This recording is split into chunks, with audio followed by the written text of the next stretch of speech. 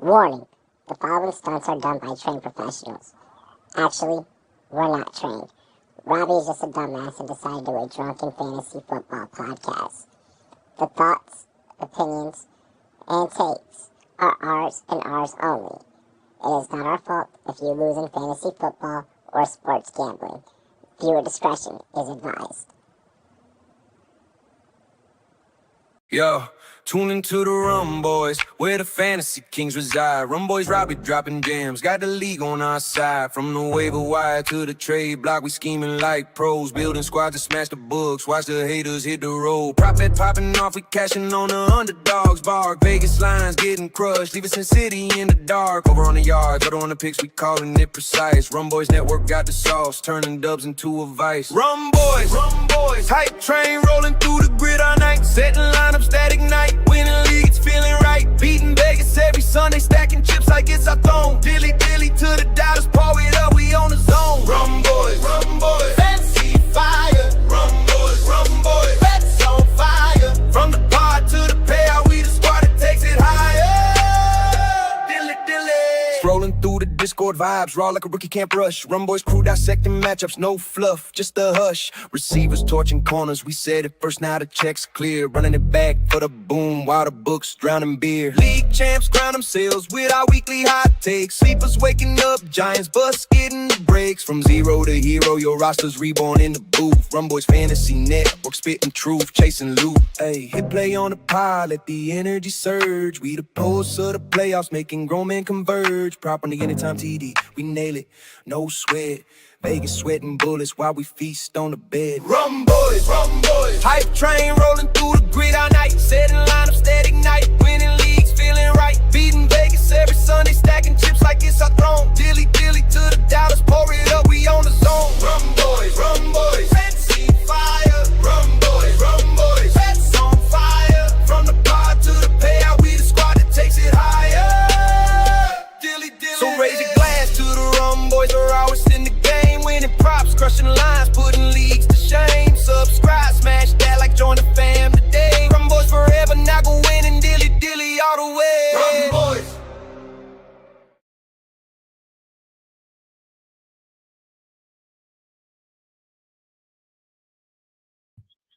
What is good, ladies and gentlemen? Let me fucking hold up. Let's just we're having a technical issue. Bow. What is good? You already know what it is. It's your boy Rumboyz Robbie. Hail Sony Styles last night. So like we are fucking back. We have this Sony Styles clip. The Sony Styles clip came to me on the editing room floor quicker than I could breathe. So I have to get that done. I have to figure out like what like the backtrack is gonna be in everything. Casey Concepcion clip. We're gonna get that done for you guys. We have that getting loaded, locked, loaded, ready to go. You guys already know what the fuck it is. It's your boy Rumboyz Robbie. We are starting this stream a lot earlier, more earlier abnormally than usual, and it is what it is. Okay. Cheers to me, cheers to you, all the Rumboyz and girls. What it do? Dilly. Let's get after it, baby. Let's go. What is good, Lease? What is good? My guy holding it down all the way up in the 6.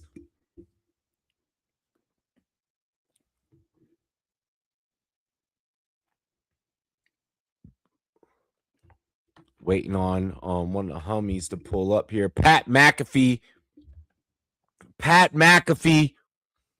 is on stage. What it do, CB? What it do? Baltimore's in the building. I see Houston's in the building. What up, Matt? We got Toronto in the building. What up, Leafs? Fucking big reps up in the chat. I love this shit. Jelly Roll retired Pat. Bro, Pat took a beating. Pat and Cameron got fucked up on their podcast respectfully. Pat didn't get fucked up on the show. Pat just had his set beat the fuck in. It's going to be a Jeremiah Bernard night. It's going to be a fucking Zachariah Branch night, baby. McDonald, not Boston. Oh my gosh. Any Tennessee corner. Yo. My man's Leafs is planting the fucking flag in the ground, bruv. Rumboyz Pat. Rumboy. Hey, yo, Pat McAfee should be a Rumboy, bro. Pat McAfee, come on the show. Pat McAfee, you may have never shown love to like smaller YouTubers, smaller content creators. I mean, I'm sure you have. I've seen you do it before. I know it's not a thing that you're interested in, but hey, yo, Pat McAfee, this is a show that I think that you're gonna fuck with. We can inhale a lot of vitamins. We can enjoy some rum. Cigars will be on deck. It won't be in this studio. I'll book us a real studio. Somebody clip me trying to get Pat on the show. Somebody let Pat know. Clip it and tag Pat from your account. Bro, we can hit some upper deckies. I'm down for some upper deckies with Pat. All right. Niners are on the clock based off of my broadcast.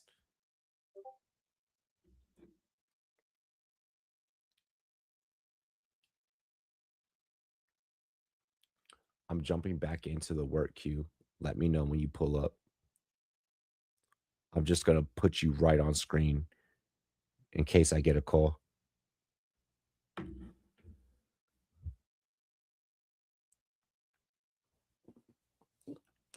Niners do have Mike Evans, Christian Kirk, no more Juwan Jennings. Could we see Niners go receiver here? Trent Williams did get re-signed, so I don't think that it's like an offensive line issue.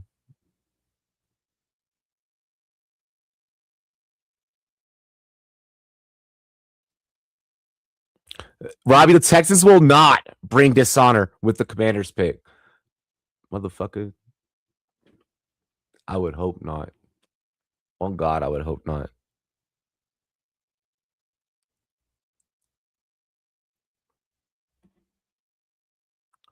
There's a chance you might have to jump in and announce a pick right away.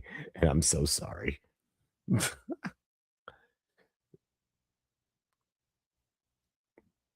I will be getting some support for the first half.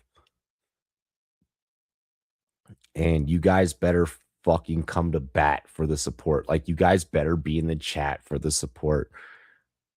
Like, because this little nigga, he needs it. He needs that battery put in his back. He's one of you guys. He's one of you guys. I'm putting one of you guys on the screen.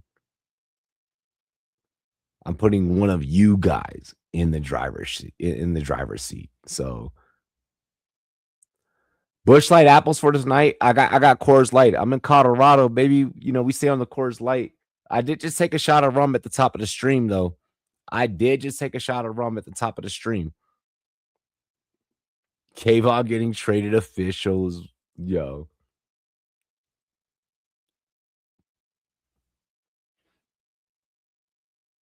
It's day 2. Y'all know what it is. Shop GLD. Shop GLD. Y'all know what it is. Actually, speaking of GLD, we just got, if it's your first time buy on GLD right now, 50% off.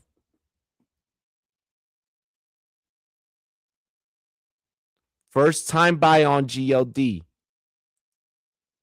50% off right now. What up, J Love? Yes, J Love, yes. Discord, please. Discord. J Love, Discord. Discord DM. My phone updated. I do not have your number. I tried to message you yesterday. Yes. I tagged you in Discord yesterday, actually.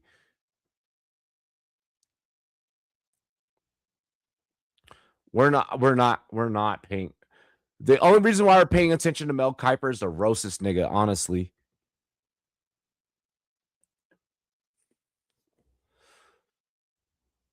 Who's IG? Who's IG?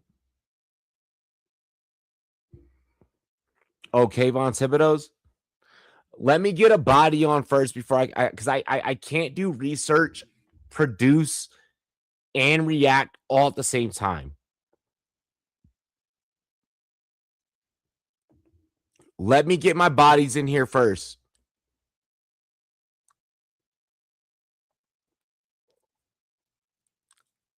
We got 2 minutes. I'm trying to pop. I'm trying to get someone to pop up in this bitch in like real quick. On God.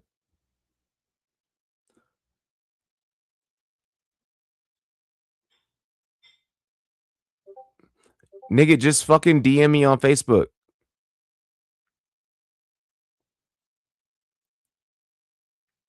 Oh my gosh.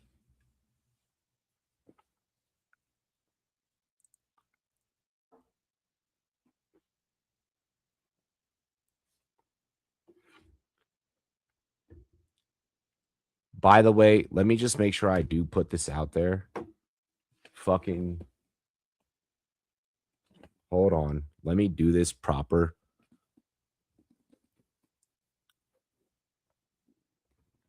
Candle. Prayer candle, Zachariah Branch. Right here. Washington to get a receiver in the second or third round. Washington's going to get a receiver at some point. The prayer candle has been lit. Ow, that's kinky. Yeah. Fuck, that hurt.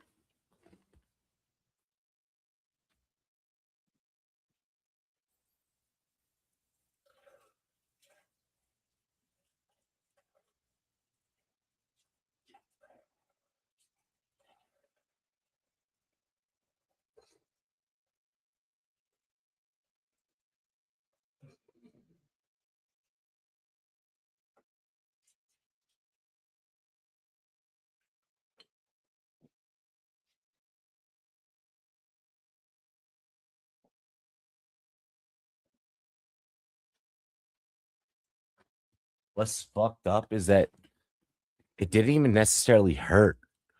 It didn't even necessarily hurt. It kind of felt good. I kind of liked it. A little kinky, you know? Kind of like that fucking Sunny pick last night, you know?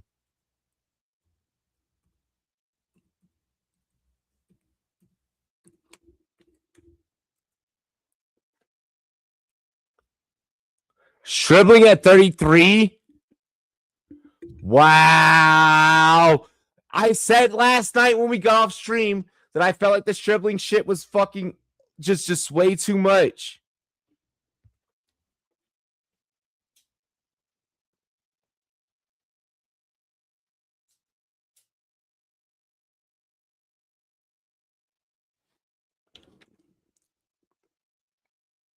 Wow, nigga.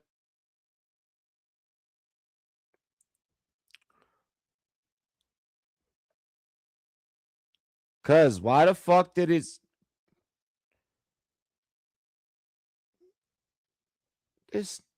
bro, do I have to re-add you as a fucking friend? Why are we not friends already?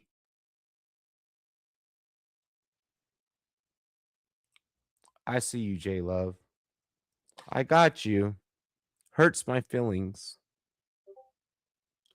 Why can't we be friends? Why can't we? Fuck me. I need J Lo to pop on real quick.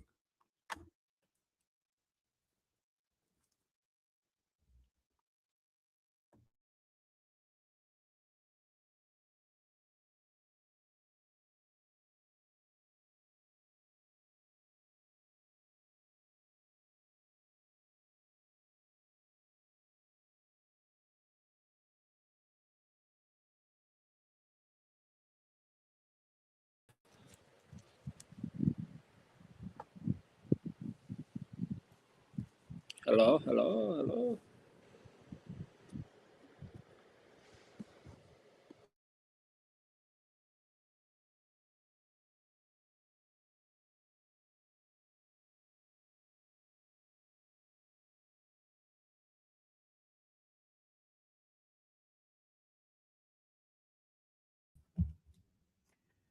Yo, what's good, everybody?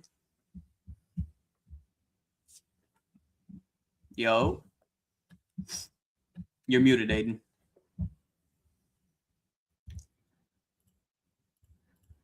What is Yo, what's up? everybody? What's good, man? First time we've linked on a stream. Yo. There we go, baby. Arizona finally does something good. Chase Basantis goes at 34. Let's go. They finally get a starting fucking guard in Arizona. Thank you. Good. One of the last first-round offensive linemen comes off the board. My bad. I'm just getting everything set up. And it is not Carson Beck. Thank God.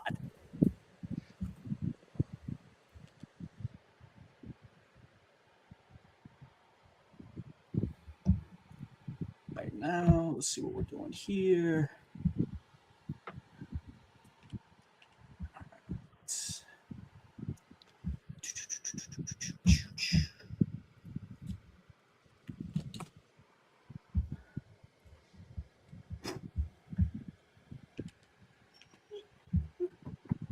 JC's going to announce all the Cardinals picks today.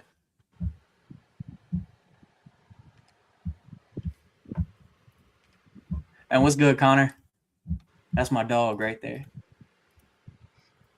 How the fuck is McCoy still on the board? The knee, man. There's a rumor going around that he's got a degenerative knee issue. Something. All right, so this is fucking wild. Let me just say, having both of you here, this is so we have the first coming. We have the first coming of the Rumboyz, and we have like the second coming. Yep. It's like witnessing both of my offsprings. Hey, long time no talk, Robbie. What's good? What's good? Hey, hold on. Let me talk. Hey, Aiden, I'm sorry, bro. But let me just rap really quick. Hey, J Love. What's good? Hey, what's bracking, little nigga? How you been, dog? Hey, I'm chilling, boy. I'm chilling. What's good? Yeah. Hey, bro. I'm gonna be honest. Every time I hear anything that's like J. Cole, the baby, like anytime I hear like any of these motherfuckers from like North Carolina rap, I'm like, hey yo, I got a homie out there. Yep. Bro, how you really been though? Like how you really living? Oh, I'm good. What you see behind me is my own crib. So I'm growing up in the world. I'm 22 now. Got my own crib. Yeah, yo, listen to your voice right now. Listen to your voice. This is crazy. Yeah. Actually, I will make the announcement. We ain't gonna pull no old clips, but we have old clips where Squeaky. Bro, Squeaky. Like this right now. Yeah, squeaky voice. Yeah. Actually, what you're seeing right now, I'm just gonna make the announcement. You guys are gonna hear a lot more of me. Bought a PC, bought a setup. This upcoming year, I'm probably gonna start an NFL draft podcast. I'm gonna do that year round. So that's what I will be doing going forward. You'll hear a lot more of me. You want a deal? No 360. Hey, what we talking about? we can talk after stream. What's good? I mean, you know, like we can match. We can talk. Hey, we go back a brick. So I'll rock the day one. Exactly. You know what it is. Exactly. I'll put it like this: all your profits are yours. That's the deal. Hey, money in my pocket, money in yours. Be cool. Exactly. Shit, bro. I'm so happy that you're here, Aiden. Talk to the people. Let's actually now let's build some chemistry. Now we got everybody here. Hell yeah. Oh, we shit talking in some leagues together. We know each other.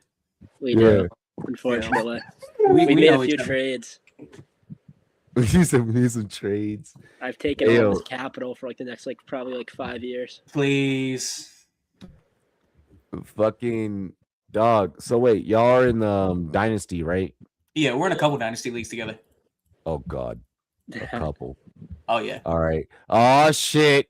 Oh shit. Y'all see who's in the chat. J Batch just pulled up. I think we get J Batch in here. Hey, let me take this call. Let me take this call and we're taking a shot. All right. Hey. Hold up. Cool. Hey, to catch up on some draft news, though, we do have a trade. It looks like, let me double check this very quickly. The Texans are up at 36, and the Bills are going to take TJ Parker. He's going to come off the board early here.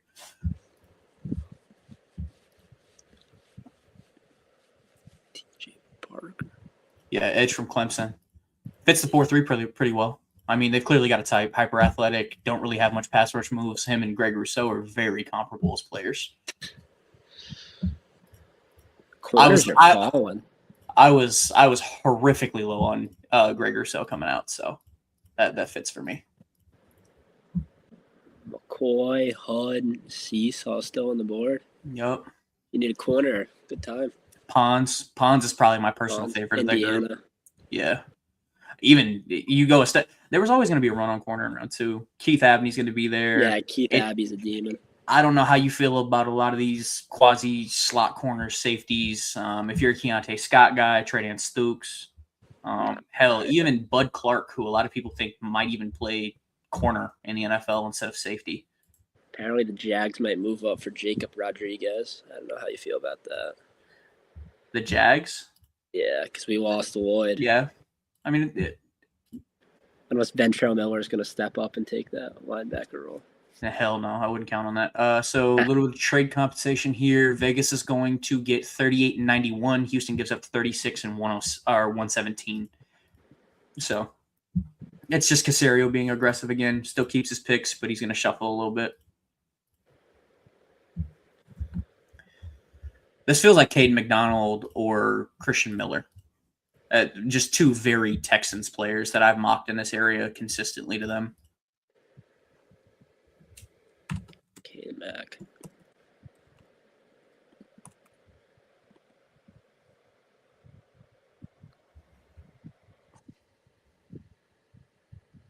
Yep, it's Caden McDonald. There it is. That makes sense. Caden McDonald goes 36 to the Houston Texans. So pretty on brand for everybody pretty much so far. With a wide receiver pick this early and the Niners going wide receiver that early, I would expect a Brandon Ayuk trade at some point. Washington having no second rounder, you probably could hear about a third round pick going back, whether it's 71 or getting into the 5th, because I don't believe they have a 5th or 4th round pick this year either. Yeah, so they got a 3 and a 5.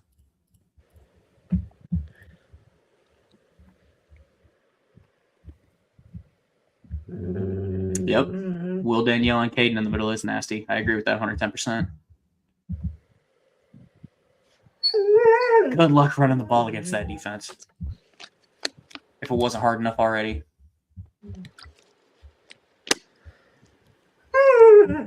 Hey, buddy. Okay. You're okay.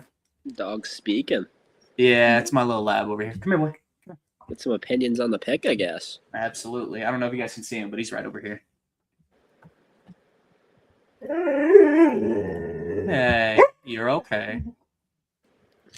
Kind of glad to see Denzel Boston falling. I don't think he's very good. I'm pretty neutral on Boston. I'm not the highest on him. I'm not the lowest on him. I like Brazil better. I don't trust any Tennessee receiver, and until that mold is broken, I'm not going to that well. Okay, I was such a big Hyatt guy that I should be that way, but you know.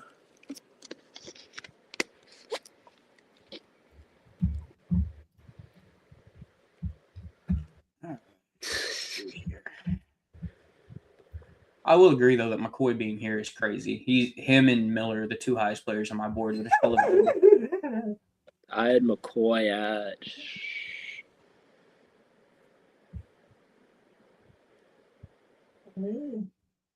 I am at 5 going into the draft, but I know. Holy shit! Yeah. I have him at 19. Christian Miller is the only other player I have a first round grade on at 20. And that was the line. I had TJ Parker. He was my first top 40-ish grade at 21 with him off the board. Yeah, only first round grades I have left are McCoy and Terrell. I didn't have a first round grade on Terrell.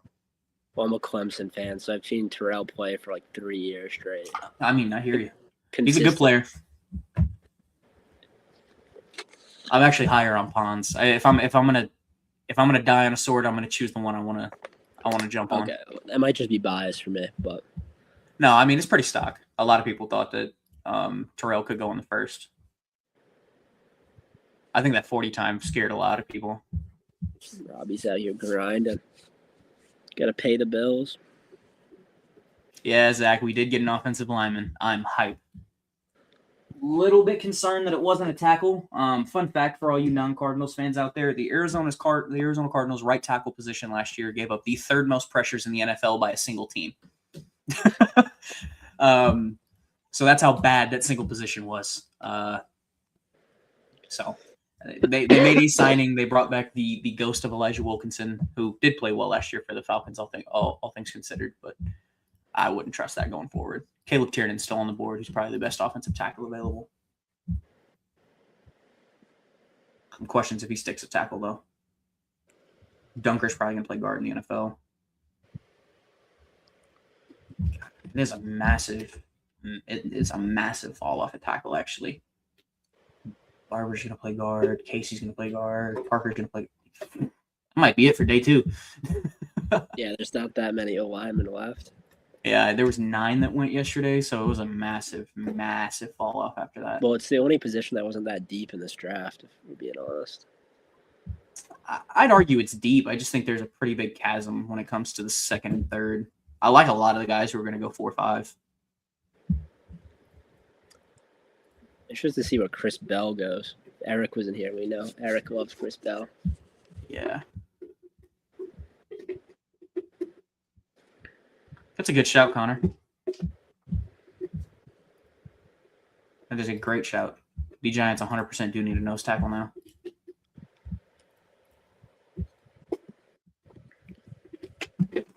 Buddy.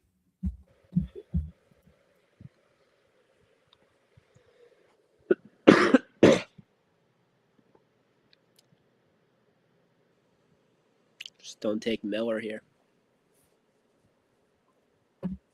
What's up? I don't want them to take Christian Miller.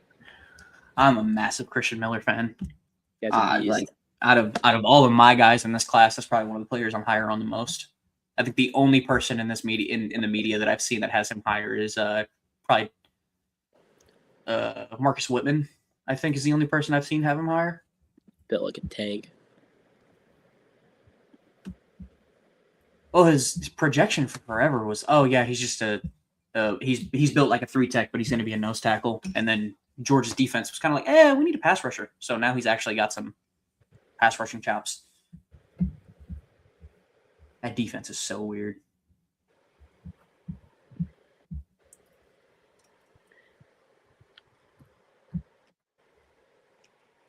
The Giants go Colton Hood. Fuck yeah. I love Colton Hood.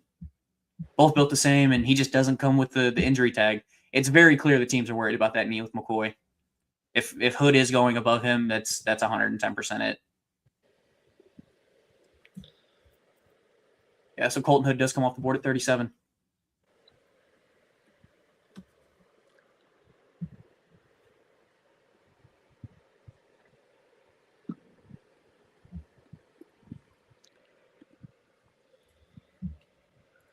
Fun fact, I don't know if you know this, but both McCoy and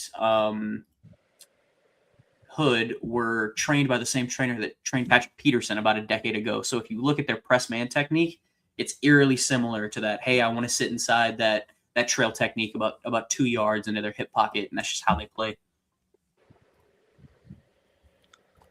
Who are you referring to as Boston Cream Leafs? I'm very, very interested. It's got to be Denzel Boston.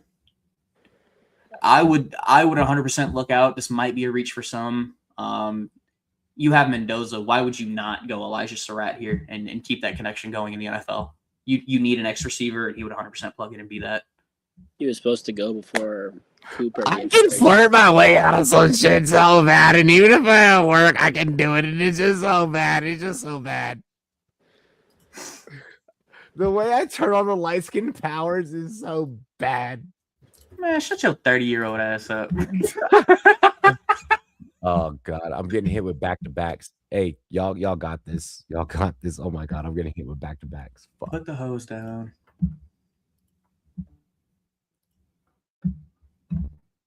Ball up top, dickhead. Put the phone down. I would hope the receiver run starts here. I think you're gonna see a lot of defense go around here. A lot of edge rushers still on the board. Interested to see where R. Mason Thomas and K. Backus plan.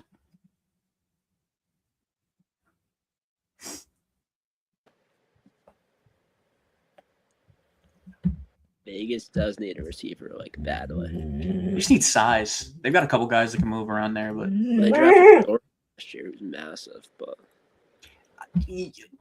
Tennessee, I just don't trust it.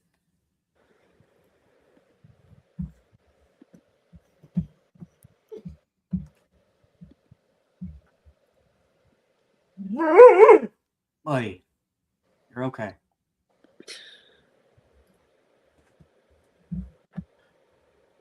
What's up?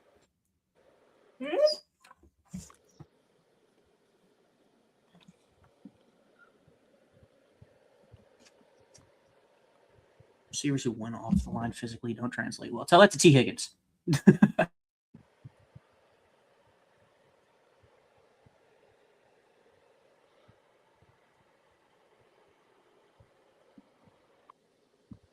it's got a point though. As the biggest Marvin Harrison Jr. fan, it's been painful. As the Marvin fan, also, Marvin's a better pro than people give him credit for. He just doesn't have that diva mentality that he needs. Good. I mean, yeah, but like you look at the best receivers in the league, and they all have insane egos that they demand the ball. I wish he was a little bit more assertive, but that being said, I think it's going to work better. And now, considering you have 4 mouths to feed in that offense, it's going to pair better in the long run. Fair enough. Just don't have a quarterback. Hey man, 27's going to come. Fuck you, me, Julian saying QB1. Come on now. Just gave him like the greatest receiving core. I mean, dude, you're going to a team that has I know a lot's been made of this offensive line, but now Basantis plugs in at right guard. You have Basantis.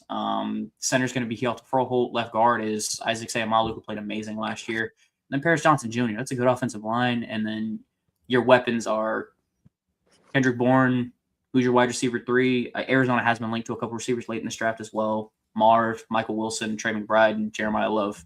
I don't think you could create a better scenario for a rookie quarterback. I don't hate Michael Wilson as a 2. Michael Wilson, yeah.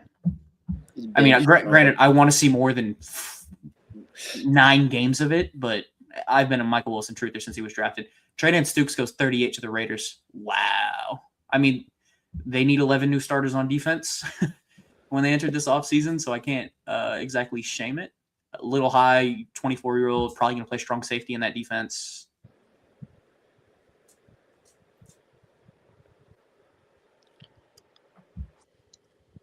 I like Stukes, though. Yeah, and the NFL is a lot higher on him than the media was.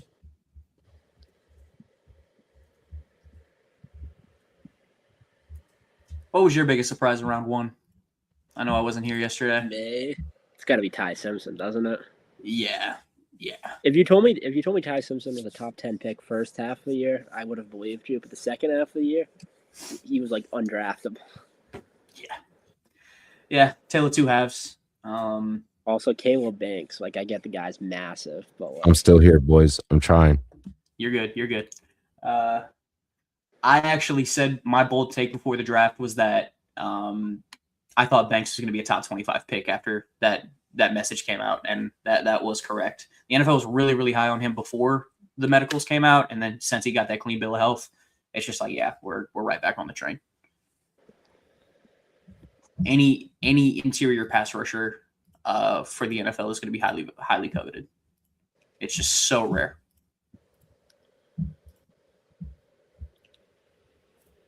who else can I say? I didn't expect Carnell Tate to go 4. Definitely not. I love that pick. It depends because he's competing with Ridley. Dyke had a good year last year. Now he's going to come in and. I mean, DK's going to be in the. Yeah, Shimmer DK is going to be in the slot.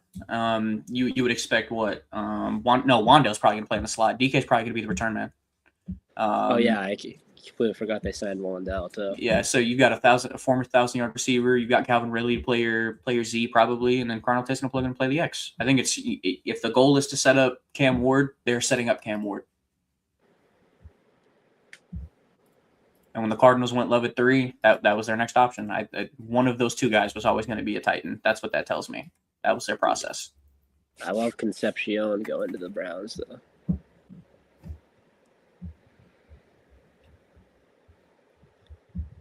They need receivers. I thought they were going to be a little bit in line for one of the bigger guys just because of the way that room's built.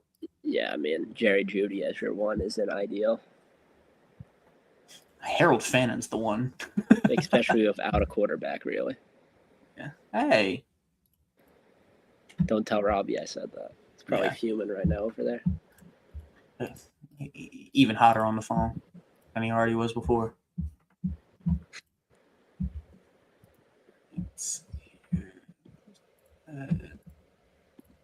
All right, let me get back on looking for these picks. Yesterday, I was on a run of just like finding out picks before they came through.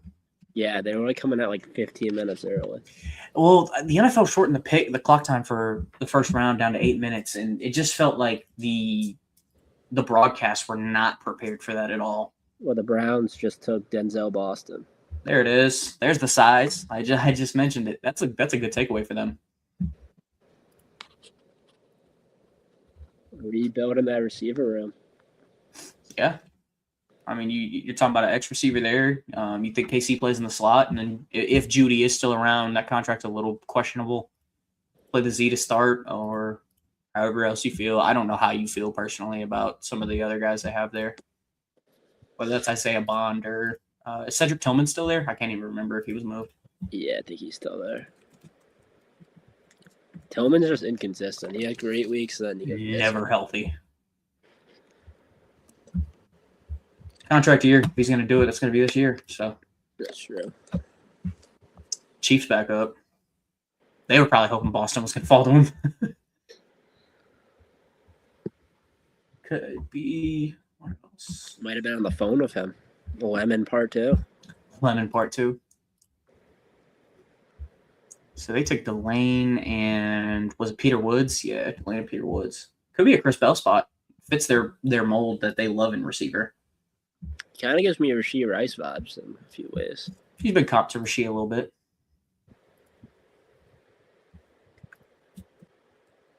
Jamari Thrash. What are we doing here? Oh, it's R. Mason Thomas for the Chiefs. They get an edge rusher. Good for them. His burst off the line is quick.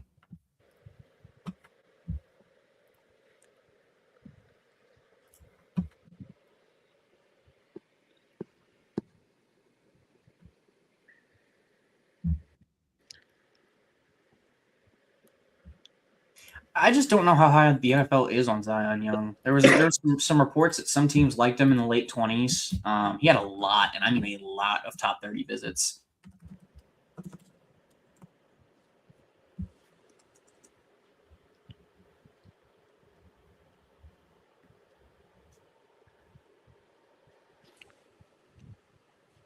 Oh, here it is. Apparently, there's some character concerns with Zion Young that have popped up.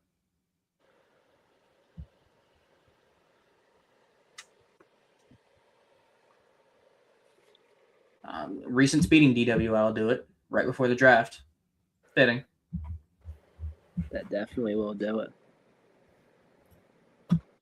I mean, Bain suffered the same thing. Everything came out about him, and he fell to 15. Aiden, are you sure you want to fucking become a finance bro? Are you sure you want to do this shit? I'm chilling. You don't want to do this shit. It's abuse. I make good money. I make really good money, so I should shut the fuck up.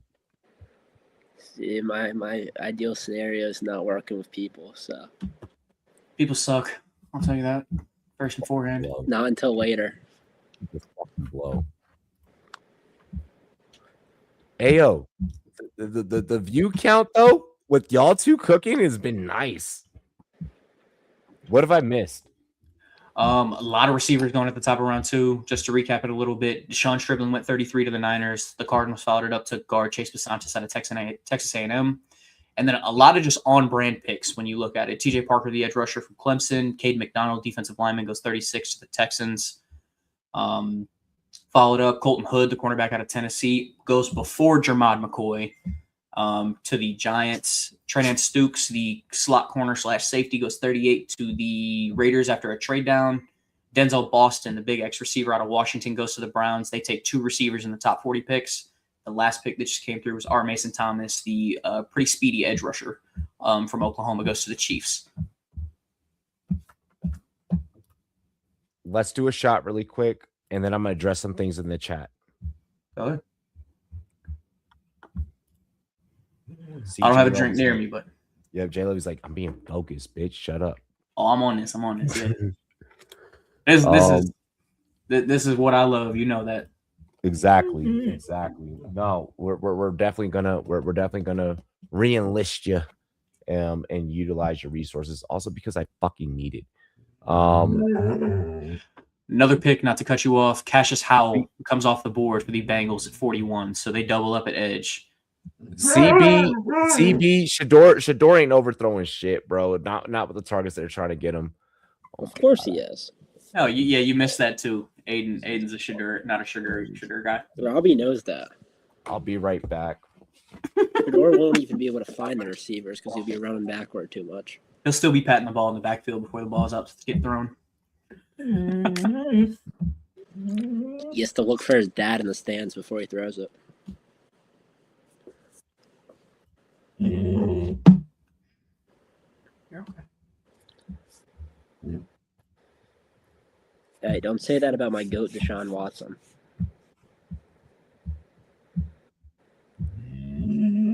That's your goat? Clemson That's your goat? before the allegations. I might want to stamp mine on T-Law because at least he got you a national championship.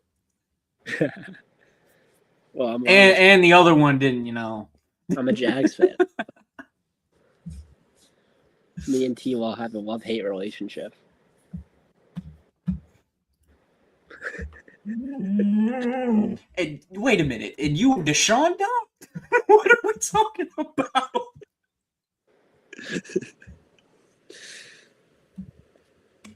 Oh, shit. Deshaun just had the aura at Clemson. That he did. Hey man, whatever floats your boat. And then you're definitely on the Deshaun side, if you know what I mean.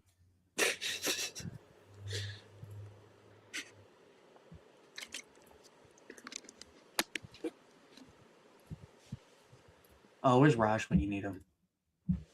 We got a good old screenshot that is just very fitting for this moment. What, Deshaun Watson conversation? Oh yeah. Oh no.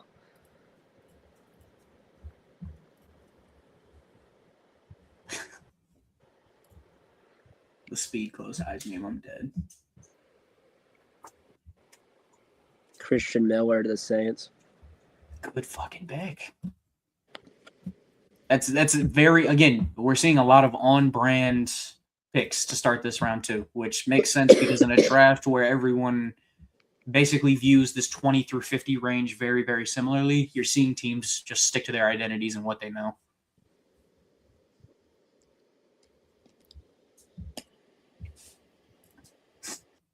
I like that for the Saints. They got ran on way too much last year.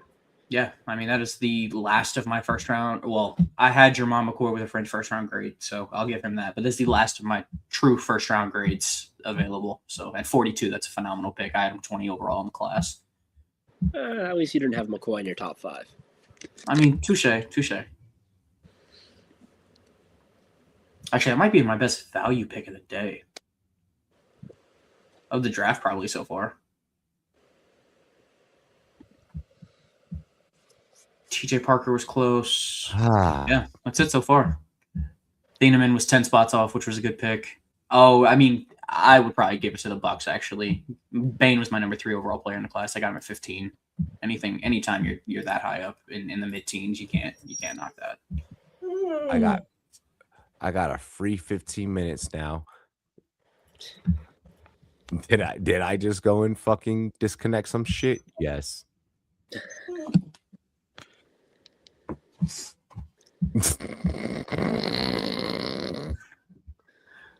But he's I have finessing. 2 hours left. I have 2 hours left. I'm trying to get the fuck out of here as quick as possible. I'm dead.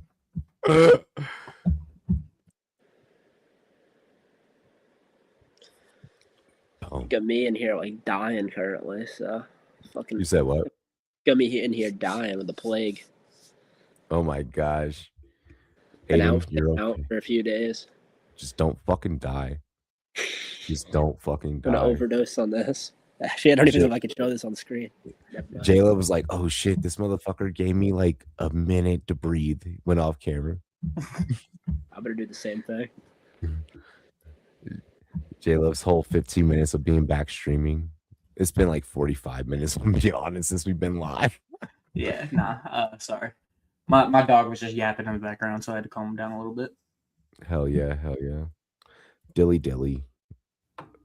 For the bros being on air. Fuck. Because Zachariah Branch is gonna become a commander. Where? In round 3? I would hope. Are you not Team Ayuk? I know they've been. No, this They've been motherfucker heavily had an linked ice to cream Ayuk. cone dripping down his hand in a drive-through. I do not want this psychotic CTE crash out that's showing early signs of AB syndrome. No, I don't want Ayuk. Hey, that's a great way. Early onset AB syndrome. Bro, because that's exactly what it is. I think that anyone that tries to refute it is like you don't. We see it in front of us. Yeah. Like fuck no. I don't. I would like for Washington to avoid, after a history of having crash outs, I would like to avoid having a crash out. No, Albert Hainsworth 2.0. Like while we don't have to deal with the crash out. The Commanders got the best pick of the first round yesterday. Oh. Yeah, we did. Sonny? That guy's insane.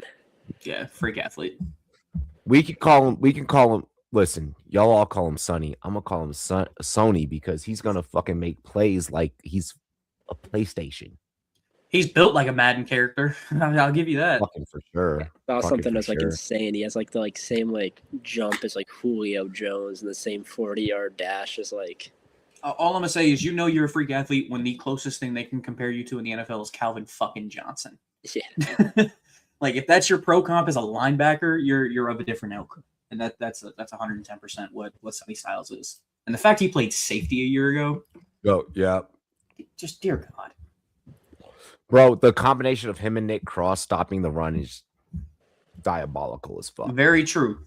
And Diabolical. then you have to look at him in coverage, and that's when things open up. Oh, Jesus. With Sandstrom on the outside, though, like, oh my inside, God. Is he not playing slot? He moves. That's just malpractice. It's dependent. With Sandstrom, it's dependent on who he's facing. So, like, if it's AJB, that nigga's on AJB. like it's literally. Sandstrom is so weird. Sandstrom is so weird because it's Cowboys traded for D Winters from the very rare player trade. Yeah, D Winters to the Cowboys. Bro, shitting on. I don't care about. I'm gonna pull. I hate quoting other players or Jacob Rodriguez to the Dolphins. But I am gonna quote JJ Watt. Fuck PFF. No, don't do that. No, don't do that. I like PFF. I like it when I can. PFF is great when I want to have a stats-based argument. Yeah,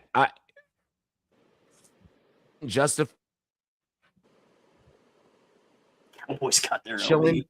We're like, if me and the homies were all chilling in the man cave and we're watching film, PFF is not going to justify anything that I have to fucking say in that moment while we're watching a live play.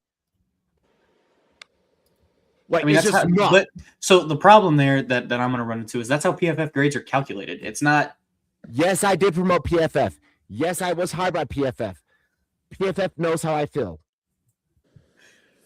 Don't get me wrong. I get, especially recently, there's been a massive push against PFF because of everything that they did. They did go mainstream. They did sell out, and they did lay off an entire industry. Shout out Trevor Sikkema, who was one of the pioneers of this industry and one of the brightest minds. Who I can't believe they let him go. That is, in this space, that is like letting go good friend of the channel. Good friend of the channel, by the way. A massive fish in this industry. His mind for this is something I look up to. Just to be very front and forward with you. His show NFLSE is fantastic with him and Connor Rogers. No, some statistics are not valid, Karam. It's a very convoluted argument as to my take has always been since 2018. You need both. Yes, there is one does not breathe without the other. It is man, it is woman. You need each other. You cannot reproduce and create a fucking football baby without the two. Here you go. This is a great pick for the Dolphins. Jacob Rodriguez's fall. No, Jacob Rodriguez's fall is over. He goes 43 to the Dolphins. It's a very Jeff Hathaway pick. That is right. That is right in line. This is what I'll say. Want to do. PFS should point you in the direction, but your eye test should be the most important thing. I 100% agree with that. Yep. There needs to be a marriage between stats and what you see. And if there isn't, if something's not backing it up, for me, the best way I can compare it is. Does it have to be a marriage or a menage a trois? Can we just like make it a menage a trois? Maybe. Best way I'll look at it.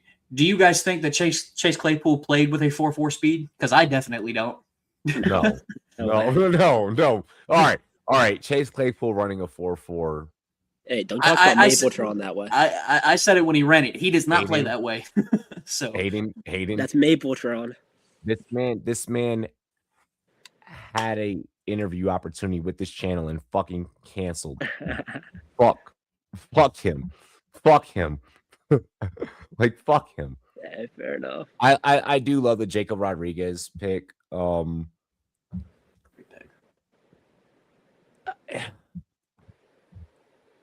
Here's how I feel about Miami overall throughout this draft. And I think that this is a take that you can easily say, well, bitch, you're just looking at the logo. And maybe that might be the case. Maybe I'm just looking at the logo. Rodriguez, great run stopper. Can definitely fucking hit the gaps. Can definitely be explosive. Can definitely get to the quarterback. We're not denying that.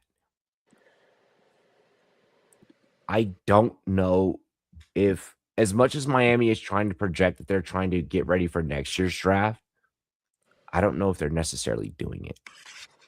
I just think they're looking at this team like it's a blank slate, which is the correct thing to do. They are taking the best players available, and you need talent. I feel like that the correct thing to do,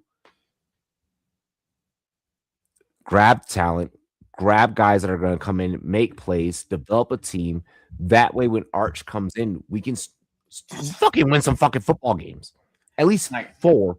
They're 2 years away. If you can win 4 with a rookie, the Lions just traded up with the Jets. They're going to move 50 and 128 to get 44. So this screams that it's probably going to be. This could be Jermod McCoy, actually. Yeah, this could. Yeah. Because at this point, where else are you moving up? Could be Pregnon. Pregnon's the last guard available. I mean, Lions like to do unorthodox shit. Like, so whatever we expect that we're going to get, I don't think that we should lock in on that. Actually, that pretty much screams to me. I think the Cowboys were kind of holding out for Jacob Rodriguez. They just traded 152 for D Winters. That is the compensation update. Did you see who the Lions drafted? Hey, J Love. I love Leafs comment on Twitch. I don't know if you're on. If you look at if you saw the Twitch chat, that is very true. That's so fun, dude. That's a scary fucking bro. That's a comment that needs to be fucking grab. Hey, yo, Leafs, can you edit that comment? That is edit that comment in with the take. That is a very, very, very true statement. Yes, I am seeing the Lions pick. It's Derek Moore, the edge out of Michigan. God. team him back up with Hutchinson. Yeah, it's another. Didn't I say it was going to be something more orthodox? Didn't I fucking say? I love this pick. I love this pick. It's again, like we've said all day, it's team sticking on brand. It is the Lions building through the trenches. That is what Dan Campbell wants to do. That is what he wants to do. You're adding that Michigan prowess to what Aiden Hutchinson has already provided. This is so on brand, and honestly, he is fucking nasty, brev. I was just about to say, Connor, I know you're in the chat. The Ravens are up, so he wants McCoy here. Dog. Why is it that this draft from a marketing standpoint, let me just talk from a marketing standpoint, right? This draft was not projected to be what it was on night one. I don't know why. Night one exceeded fucking expectations. It's just the stigma around it's a bad draft class. I don't think it's a bad draft class, if you will. I think it's heavy throughout the mid rounds. I think rounds 2, 3, and 4 are the sweet spots in this draft, and that was the problem. The top end talent wasn't there, so a whole bunch of your mainstream analysts were like, "This is a bad draft. Everybody don't pay attention." Dude, this shit is. I feel like teams. So compared to other years, J Love, you've been on stream with me. We've done this before. Aiden, you viewed it from like the viewer standpoint a lot. I feel like this year has so much more unpredictableness, and I think that NIL obviously plays a big deal in it. It's going to be Zion Young for the Ravens, by the way. They do get another edge rusher off that edge. Don't hate it. Turnovers. They're trying to create turnovers for Lamar. Their focus is turnovers. I think it's just creating a rotation. If you look at it, they do have Mike Green, who they liked last year, and then you add in Didn't they lose an edge? I mean, they traded Owe. Yeah, Owe was a midseason trade. Yeah, Owe is with us. Yeah, so he left from the Chargers to go over to you guys. I just think this is creating a 3-man rotation and just keeping these guys energized. So, you give Minner another guy? Do you think that using these first 2 rounds for Baltimore to develop that rotation is useful? Absolutely. You bring in a defensive-minded head coach, 110%. Let Minner do what he wants to do. With as underwhelming as Zay Flowers has been? They've still got Mark Andrews. They've still got other options. They're still going to be a run-heavy team. I knew that you were going to do this. They have Rashad Bateman. I would have liked to see them keep one of the tight ends. Bringing up Rashad Bateman's a bit diabolical. Rashad Bateman, when he's played football, he has not been as bad as people has made him out to be. He is not that bad of a football player. That's been the thing. He's not that bad for the last 5 years. He's not that good either. Okay, no, he's not. He's mid as fuck. So again, I'm pointing this out as the 4th option in an offense. I don't think that is that bad of an option. You're going to Mark Andrews before him. You're going to Zay Flowers before him. You're going to Derrick Henry before him. You're going to Lamar's legs before him. Hell, he's the 5th option in the offense. Yeah, that's going to be a key factor that Lamar's healthy. Last year, he looked so off for the second half of the year. I feel like. And the Vega pick, to me, even more so than anything, says they want to run the ball. When I watch this Baltimore team in the playoffs, I feel like their biggest downfall is not having enough explosiveness out of the wide receiver position. So I feel like it's a detriment for them to not go in and just fuck around and find out. Cool. Then in round 3, go get Ted Hurst and you're happy. Ted Hurst. Then you got size, and that's what everybody wanted Rashad Bateman to be. We know that Hurst is not better. They could have grabbed, bro. They could have. I just don't think Boston's already gone. Stribling's already gone. They could have fucking grabbed Branch. They could have grabbed Bernard. Bernard could fall. That's a guy I think Bernard's going to keep falling. I think Bernard's going to keep falling. I've heard some things about Bernard not being low. Like the athleticism is a little questionable. We do have a game announcement that just came out. The Ravens on September 27th will play in Rio de Janeiro, and they will play the Dallas Cowboys. Can you are you seeing that on the gram or on the book? I am seeing that on Twitter via Can Tom you Pelissero. Can you get me the gram link, please? Yep. Let's see what I can find. I appreciate you. Yep. If you get the book link too, even better. I don't know what has happened, chat. I know what has happened. Elon happened. The book is our friend so heavy, and it's bad. It's so bad. Like the book has become our friend.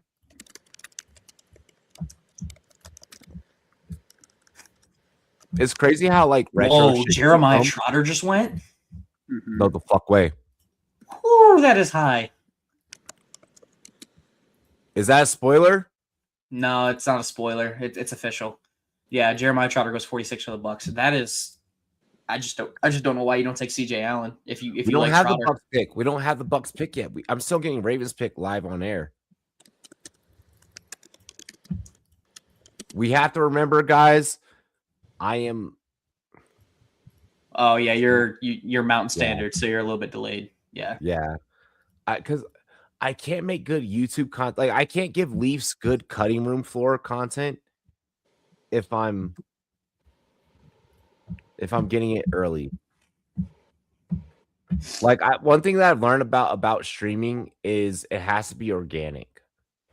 Like if the reaction is not organic, it doesn't work. I mean, yeah, be yourself. Be true to you.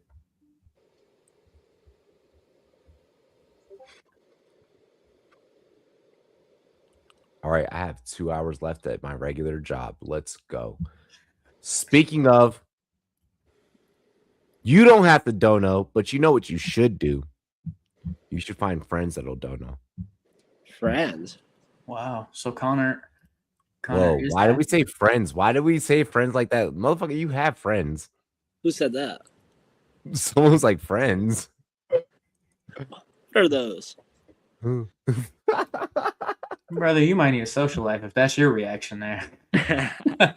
and this is why we have a YouTube channel, because we're all friends. Come on, we're friends here. We literally. Yeah.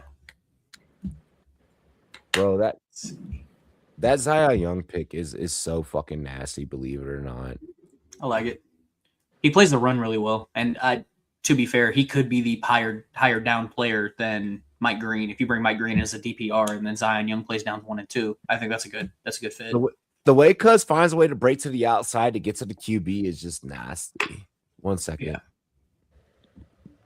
So the Colts finally enter this draft.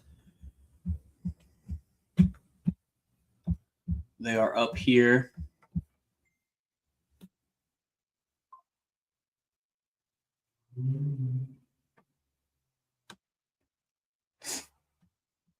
Yep, DPR. That's exactly it. It's expected with Mike Green. I mean, it doesn't seem like the Ravens, or at least the former coaching staff, was not very endowed with him for a multitude of reasons. But then again, there's a reason John Harbaugh's not there anymore.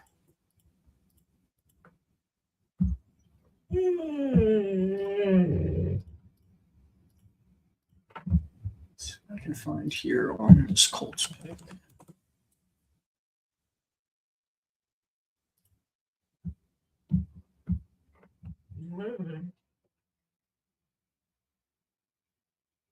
D'Angelo Pons being available still is shocking to me. I thought he was going to have a lot more suitors. I guess the size is really just that big of a concern. And it just seems like teams don't want to touch injuries. I think that's the biggest takeaway from round one. After seeing McCoy fall, after seeing Chris Bell still here,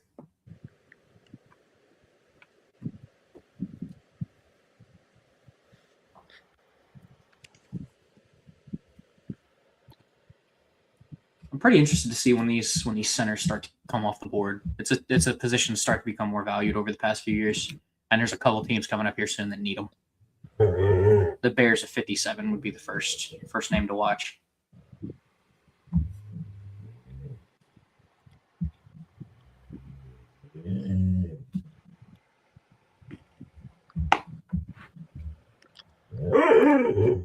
Okay. Stop it, buddy.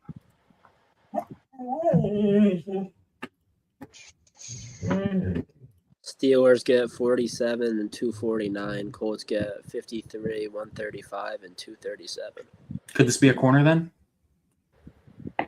Steelers? I doubt it. Unless they think that a slot receiver's here, which they were clearly targeting in round 1. Shout out the non-Steeler, Mekhi Lemon. He would have been such a good pick for them too. The almost Steeler, Mekhi Lemon. Yeah, he thought he was. You said, "Why are the Eagles calling me?" Well, no, they had to call his landline at the draft. That's how they had to get in touch with him because Yeah. his phone kept declining because he was already on another call. Yeah, then his agent came running that they were trading up above the Steelers while he was on the phone with the Steelers. The Cowboys somehow getting wind of that is a little concerning. I think that's where you'll hear something about that. Because they were going to pick Malachi Lawrence at 20, and someone tipped someone off about the pick.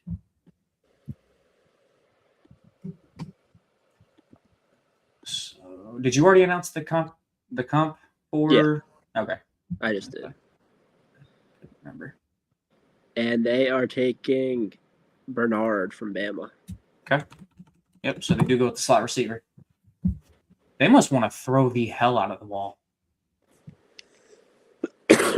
Will Howard, baby, come on. Hey, sling that thing. No diddy. Deshaun Watson.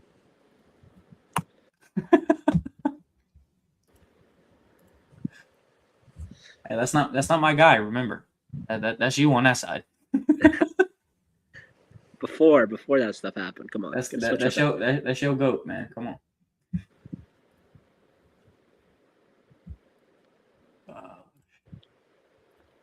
At least I'm not Mike. At least I don't have Rashid Rice on my team. Hey, to each their own.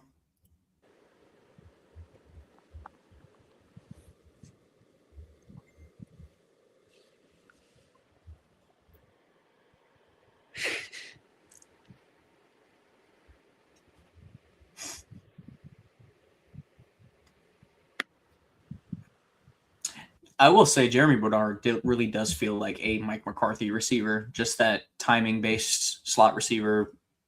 I mean, if I was to compare someone in this draft to Randall Cobb in that offense, Jeremy Bernard's a pretty good shoe-in fit.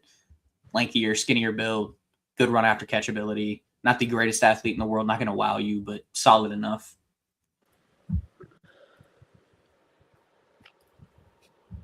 The Falcons enter the fray now after giving Ty Simpson to the Rams in round 1.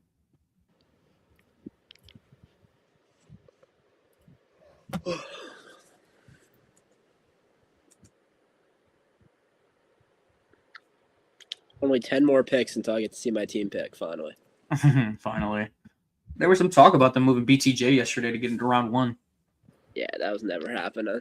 I didn't think so. I'll believe that when I see it. That every team's put out that we want to trade BTJ, but it's never been like anything official from anything like team reported wise that we even are looking at it.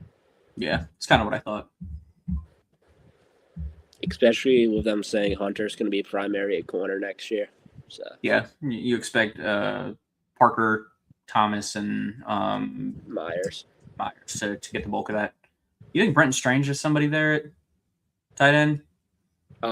Yeah, he's reliable, but he's never going to be that guy. But he's never going to be.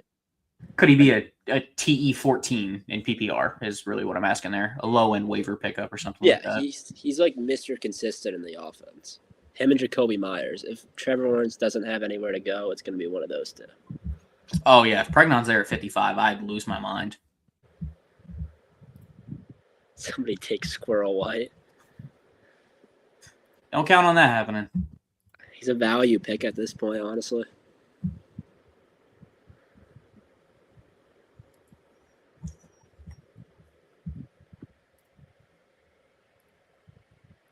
I also thought Pregnon was going to be the first guard off the board in round 2. But shout out Chase Santos. I wonder if we'll see a wild Drew Aller soon. I told everybody I didn't expect the quarterback to go in round 2, and I know there was some smoke around that from the national media, but I just don't see a way in hell that Nussmeier, Al, or Warbeck go in round 2. Round 3, different story. You're talking about. Al's just one of those traits, guys, that teams fall in love with and take early, even though he hasn't really shown it. Yeah, I mean Nussmeier's kind of the same thing. I mean, the thing with Nussmeier is he does have an NFL lineage, so he'll get a leg up from that. Some teams are going to be infatuated by that. And he got the number at LSU for being. Oh, are you serious? They drafted the brother? Did they actually? Yep, he did. Avion Terrell. Hey, the brothers are going to play in Atlanta. There you go. I like that. That's a feel good story. Good teacher for him too.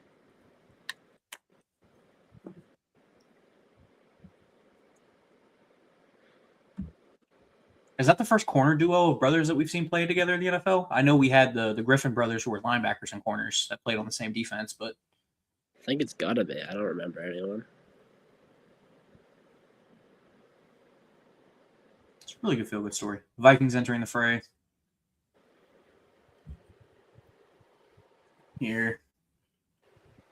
Addressed IDL in round 1, so you'd think sneaky. I'm going to call this now. This is just kind of one of those fits that I love. Could this be Eli Stowers? They need a slot receiver. He can play slot. Let T.J. Hawkinson play in line. Learn behind him. I'd love that fit, but I don't know if it's going to happen. AJ Halsey here would also be a really good fit. Could be like a McCoy spot. Oh, EMW is still here too. They need safety horribly, so. Yeah, that's true. That's a little bit more of a Josh Metellus overlap, though. They both kind of play that role. Let's give it up for the boys. We let the chat take over the stream. They're streaming. I'm not streaming.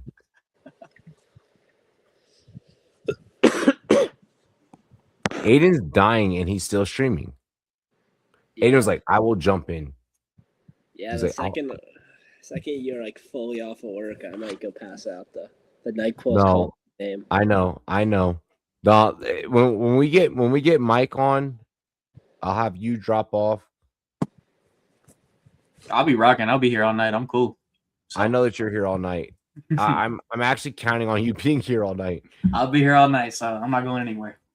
I'm out running at like 5% right now, so. I'm a supervisor now, so I wish I could be on 5%. Yeah. No, you're good. Report now from the NFL draft from all the talking heads that have the insiders. Now they're saying it's going to be a long wait tonight for quarterbacks before they go. They were talking about one going at 34 or Tylen Green was not going at 34. Suck my dick. Tylen Green shouldn't get drafted. Or Tylen Green. I keep saying Tylen. Yeah, Tylen Green is undraftable as a quarterback unless you're. It's pronounced Talon, isn't it? It's Talon, yeah. Yeah. Taylor Green is undraftable as a quarterback. Bro, I don't know. John Gruden is like on his shit when it comes to Green. Like he campaigned hard for Green, actually. Like seeing the way that Gruden kind of advocated, I was like, well, damn, like that's more passion than I expected for this type of player at this position with this class. I think that if you can look at it as of what could happen if I get a Jalen Hurts type of player out of this, take him as a second stringer isn't bad.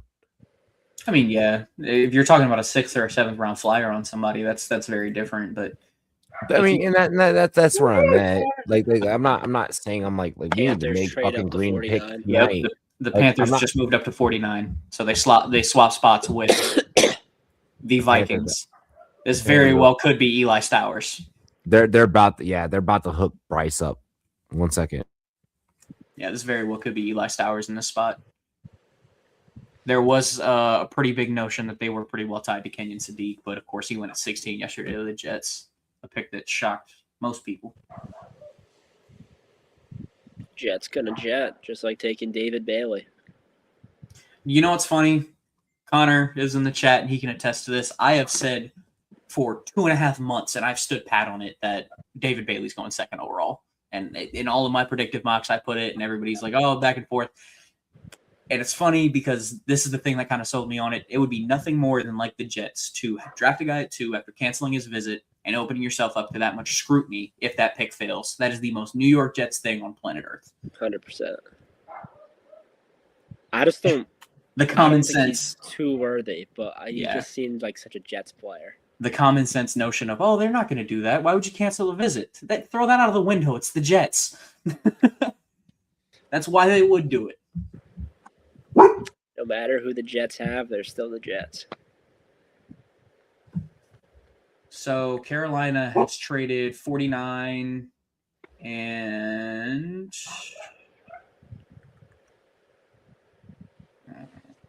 51 and 159 for 49 and 196.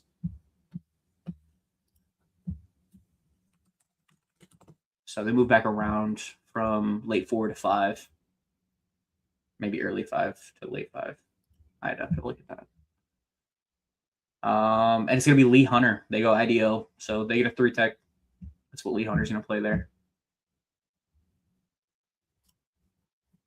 Makes sense. I think they only have Turk Wharton for another year after this year. So they're kind of preparing for that loss, I would assume.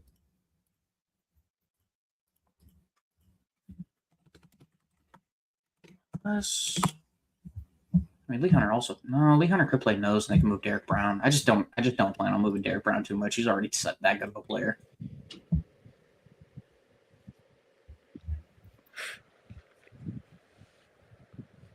Oh, also one thing about David Bailey. I also was texting Connor about this ironically.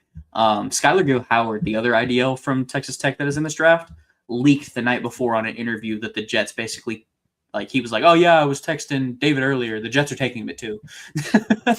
So it was kind of known.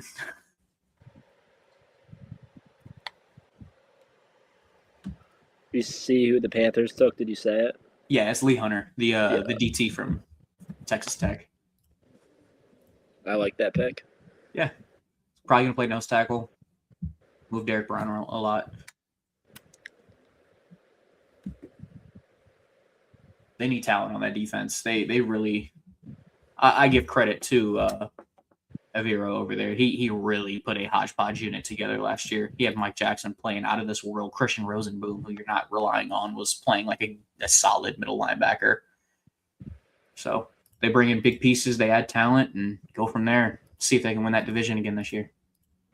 Really hoping a D tackle would fall to the Jags, but I don't think there's anyone worth taking anymore. I mean, you just moved for a nose, didn't you? No. Or no, you traded a nose. You traded Mason Smith. Who did you get? We got Rook. Rook, yeah. So that's a 3-tech. Honestly, I'd rather have him than Mason Smith.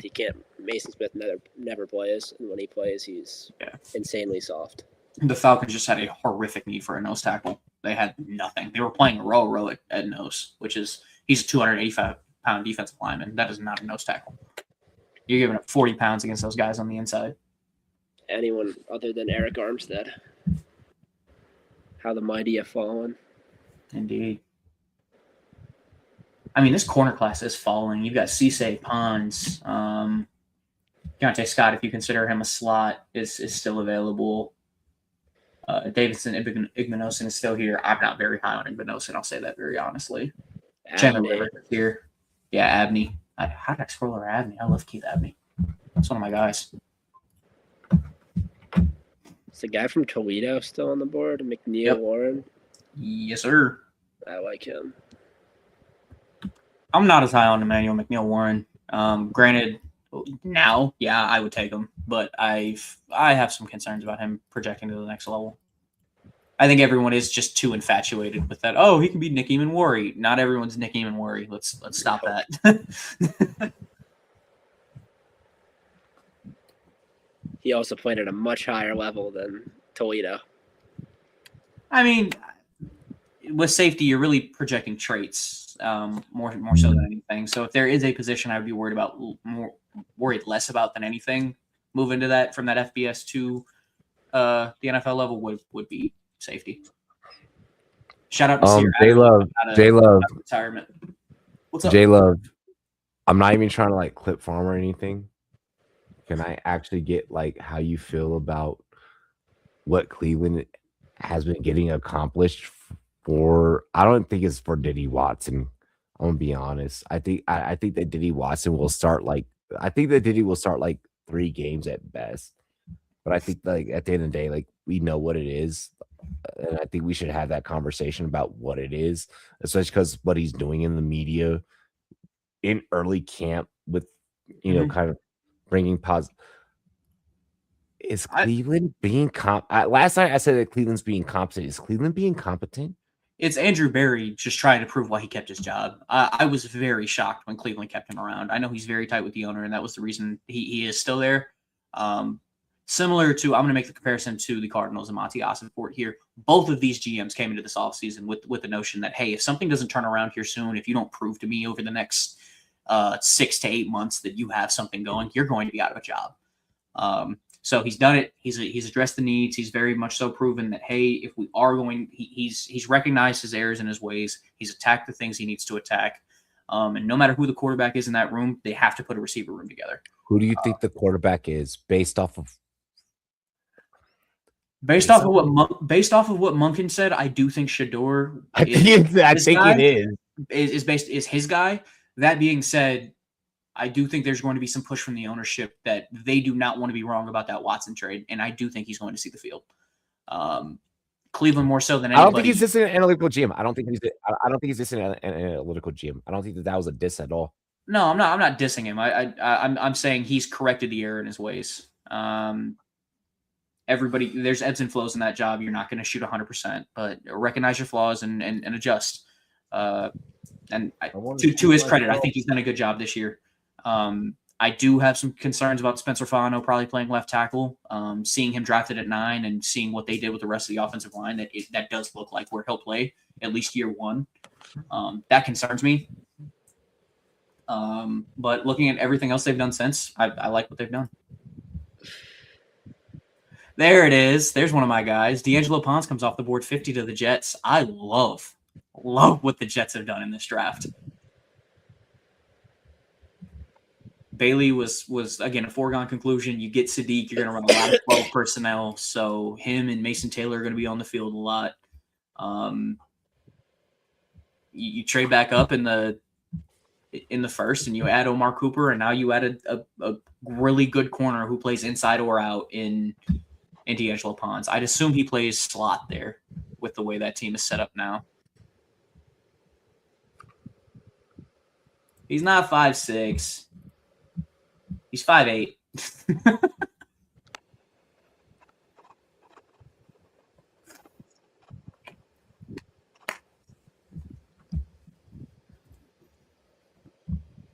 McCoy almost falling into the 3rd round. We're about 12 picks away.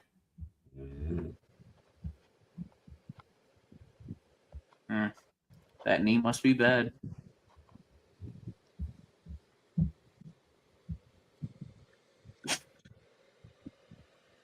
He said he wanted Ponce to go 44 to the Jets before today, so he could make that comparison. He had that lined up all week. But to be fair, again, we've talked all offseason about it. The Jets did not have an interception last year, and Ponce is a guy who gets his hand on the ball. So, yeah, Ian Rappaport just put out Aaron Glenn just drafted himself. Yeah. Let's see.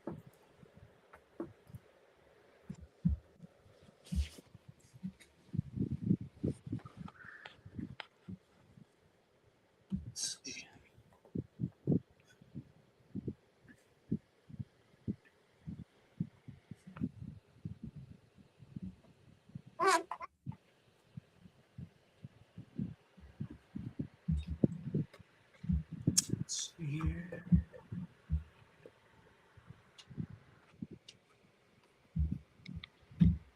Let's see a running back come off here for the Vikings. I know they have Jordan Mason and Who do you think the next running back is? Probably going to be Mike Washington. It could be Jonah Coleman. Maybe Emmett Johnson. I'm a big Nick Singleton guy. I've been a truther for years. So that would be my next running back. But I do think it's going to be Mike Washington.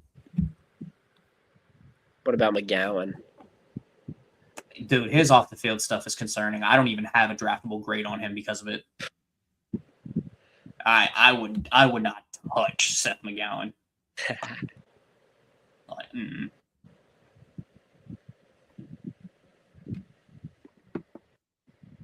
I like Katron Allen a lot. yeah, if you want a bruiser. I never understood it, and then I just started to take down, and that guy is generally insanely hard to take down. Oh, yeah. And he's great in pass pro, which will always get you on the field in the NFL. Yes, it will.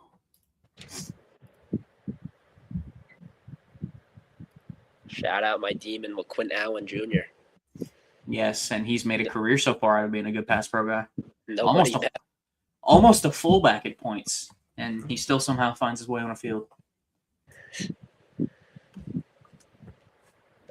Feels so much better when you see Quentin Allen in the backfield and you know it's third down. You're like, oh, T-Law's got all day. Guy just blocks with defensive tackle. It's just like nothing. True.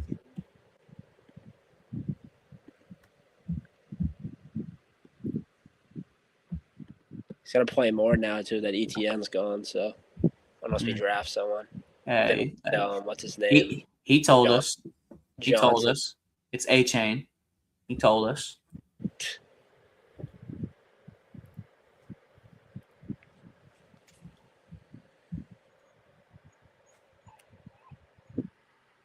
Goldilocks.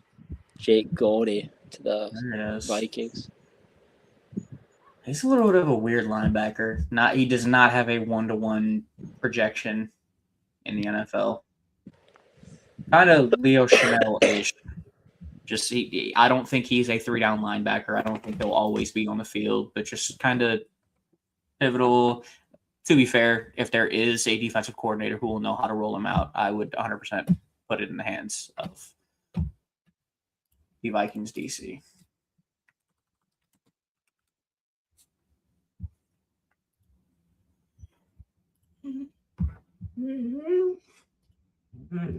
Shout out Vince Joseph. Not getting a job as a head coach.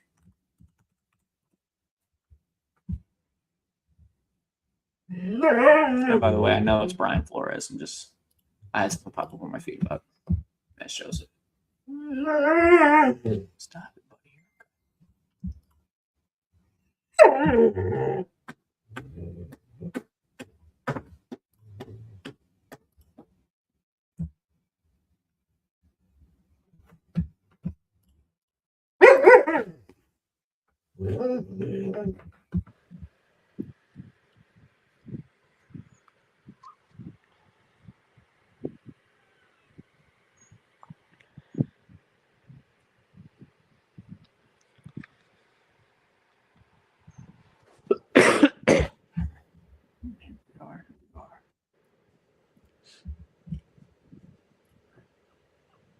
Somehow it feels like there's more time in between these picks than there was yesterday. I feel like they were getting spoiled yesterday quicker. Some of them, I feel like that Ty Simpson pick came in so fast because the Dolphins took forever. I can actually tell you because my friend texted me when it got spoiled, and I was watching. He texted me at 9:15 Eastern time. I called him when I saw the pick, which was still early, at 9:35. 20 minutes? 20 minutes. And that was still spoiled before it even got announced on TV. Yeah. So, yeah, I remember once the trade went through because the Dolphins took forever when they had the pick at 11, and then they traded out with the Dolphins, and then they took a lot of time at 12 for whatever reason. So then that pick came through, and then Ty Simpson immediately as soon as that pick came through. you had a lot of time to take Proctor. Yeah. Probably the biggest reach in round one. No? Yeah, I didn't think they needed that. Yeah, probably the biggest reach in round one early, other than Simpson.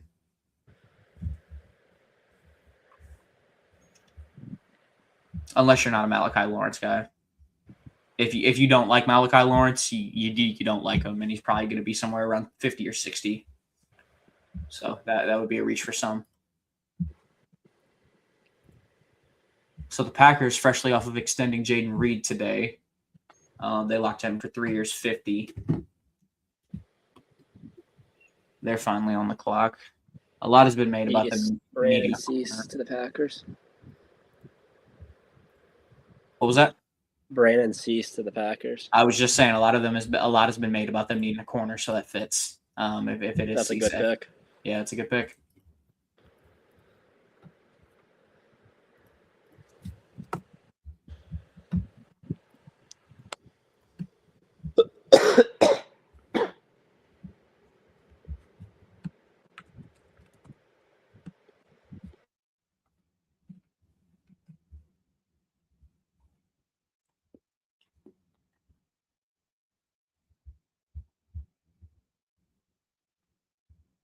Who, Cisse?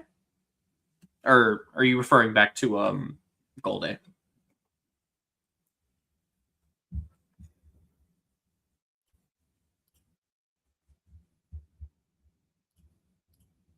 You know it's the NFL draft has come around once Twitter is completely like bricked out.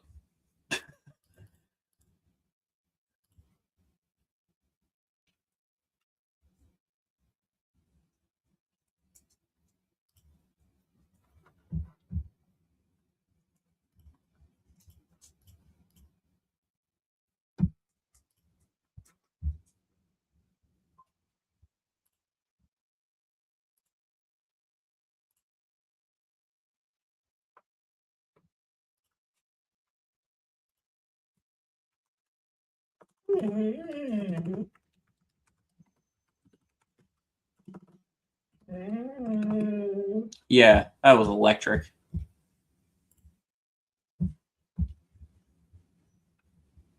I see where it's been all over Twitter.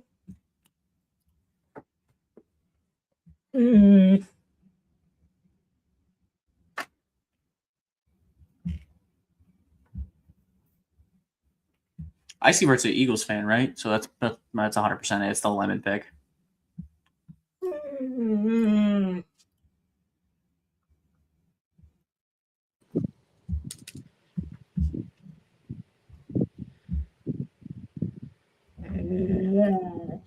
So the Colts are back up now at 53, looking to make their first entrance into the draft.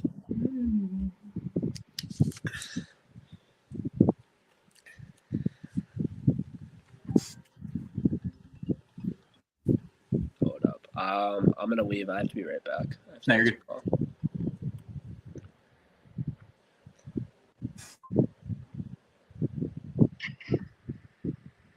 What the fuck are you doing? Why the fuck? Yeah, you are might you want to mute calling up. me? Yeah, you might want to mute up. Yeah, what the fuck's wrong with you? You fucking Aiden, mute up. bucket.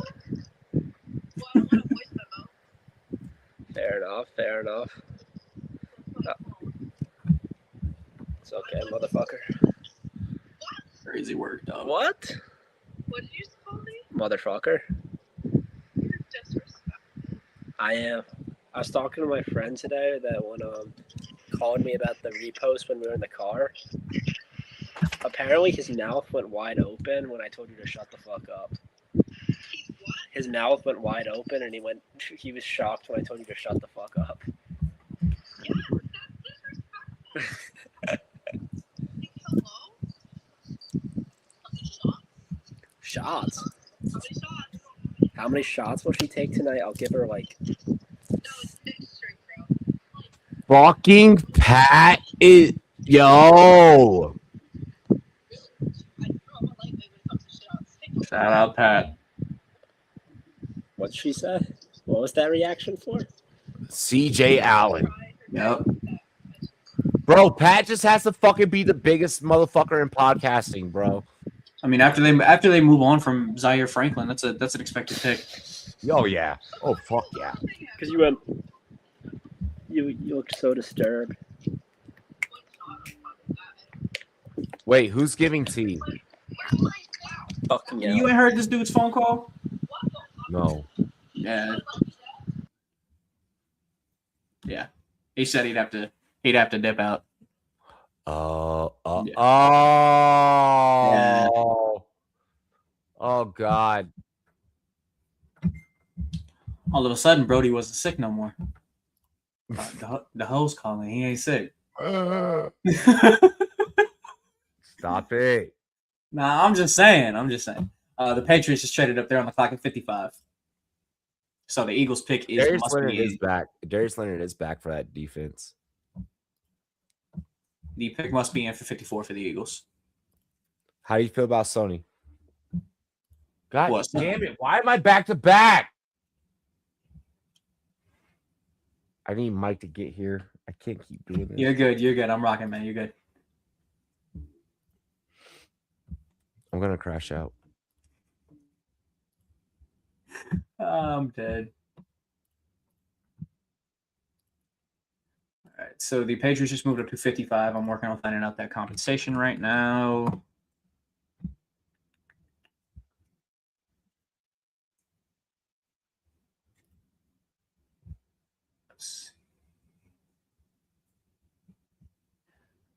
The Patriots straight up traded 63, 131, and 202 for 55. They traded up with the Chargers.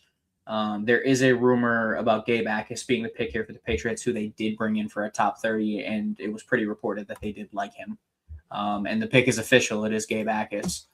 Now, the question being, if we know that, who was the Philly pick at 54? Oh, it was Eli Stowers. Wow, Eli Stowers comes off of the board. The last big name tight end comes off for the Eagles. They find their heir apparent to Dallas Goedert with that pick.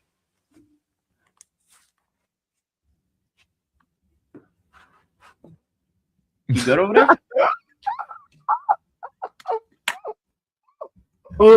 I'm trying so hard to not crash out. Chat, being an adult sucks.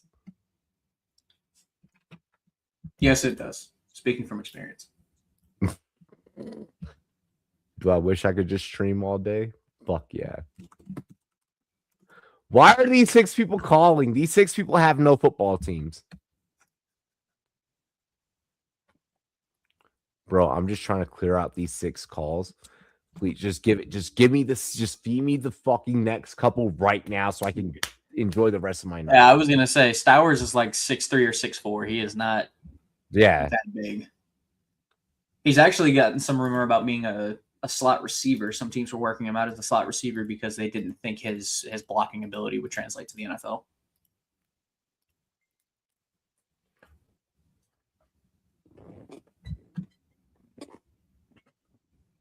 I'm trying to be sane. How the fuck did this shit just jump up to 10? Oh, it's because Spanish Q has 7.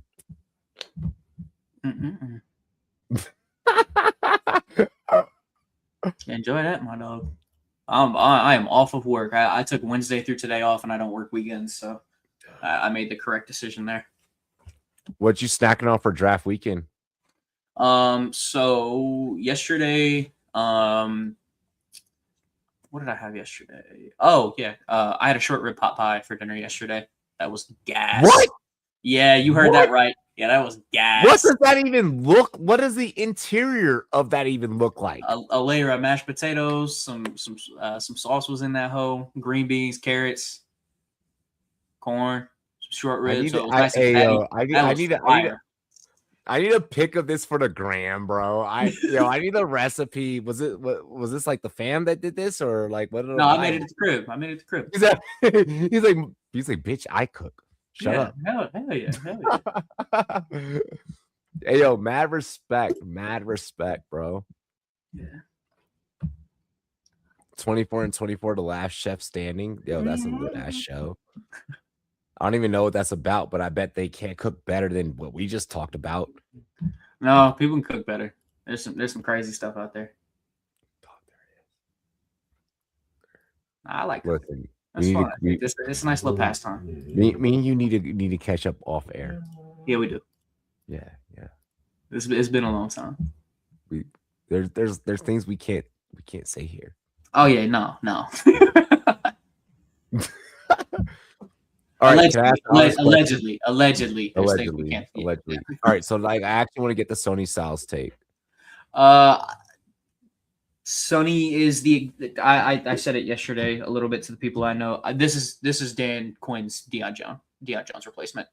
It is a 1-to-1 comparison. If you think about how elite Deion Jones was when he was in Atlanta early on in his career, there were some comparisons between him and Luke Kuechly. That's how good he was playing his first 2 or 3 years in the league. Just to flashback everybody to that. If Dan Quinn can replicate that here with Sonny, then that's 100% worth the pick slot. The thing I am concerned about is when you take a linebacker in the top 10, and everyone's made the comparison to Fred Warner because, hey, that's just he plays the game smart. He's a former safety, and he's hyper athletic. To be worth the number 7 overall pick in the draft as a linebacker, you need to be Fred Warner. If you are not of that ilk, if you are not an elite linebacker, if you do not do more things, if you do not give me something rushing the passer, if you are just a rounded down, but he does. I know he does. He It is just a motor. concern. He has a crazy motor. He does. Homie's cardio is fucking insane. If he does not reach his peak, though, there will be some conversations of why did you take a linebacker at 7, and then it's just the fallback. It's going to be the same conversation if Jeremiah Love does not work out in Arizona at number 3. Why did you I don't want to talk about that. I'm not doing that with you. I'm not doing that with you right now. I love Jeremiah. I love Jeremiah Love. I do think it was the correct pick after looking at it. No, it's not. It is. It is. J Love, I'm gonna be honest with you. I'm gonna be honest with you. No, I'm gonna say it right to your fucking face. It is. Someone had to go to Arizona, and it's unfortunate that Jeremiah Love had to go there. Just keep that same energy next year when they take a quarterback in round 1, and then you're like, oh my God, he has Jeremiah Love, Trey McBride, Marvin Harrison, Michael Wilson. Just keep that same energy. When you're talking about him as the 101 next year in rookie quarterback drafts. You and Zach are dead set. All right, I'm not gonna front. Last season, chat, who was my dark horse? The Arizona Cardinals. Oh, I was told you were wrong on that. I was not a Jonathan Gannon guy. We're not doing that. We're not. We're supposed to be friends. That wasn't nice. I would have told you were wrong on that. I was not a Jonathan Gannon believer, and oh my God, thank God they got rid of him because he was garbage. Thank you. I feel sorry for you, Detroit fans. You enjoy it. Jonathan Grenard was just traded to the Philadelphia Eagles, by the way. This was leaked yesterday. It's going to be the number 98 overall pick going straight up. Grenard and the Eagles reached a 4-year, $100 million contract extension. So, Philly's also going to get number 244 back, a 7th round pick. It also seems like there could be a 3rd round pick next year involved in this deal. Yes, so it is 2/3. A 3rd this year, a 3rd next year. That is actually the first future pick moved in this draft. And it was moved for a proven commodity. So that tells you a lot about what the league thinks about this draft as well. Let's see here.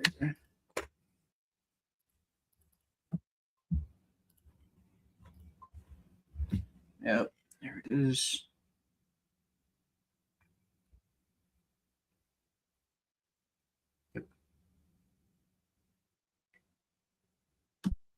Yep. So the comes full circle. The compensatory pick that they got for losing Milton Williams last offseason to the Patriots is the pick that they use along with a future 3rd rounder to get Jonathan Grenard, and they add a much needed pass rusher to that team. No more relying on Jalix Hunt to be your number 1 pass rusher.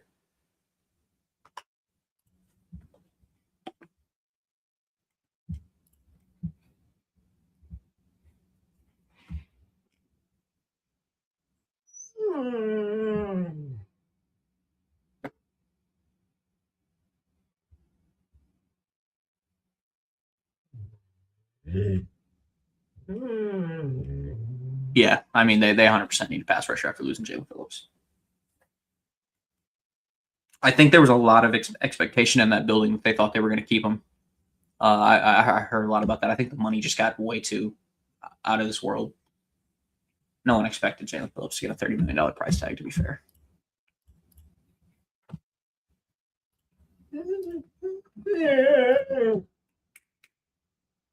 Okay.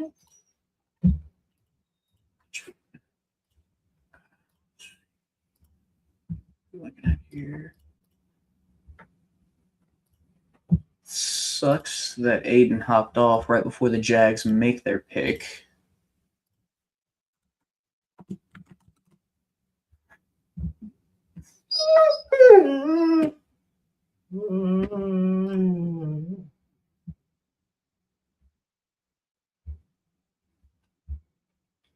Oh, it actually sucks. Sean earlier mentioned that he wanted Pregnon at 55, and he would have made it there, but they did trade back. Granted, they're just picking at 63, so there's a chance he's there. What if Houston is able to add Pregnon as well to play left guard? And they just say, you know what, screw it, we're going to protect CJ, and they finally reset after years and years of ignoring that offensive line.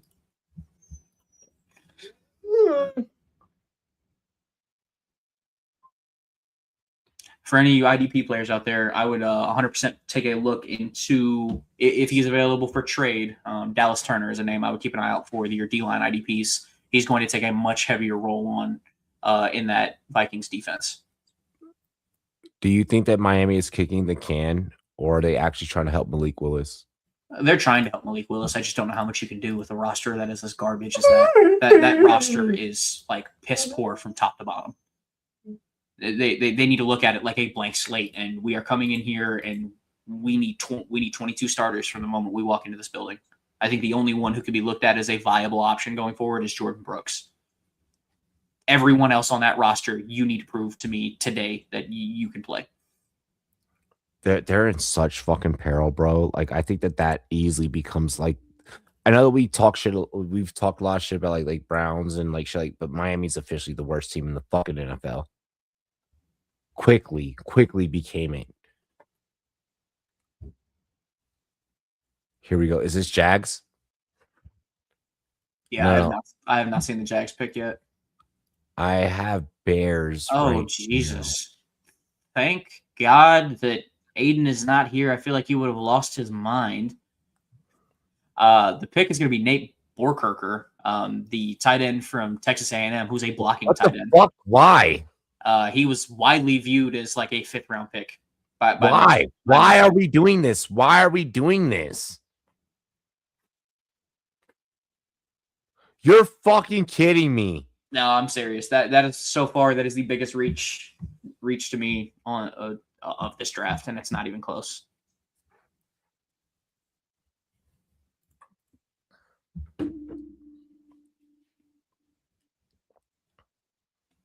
I can say this confidently. Tight ends, the reach was the Jags.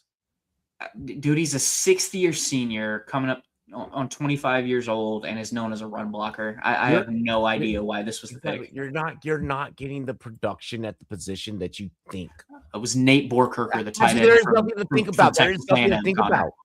Just a bad pick all the way around.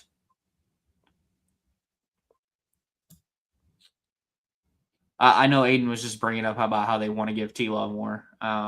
Max Clare probably is the best tight end available. So some people are going to have others, but even still, in no way, shape, or form is Nate Borkerker even still a day 2 pick. Strange was getting crazy with some fucking change. Like we didn't need it does. Jags did not need this. I don't think it eats into Brenton Strange. I think this is 100%. I don't think it does either. This is a third tight end that's going to be viewed as another blocker, maybe a fullback and an extension of the run game. That's what this is. He's going to be what Bates is for Washington, where we just throw him out there to level people. Yeah.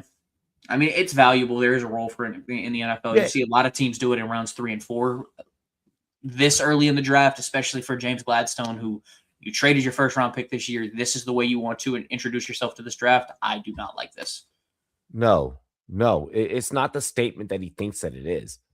You're the youngest GM in NFL history, and the reaction I've heard from most people in spaces is that he's consistently viewed as desperate, and that is not a good spot to be viewed.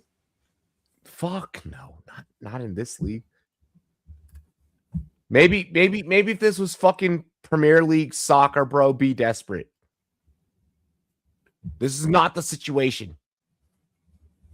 This is not it.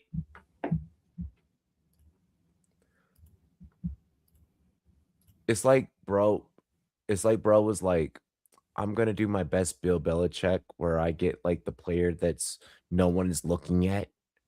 I'm gonna do it in the 2nd round. What a dickhead. Worst. What a fucking dickhead. I'm going to try and carbon copy something that's been done, but I'm not going to do it right. I'm just gonna fucking overreach. Bro didn't even get the fucking Japanese reach around. Like, just fucking went for it. I'm so fucking pissed. Aiden's not here to crash out, chat, but I'm crashing out for this motherfucker. Yeah, this is. If there is an F pick in this draft, that is it. That is a certified F minus. Bro, Jamar McCoy is still fucking available. They don't need corners though. That's the problem. If they're planning on playing Hunter full time at corner, they like Zachariah already- Branch is literally still a fucking breathing body. I would have liked to see them address the defensive line more than anything. I want Zachariah to fall to Washington, which is not going to happen. Another linebacker's there as well. I mean, like they just lost Devin Lloyd. What pick are we on? 57? Yeah, we're on the Bears pick 57. I have too much time. I have nothing but time and space. You're good. You got to remember round three. Round three, when comp picks come up, it'll extend a little bit, and we can do a little bit of a rehash. They go to pick up 100, so we've got 5 or 6 comp picks. Well, we have to rehash because guess who hasn't been on air? Yeah, yo ass. How you doing? One thing I will point out is I'm just here being black and beautiful. A couple of these offensive linemen are falling. Pregnant's still available. You've still got the beautiful mullet that everybody fell in love with in Jennings Dunker, and then Caleb Tiernan's probably my top offensive tackle. Who's there? Did you see what? Did you? It's covert. Why did graphic design fucked up? Oh no, okay, never mind. Trade. Never mind. That is correct. The Browns are up at 58, and the 49ers do move back again. Yeah. They're recouping a lot of assets. They've traded back 3 times now. See if I can find this. Oh, Bro, they added fucking- a pick for trading D winners. That's the 4th pick. That's the 4th trade they've made. Hey, that graphic design board operator back there is having a heart attack right now. Oh yeah, I mean, What do you mean? this could be EMW. I mean, Emmanuel McNeil-Warren. No, this one's Logan Jones. This is Logan Jones. They took the center. I love take this. Logan Jones. Freak athlete. I love this. Freak athlete. Well, you're getting the Iceman something to keep him up. Oh my god, I can't keep doing this. I need someone please shoot me. So the Niners traded 58 and 152, and the Browns get 70 and 107. That's a lot.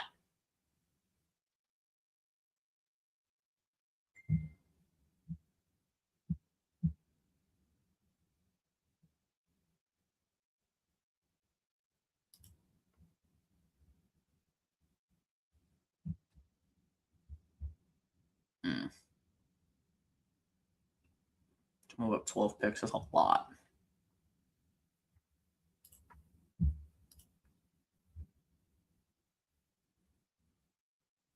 I mean, I said, I think, 30 minutes ago that I think the Bears were the first team to watch for a center, so it fits.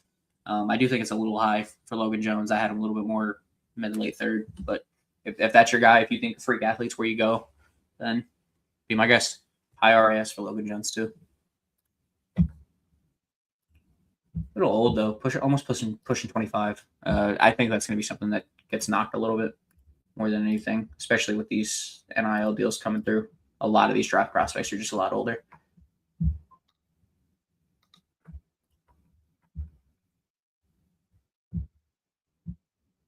CR, why are your Niners pissing you off? Just because they keep trading out?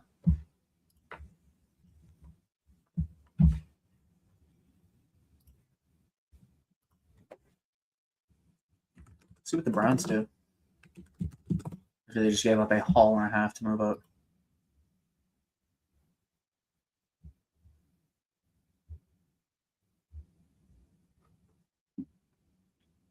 Oh, it is EMW. Wow. Okay, so the Browns move up and take Emmanuel McNeil-Warren. That's going to be a slot player for them. There it is. So the slide finally stops for McNeil-Warren.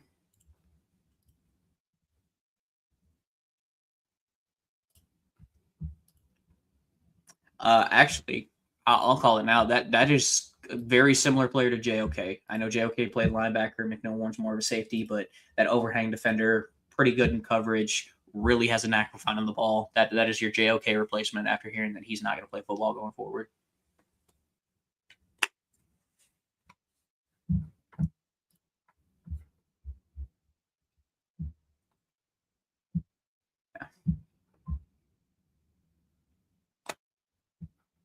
Anthony Hill would be a good shout here.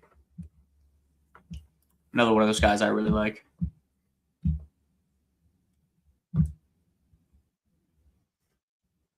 A lot of these nose tackles are still on the board too. Shout out Big Citrus, Dominique Orange.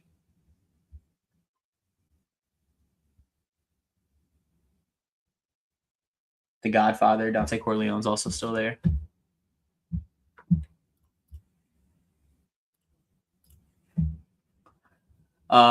The Bears just traded. The Titans are up at 60, 69, and 144 for 60.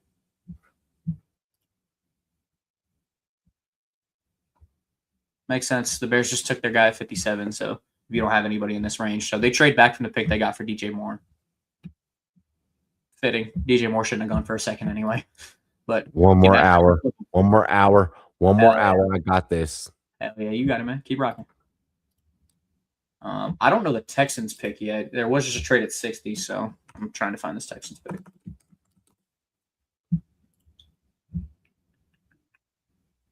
Oh, Jesus. The tight end run starts now, and it's not going to be Max Clare. It's going to be Marlon Klein, the tight end from Michigan. He had a late rise in this process, but he does go here to the Texans at 59. Looks to be the heir apparent to Dalton Schultz. Wait, no. Oh, he said Hickman. I thought he said Rickman, bro. I was about to say, no Virginia Tech player has gone yet, bro. And Rickman's the only fucking Virginia Tech player that should be going. Yeah, in all honesty. He's referring to the EMW pick for the Browns. Yeah. Hey, cuz, how the fuck did you not have me as a friend though? What, on Facebook? Yeah. Gang, I don't use Facebook, so that's how. I just don't use it. I'm in it for. I have it for a couple group chats on Messenger, and that's it. You there for the vibes? No bully. That's it. So I'm no Red Bull. We're here for the vibes. Indeed. So the Texans again did just move up with the Bears. The pick originally moved for DJ Moore. I said Texans. I meant the Titans. I apologize if I misspoke there. This could actually be a good shout with Salah there. This could be where the fall for McCoy ends. Oh, shout out. I know someone just asked for it, but this is Anthony Hill here to the Texans. To the Titans. I just made the same mistake again. The Titans add Anthony Hill. So, rangy linebacker, questioned in zone coverage, but he's got good range. He's a good athlete. Played a lot of college football.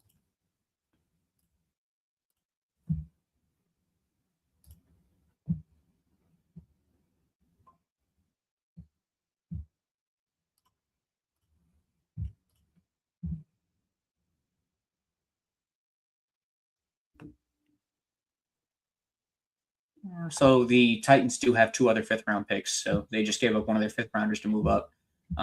Cedric Gray is probably still going to wear the green dot in that defense, and then it looks like Anthony Hill will also slide in, be the other linebacker. I don't know where Barton fits into that. That'd be the question there.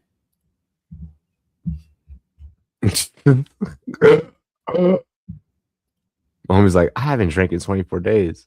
What the fuck? Like, nigga, I just had a beer with you on FaceTime. I'm dead. Hey, so the Rams make their introduction. They're finally back on the clock after Ty Simpson going at 13. No. All right. Please don't let me get another call. I want to see the Rams. Yo, did you see the meme of McVay looking over? Yes, walking out of that draft room. Apparently, he had to call Matthew Stafford. Was why he walked out. Yeah, bro. So they're sitting at the fucking table at the presser, and fucking McVay, you ever looked at your homie and be like, bro, why'd you say that? Like, you ever done that? Like, Yeah, But- when fucking Aiden was just up here talking about Deshaun Watson's my goat. Hey, buddy, you need Hey, to calm it down. I would have looked at Aiden like, nigga. Yeah, that was my reaction when he said that.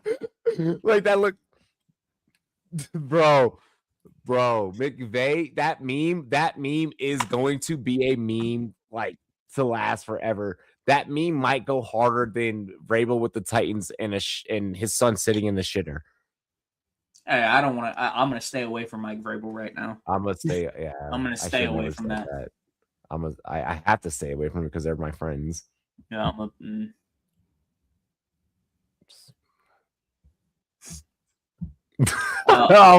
How's your day? Moving on. Apparently, the Rams were heavily linked to Anthony Hill, and that is why the Titans jumped them. So they jumped up in front of them and gave up that 5th round pick to jump the Rams for him. 3. Wait, hang on. I'm experiencing it. You good? You keep going. When I throw up the 3, you have to cut. You'll cut your dialogue, and I'll introduce the guest. I got you. Still waiting on some word from the Rams pick here. That's where we're stuck right now. So. You just keep your eyes on the board. I have production. I got you. 3 people doing this shit with multiple people is so much easier. A tight end's going to come off the board. The Rams will select tight end Max Clare from Ohio State. So we're seeing 3 tight ends in the past 5 picks. The run is here. We knew it was coming. Yeah, it's a run. It's a run. The thought process of NFL GMs after the whole like 3-year developmental rule, I feel like we're witnessing this precedence at the tight end position where it's like this is now becoming more of a focal point. Well, yeah. I mean, if you look across the league, think about all the elite tight ends in the league and how they correlate to good teams. I don't know if coaching at the position is there yet. I agree. To supply the demand to supply the demand. I don't think that I hate to say it like this in finance terms. The market isn't matching the demand. Mm-hmm. Yeah. Under saturation. You're right there. I'm not, and I'm also, hold on. I want to also go on record and say that that's no disrespect to any of the tight end talent that's out there. No, there's going to be a push for it. I mean, hell, you look at Oregon right now, and they've got a beast in Johnson who's going to come out next year.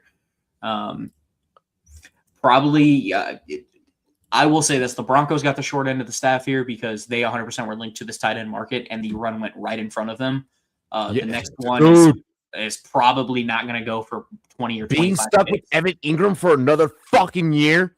Yep, and a lot of the blocking guys are gone. I would say the next guy to keep an eye out for. And the Broncos were the one team that needed to establish jumbo set.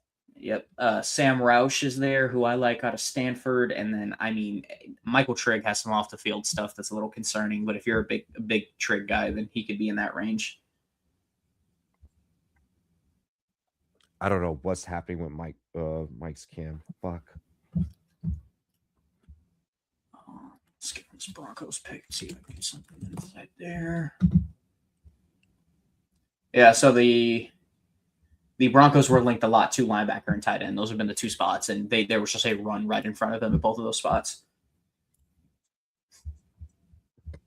They could still sneakily attack the wide receiver room. I know Pat Bryant's there and Marvin Mims and everything like that, but they could add another body there.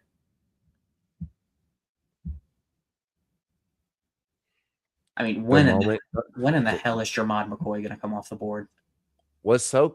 I won't say what's not so crazy. 1 minute. Okay. What I will say that is so not necessarily crazy, but so reactionary is I saw a lot of very casual, oh my gosh, we have Lemon. We're now good. Like takes or like we're gonna be amazing because like without realizing the fact that like AJ Brown is gonna move on and that same the Bills just moved up to 62, so they just made a trade with the what? Wait, what? Hold on, these motherfuckers decided to finally do something. The Bills just jumped up and they're gonna pick at 62. I'm looking for info on the compensation and the pick. It's going to be pick 66 and 182 from the Bills going to the Broncos for pick 62 straight up. Wow. It's going to be Zachariah Branch. They're going receiver. I'll play devil's advocate here. Could it be Chris Bell? Go over to bigger body, run after the catch 30. You can learn from DJ Moore. A lot of people make that pro comp. I could see that, but I'm also super biased. I hear you. I'm not biased. There Zachariah Branch is- he didn't play for Virginia. There is some So- smoke. It's not official yet. It's just McCoy being the kicker. it's just I watched so much. I won so much money off of Georgia football, and he was a recipient of winning that money a lot. I want it to happen. I don't know if I want his name called more so as if I wish he would just fall to 71. Who? Branch. He's not gonna fall. God damn it!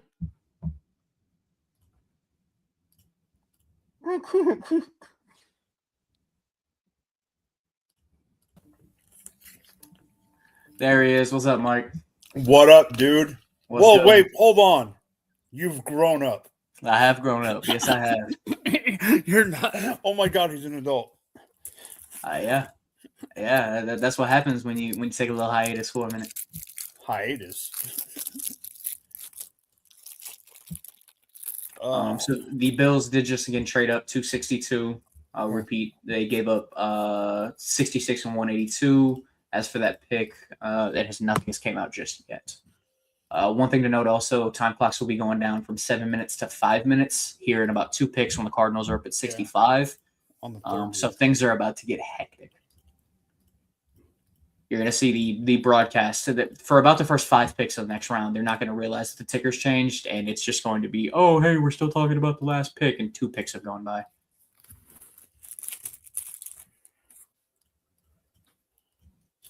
All right, that's frozen. So the Bills do move up. It is for a corner. It is not Jermod McCoy. It is going to be, from what I'm hearing, it's going to be Davison Igbinosun from Ohio State. It's the 7th Buckeye off the board. Okay.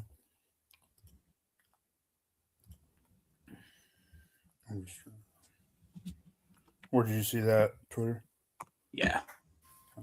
Albert Breer just tweeted it out, I believe. Okay. If Albert did it. Yeah. Yep. Just got a couple more. Yep. It's now hitting the widespread. It is Davison Igbinosun from Ohio State, the 7th. I repeat, the 7th Ohio State Buckeye to come off the board. They had 3 in the top 12. It has not stopped in the second. I'm not a big Igbinosun guy. I do have some worries about his athleticism and him being very grabby. Again, Ohio State literally had to put oven mitts on his hands at practice to stop him from grabbing. It was that bad. So I get it if you want a physical press man corner. Yeah, I mean, he fits. He has the experience playing at Ohio State. He played the top competition. But if you grab that much, you have to wear boxing gloves, oven mitts, tape hands. Like that's a problem. So at 63, it is the Chargers up. I know earlier Sean did mention he wants Emmanuel Pregnon, who is still available. Probably the biggest names available on the board. Emmanuel Pregnon, Jermon McCoy, of course. We've talked it down a ton with that degenerative knee issue. Chris Bell, for the wide receiver, also has that knee from Louisville. Keith Abney's still there. AJ Halsey, Caleb Tiernan. Best edge is probably going to be Danny Dennis Sutton from Penn. 4-3 edge. Oh God, I didn't even realize that McNeil went. Oh man. Yeah, EMW did go. Yeah. The Browns are capitalizing on the board. The Browns are No, that's not bad at all. Them and the Jets have done really well at just looking at the way this board has fallen and playing it accordingly. Pawns. Yeah. For all the basketball fans out there, Wemby was just ruled out for Game 3. As expected. He should be ruled out. Yeah, as expected. That man was knocked out on the court. All right, so anybody who is a big Daniel Jeremiah guy, credit to one of the pioneers of this industry. The Browns have selected 4 of his top 25 players overall, just to give credence to the to the Browns and how well this draft has played for them. Well, we knew about what's his name. It just depended on What, every. Fano? Well, no, on Fano, but on ENW. Casey? Oh, yeah, ENW. ENW. Yeah, they were also very quickly linked to Fano. I do not like the player-wise. I know you guys probably already talked about it. I love Stowers. I just don't like the spot, but I do not like. I think the spot's great. What do you Well, mean? for fantasy, I don't like the spot. Well, I mean, tight ends historically don't produce as a rookie anyway. It's really been like overshadowed the past few years, but historically, the first year. But I do not like. I don't. I think that what's his name. I think the tight end that Houston took was too high. A lot of these tight ends going right now are going too high. I think that the one the Jags took was astronomically high. That's what we were just talking about. Probably the worst thing in the draft so far. Who'd they take?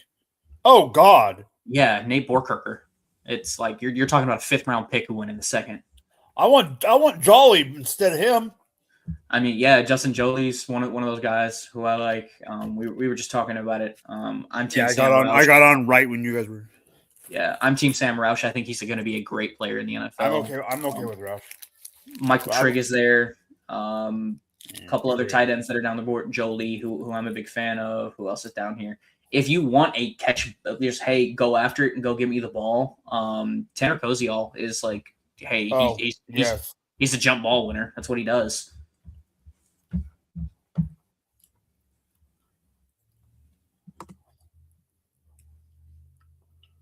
The Chargers pick is in, and shockingly, it is Jake Slaughter. So they do go center after signing Biotish to a multiple-year deal. Biotish did play some guard in college. There could be some flexibility there, or Slaughter could slide over. Seayard, your team did make a pick. It was called bleh. I had to deal with him at work today after that pick was taken, so I already know how he feels.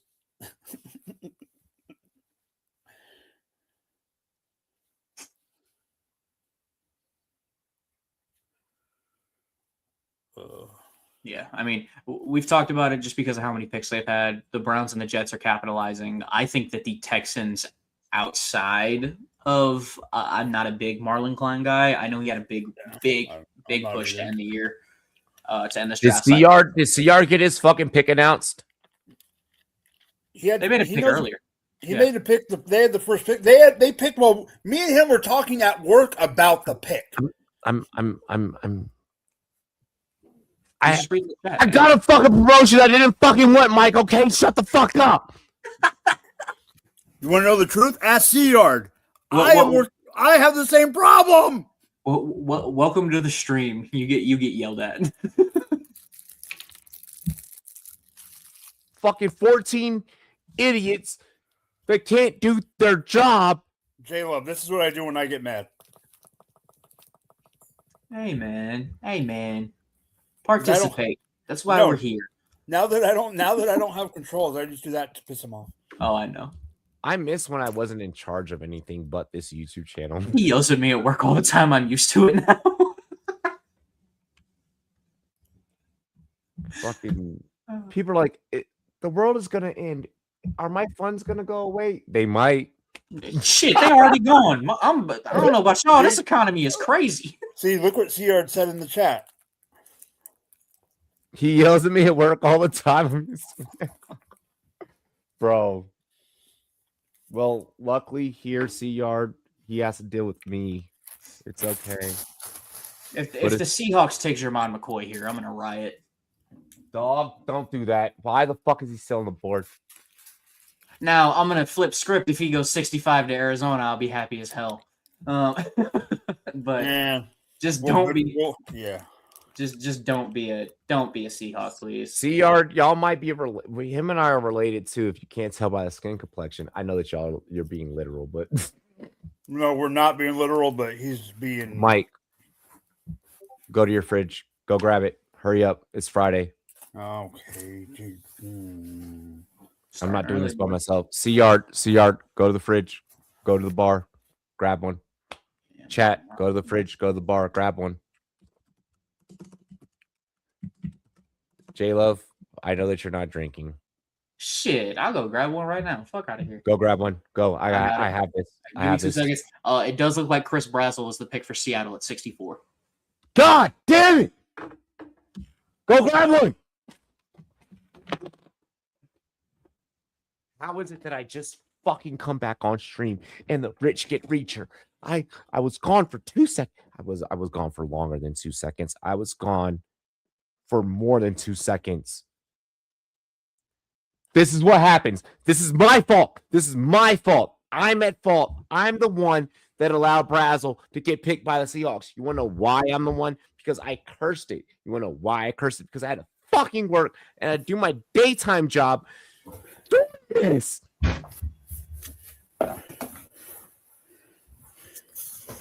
I'm not going to crash out. You crashed out. All of you at home crashed out. It's not me. It's you. I gaslighted the fuck out of the whole chat. I just gaslighted everyone, and I'm so sorry. God damn it, man. Sorry, I had to grab my bottle of Jack real quick. I was gonna say, what is that?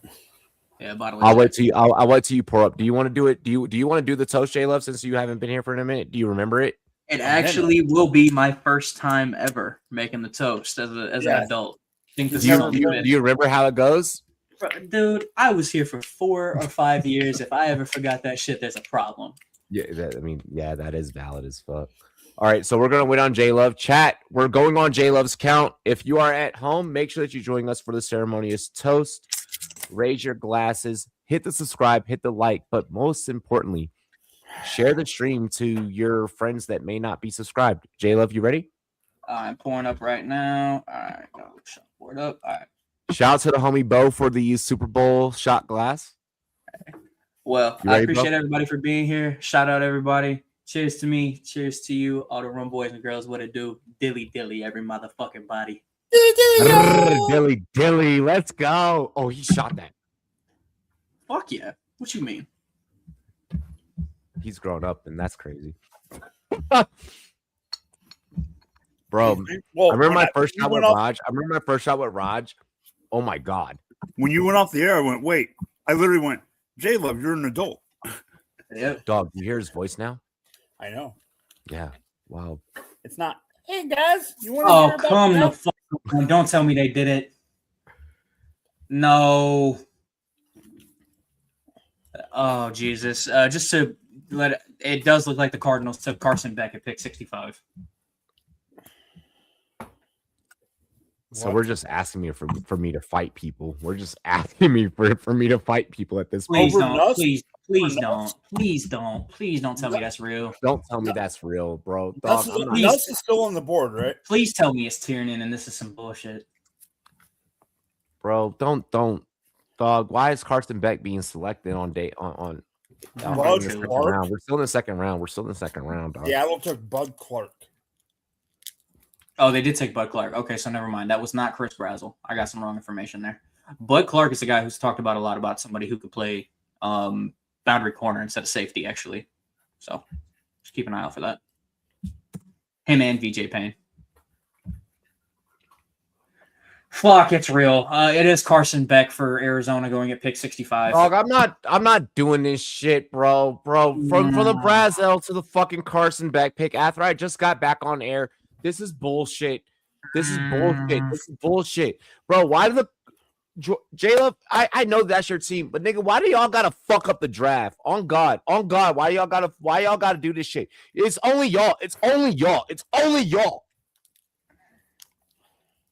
They're not the only team messing up the draft. It's only them.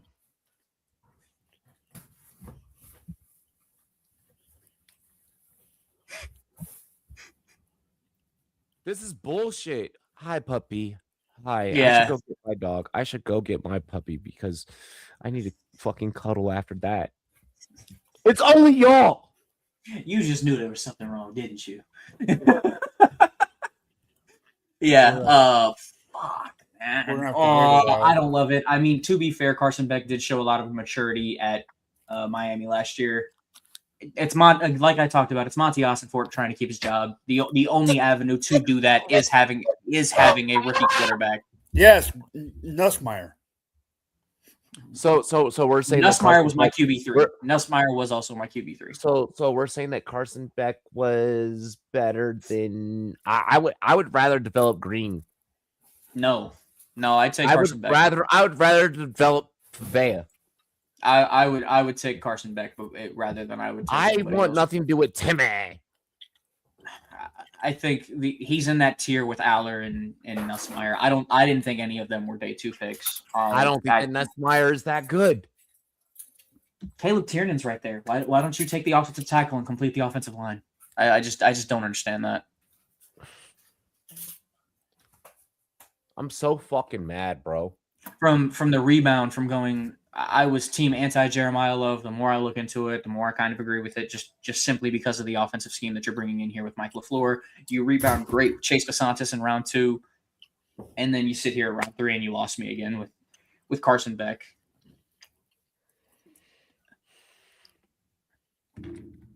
Is the expectation here now that Jacoby Brissett gets traded, and then you start the year with Gardner Minshew? Because Jacoby Brissett, I don't think so. Because Brissett technically didn't fucking sign. Well, Brissett's under contract. He just wants an increase in pay. But yeah, he's winning in that. And you're at a power struggle at quarterback with a veteran who, if you're really going to do this whole tanking for next year thing, you just paid the motherfucker. It's Michael Bidwell. He's the cheapest owner in the NFL. Bro. No. Cincinnati entered the chat and they would like to have. No, they've actually paid people. They paid T. They paid Chase. They've paid Burrow. Like they just paid freaking what's his name, Lawrence. Bro, I just fucking shared fucking Arizona memes on Facebook. I'm literally about to have another night at another run of fucking Arizona memes, and I can't. From a comedic standpoint, I can't use the same material twice. I don't know why you did it last night. They took the best player in the draft, but your fucking backfield is convoluted. No, it's not. It's not convoluted. They've never liked Trey Benson. They've never liked Trey Benson. James Conner's on a 1-year rework deal. It's just out here getting goal line work again. That's what you don't like. You're a fantasy mongrel. It's the same thing that I said about Philadelphia. It's the same thing I said about Philadelphia fans at this current moment. Philadelphia fans are like, we have the nastiest wide receiver room. Bitch, AJ Brown is gone. I mean, yeah, as soon as June 1st hit, he's going to be a Patriot. Arizona fans are like, our backfield is nasty. There ain't no backfield nasty. There's one man back there that's nasty. That's it. 2 claps and a fucking rainbow. Oh, I can't believe they did it. At least they didn't do it at 34. Like that's the only way I can. I'm such a fucking. So what you're saying is, at least you didn't pull the Rams. Yeah, I'm so disheartened as a Cardinals fan and just so tired of the constant bullshit that they bring. Bro, can we just shout out the fact that the 3 of us are like back together again? Like the 3 of us. We need Raj. I literally mentioned him earlier, and I was like, "Where's Raj at? We need him." You have his number still? Yeah, I got Raj's number on my phone. Text that motherfucker. I appreciate you, bro. Can you send me, bro? I couldn't find your because my phone got reset. It wasn't on purpose. We'll talk backstage, and I'll get it to you. Yeah. Just you can. There's a private chat. Did you see the new menu? The new menu is nice. They got James Conner going, and my next quarterback is unfortunately Carson Beck.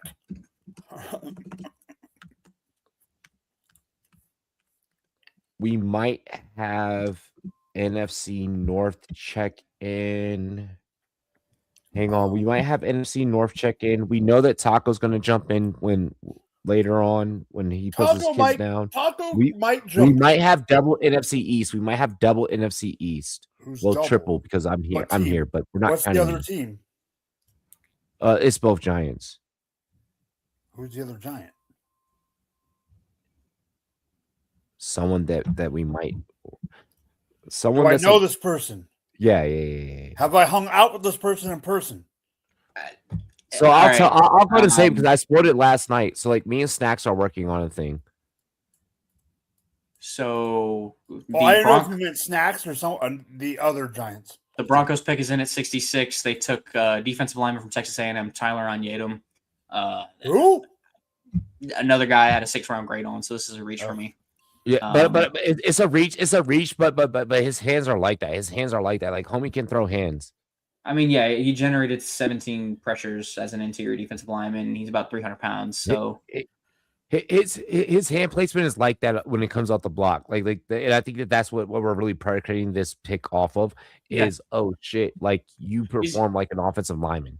Yeah, he's got a quick first step and he's got a good first punch. Those are the two things that are gonna draw him. It's a reach. It's a reach. It's a reach. But this is me justifying the reach for content purposes. Do I agree with it? Do I agree with it? I just don't see taking him over Grayson Halton. If Grayson Halton's here, that's a better player. Thank you. Do I agree with it? No. Even if you were to go a step further, I think Rashawn Benny from Michigan's a better player. I'm gonna make this phone call because we're talking about betting. You're getting a Big Ten guy who their whole premise is just disciplined from every fucking play, from every snap, from everything. Like you're talking about a completely different pedigree of development and player caliber. So yeah, and maybe I'm putting a brand to a name, and that's fine. But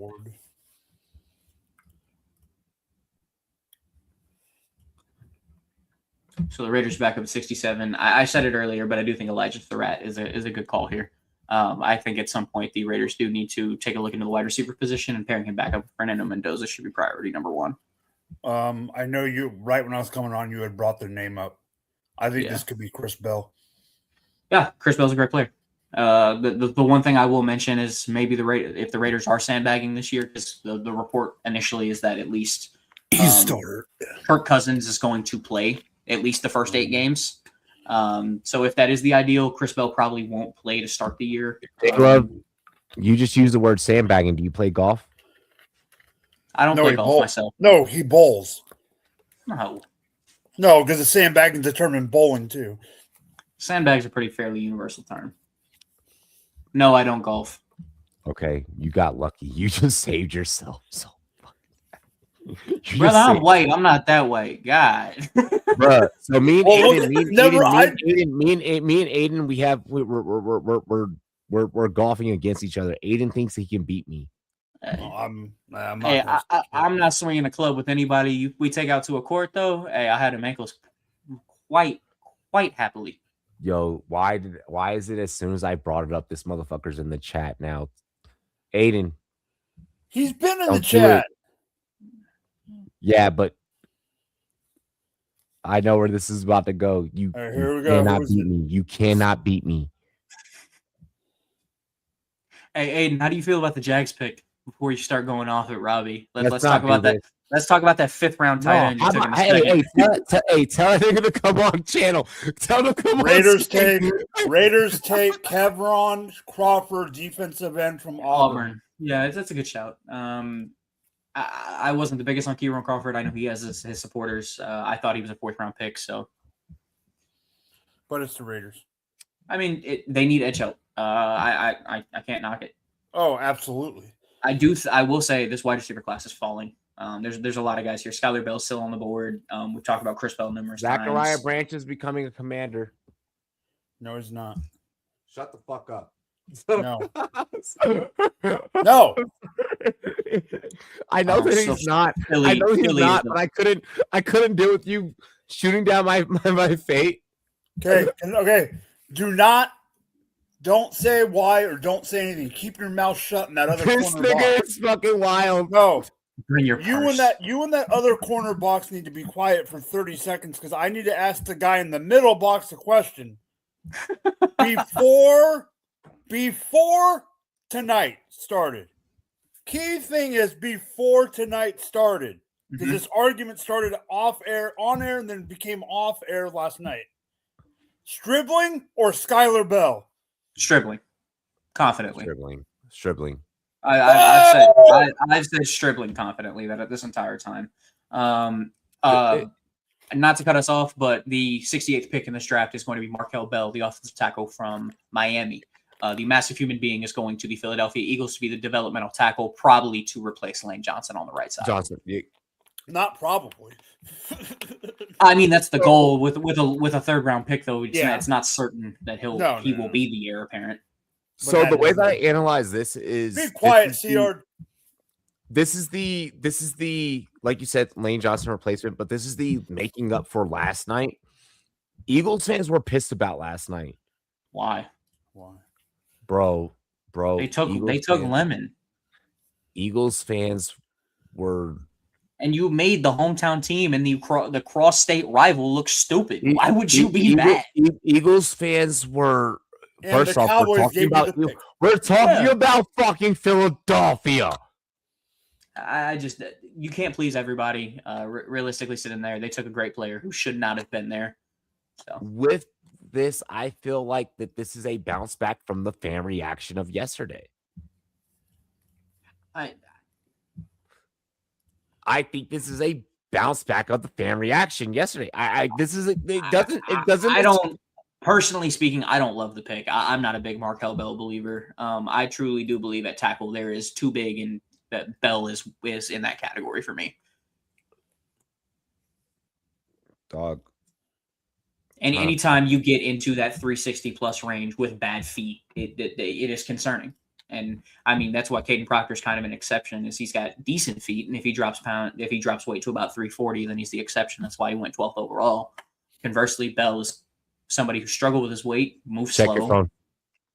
And that's where he sits. Check your phone. Yep, gotcha. Bang. See, that's teamwork, Mr. Dreamwork. All right, who's up next here? We got the Bears back up at 69 after a trade down, I believe, with the Bills. Yeah, trade down with the Bills. Shit's about to get real fucking wicked here at 71. Or am I bugging there? I'm bugging. It was the Titans. I'm sorry. Good. Keep your mind right. My apologies. I'm going to correct myself.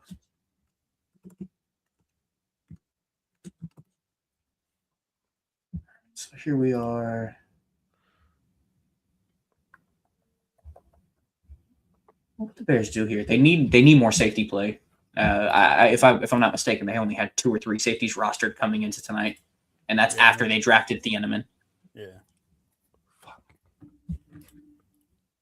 They could use offensive line though. They already drafted Logan Jones at center. They did. Yeah, you're right. Interior defensive line, maybe adding a nose tackle to that room. Somebody play next to Grady Jarrett. I forgot about that. I mean, sneakily, if you think edge could be somebody you could add to, maybe a Joshua Josephs or a Danny Dennis Sutton, maybe. Mello Height, if you think that's one of the guys I can add. I think Big Citrus here is a great call at 69. Just dominant nose tackle.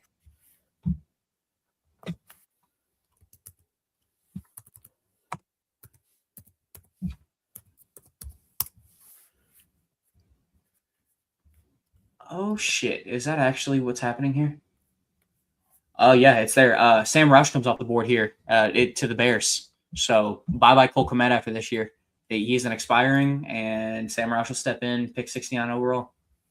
So, Roush and Loveland. Yep, Roush and Loveland. Roush will play in line, Loveland will play in the slot. Yeah, You got one more year of Kmet before his contract is up. This is his last year. Yeah, I believe so. Yeah. Even if it's not, I believe it's a cuttable contract after this year.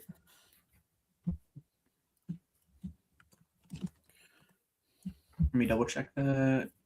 Yeah, he agreed to restructure an hour ago, or less than a day ago.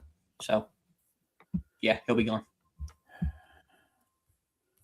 In the NFL, agreeing to a restructure is basically agreeing to, hey, man, we can sign your rights away.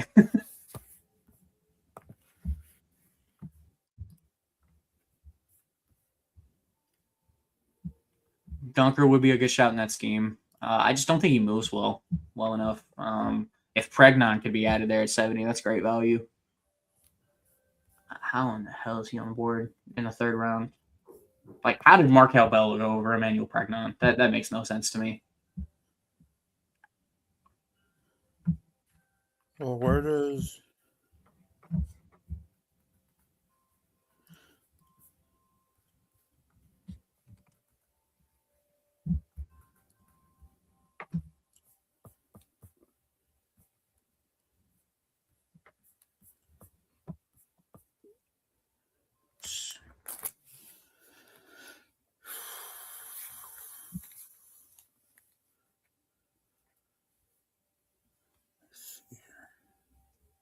There are 49ers fans losing their mind online about all these trade backs. do they trade back again or no? There's some rumblings about it, but I'm just trying to get something concrete.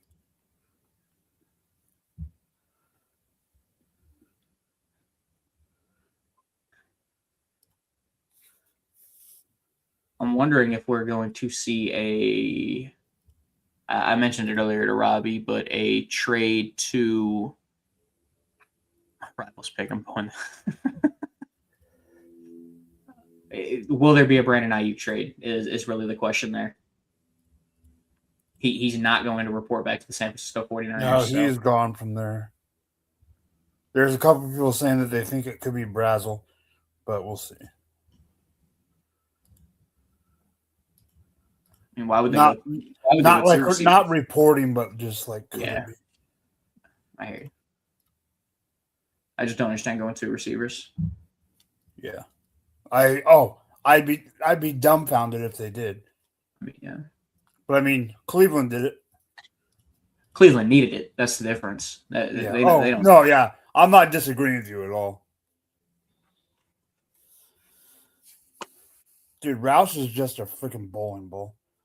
Man, I've loved Sam Roush for a long time. I was one of those guys that was early on. Actually, I'll say this. For the tight end market, I'm utterly shocked that we've seen all these tight ends fly off the board, and Eli Raridan's not one of them from Notre Dame. Good blocker, good all over the field. He's one of the guys I'm higher on the consensus. Granted, of course, he does have a medical flag. He tore his ACL twice.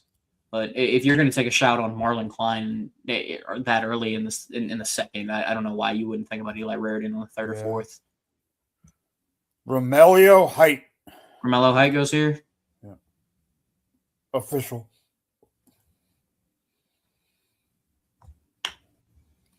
Trey, you a damn UFC fan? Shoot. They did need an edge.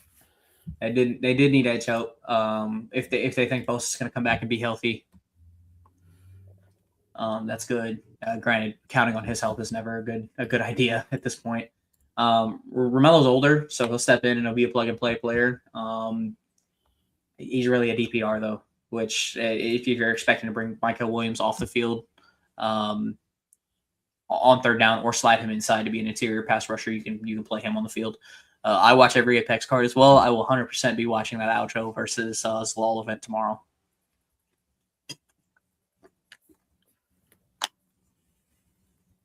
Past few weeks have been pretty quiet name wise, but there's been a lot of great fights. Yeah, good fights, but not names. Yeah. Again, I'm a massive UFC fan. I watch every single event. Oh yeah.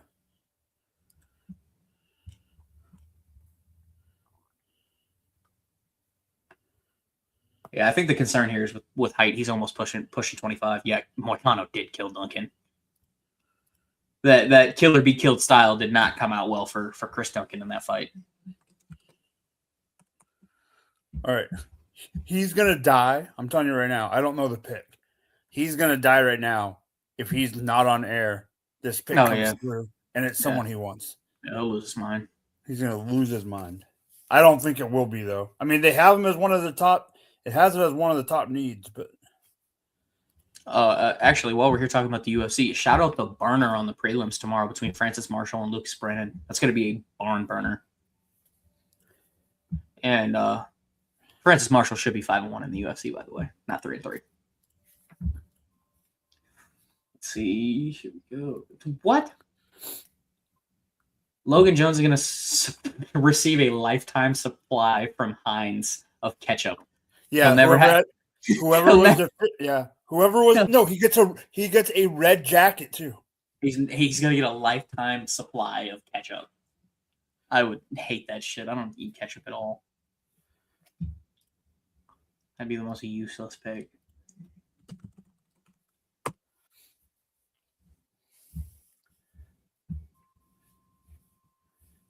You think you'd be happy if it's Chris Brazel? Yeah. Oh, I'm not a Brazel fan. He is. Yeah, I'm not a Brazel fan either. I'm not a Brazel fan. I said it earlier to Aiden.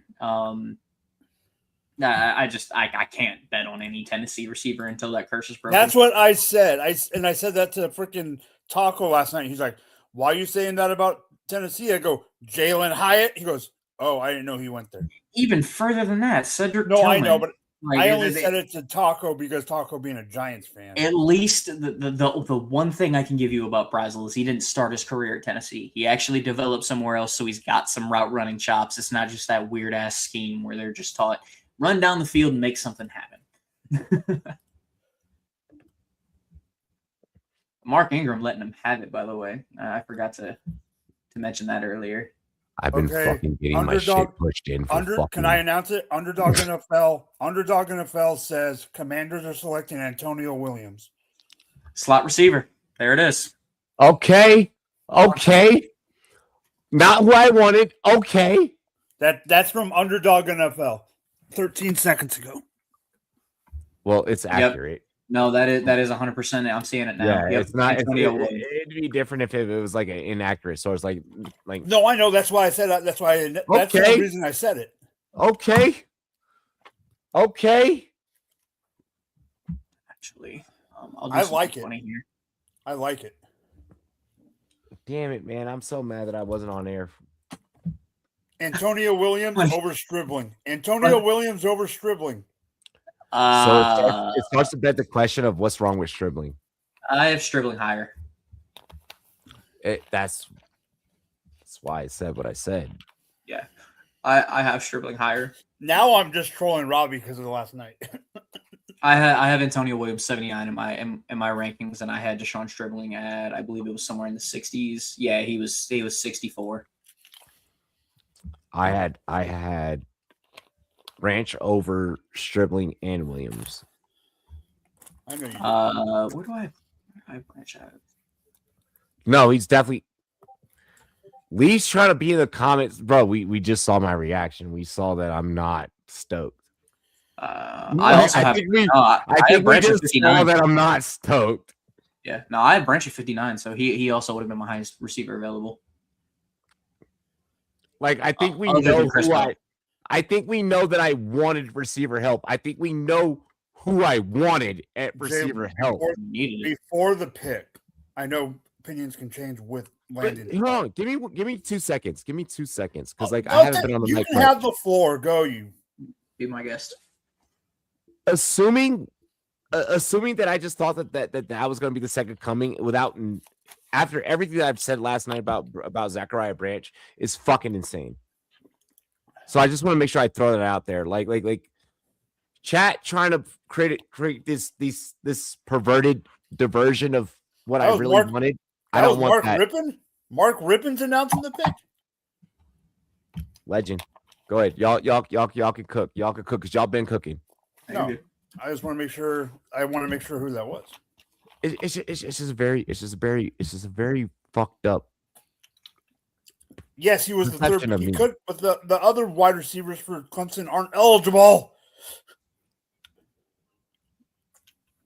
Brian Wesco. I'm actually shocked that the Commanders didn't dip into the center market after losing Biotish. I thought they would probably be a team in on Sam Hecht. I think that it's going to be a Rickman pick in the fucking on tomorrow. I could see it being like a hometown guy. Also, I'll say it. I'm a massive Connor Lew fan, and it really just feels like there's a ton of prospect fatigue on him. I know he didn't play much last year, but Connor Lew at one point was viewed as a generational center prospect being compared to Tyler Linderbaum, like not even 8 months ago. Tyler Linderbaum had like 2 prospects linked to his fucking name this year in terms of comparisons. I mean, Slaughter had it at some point, but I don't feel like I didn't make that comparison. That being said, but there are some people that did. Saying Antonio wasn't that bad compared to what I could have fucking had comfortably. Like, I feel like that Branch fit perfect with Terry.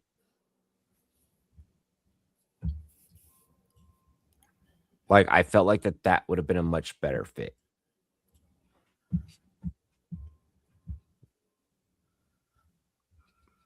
I'll let it be. I'll let these guys should have more to say about the pick than I do. I feel like these guys should be trying to comfort me. I like Antonio Williams. I like Antonio Williams. I think it's fine. I just think where you are this late in the this part of the draft, with the wide receivers being bunched up, and like it just depends on what team. I also think I understand you like him for your team, but I also know how you are, and I wanted a receiver. It's not who I wanted. I also think you're a little fantasy jaded with Zachariah Branch. I'm very. He's smitten. Fuck it. What is love? Baby, don't hurt me. I like Antonio Williams. If you're going to play him in the slot, which looking at this team, that's where he will play. You allow him to line off, and he's not a victim of press man coverage where the size is his biggest limitation.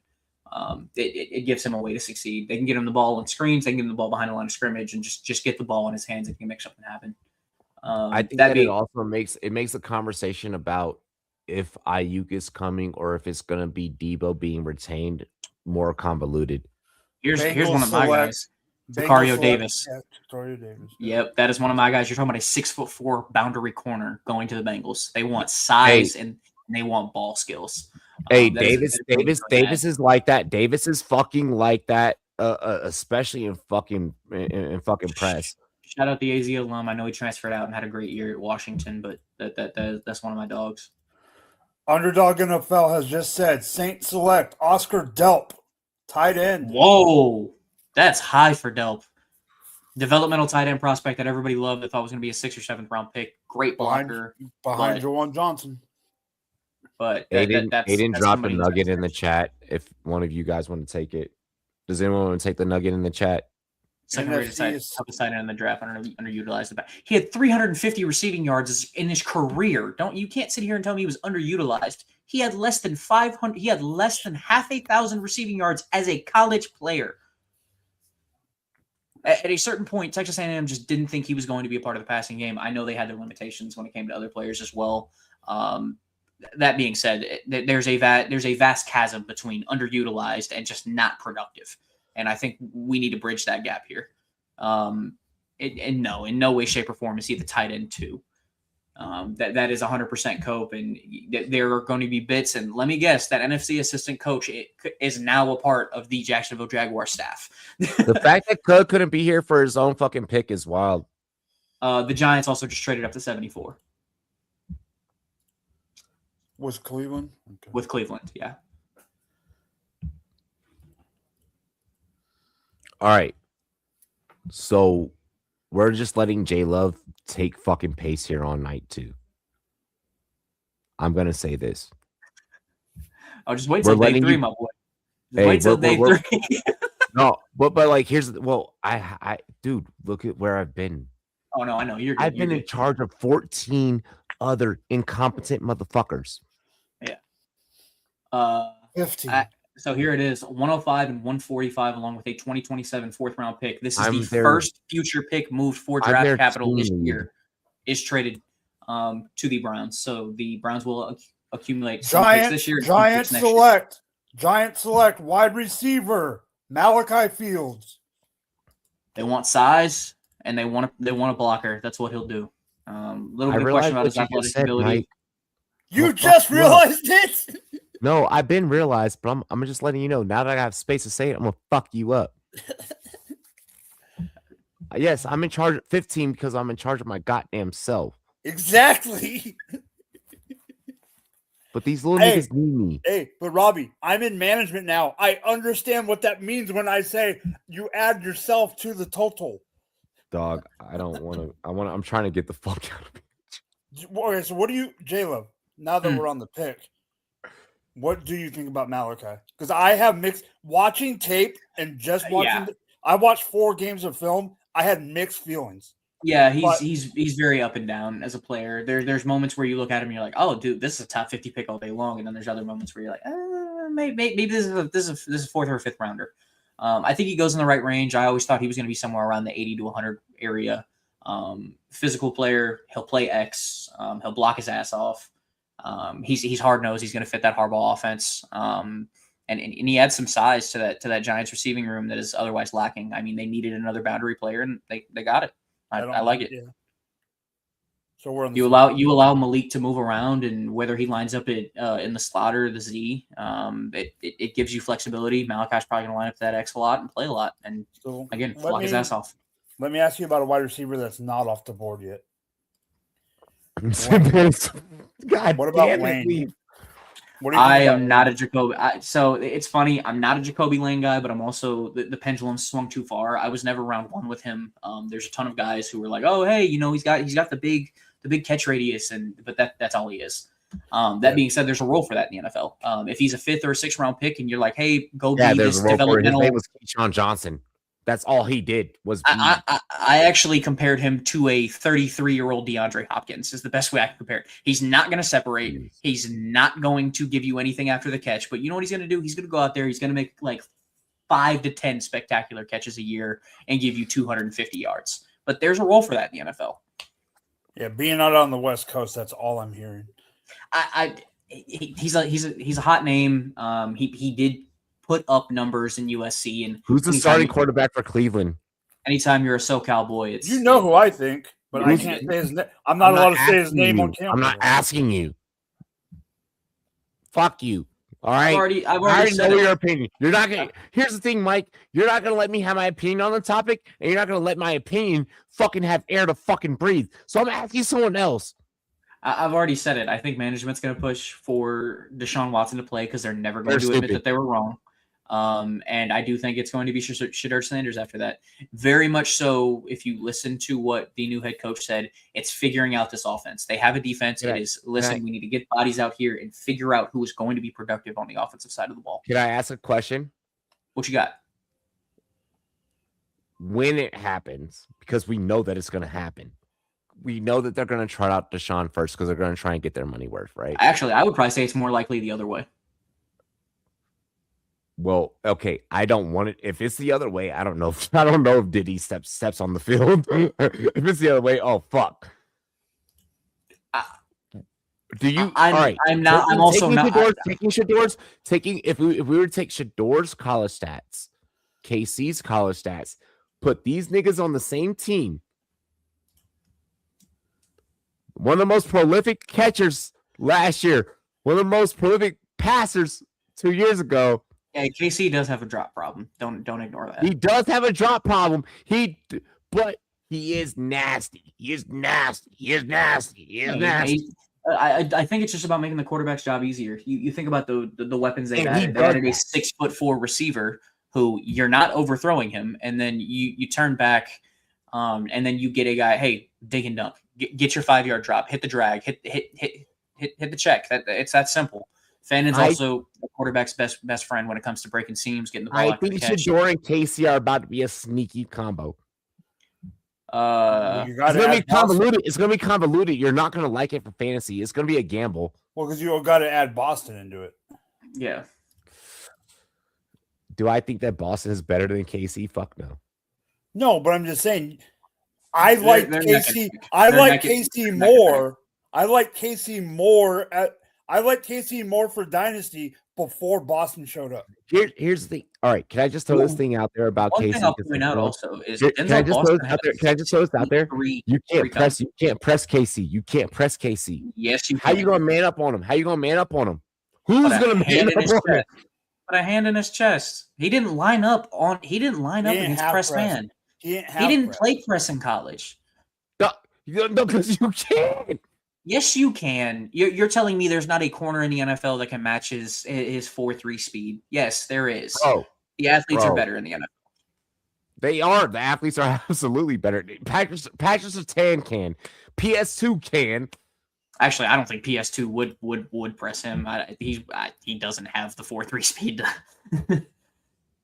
Yeah, there it is. That's what I'm saying.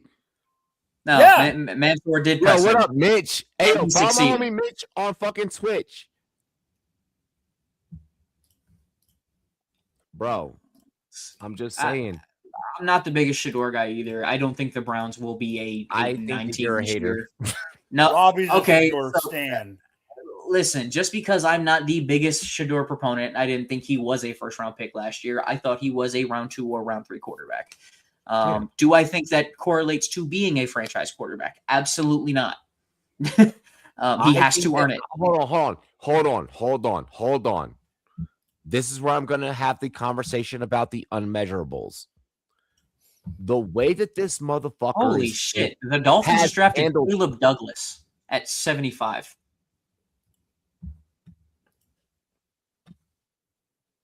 What the hell is Let's going take on with a this moment to receiver room? breathe. Let's take a moment to breathe. Wait, what? That Okay. Caleb Douglas? Yeah, from Texas Tech. Douglas Tech.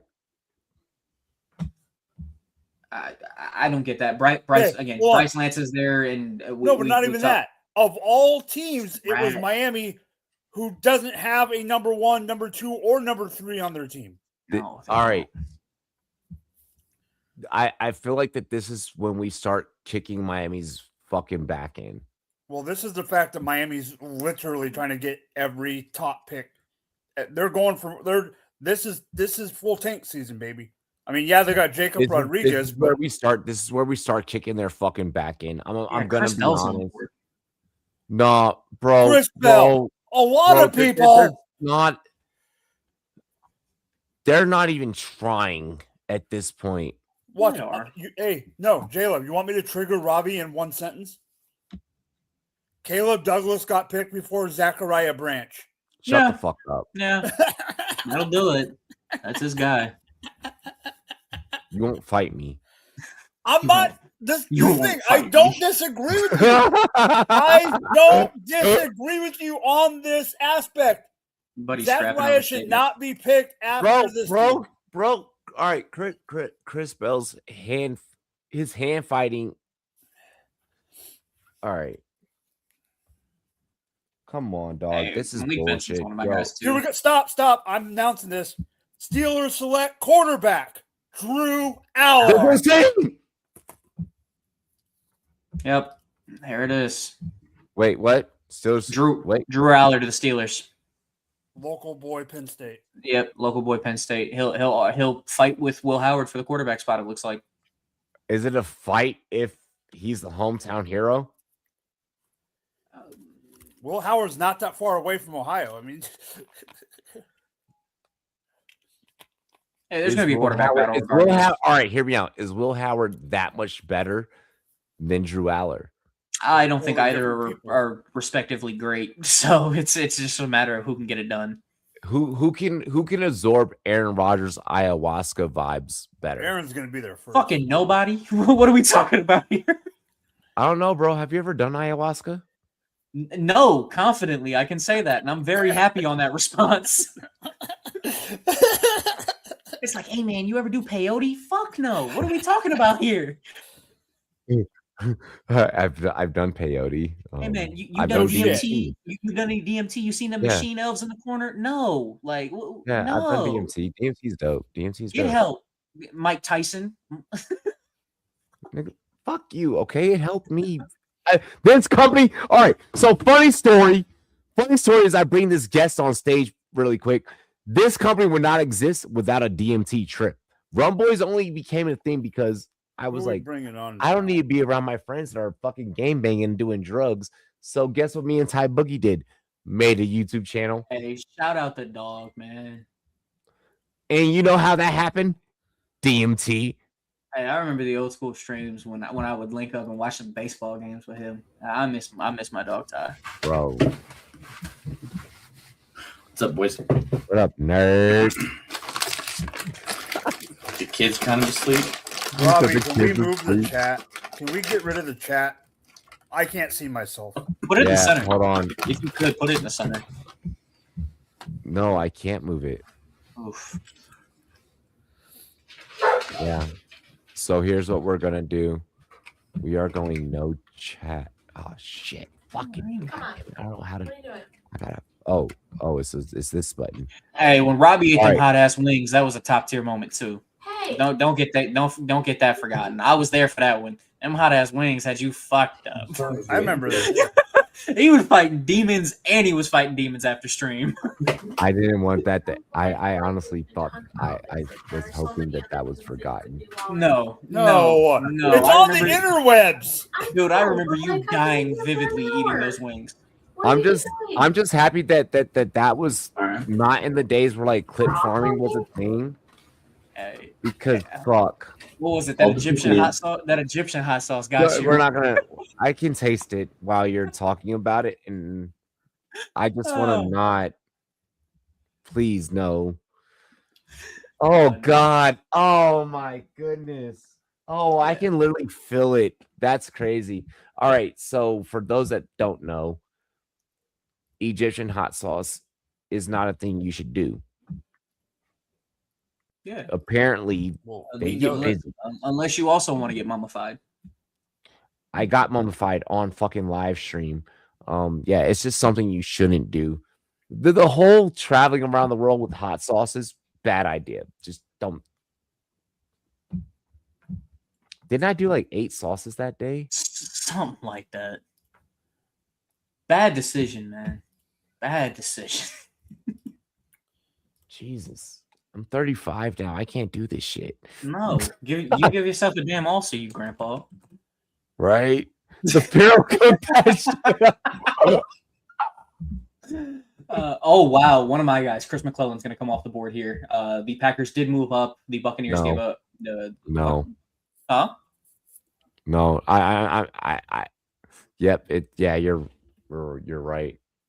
Yeah. So the Packers did move up. They gave up pick 83 and 160. They moved up to 77, and it is going to be the D tackle from Missouri.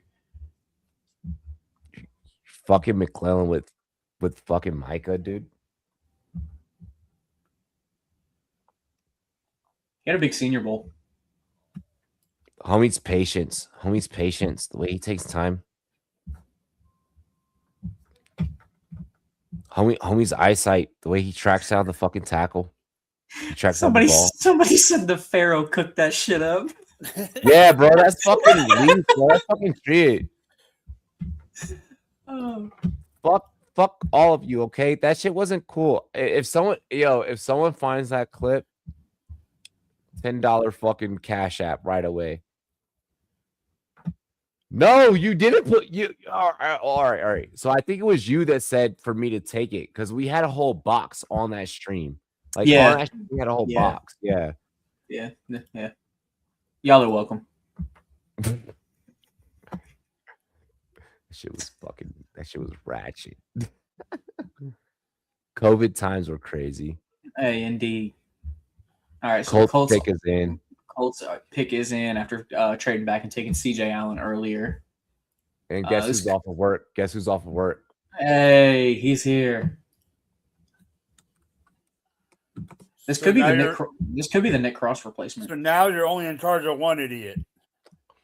I'm gonna ask you guys to allow Colts select safety AJ Halsey. Hey, would you look at that? It's almost like I know something. It's a great pick. Almost a top 50 player for me. One of those guys that shouldn't be here in the third round. It's a bad. So, you know, bitch, I am smart.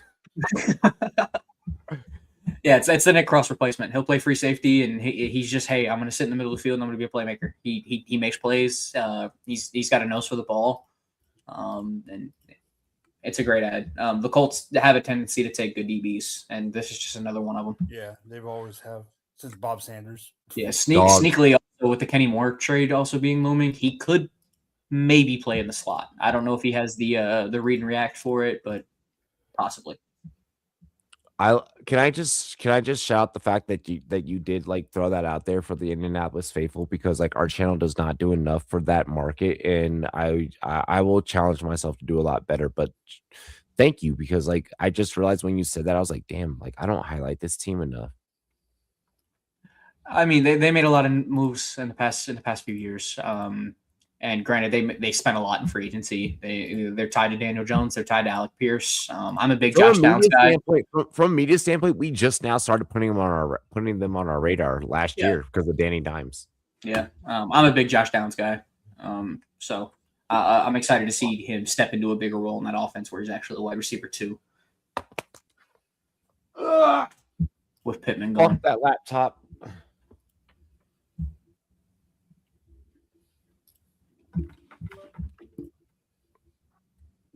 Yeah, free Chris Bell for real. My man's locked up.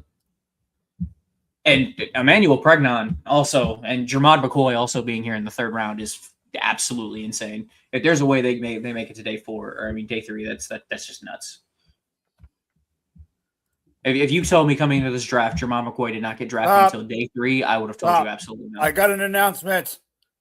Falcons select wide receiver Zachariah Branch. They keep the Georgia boy home.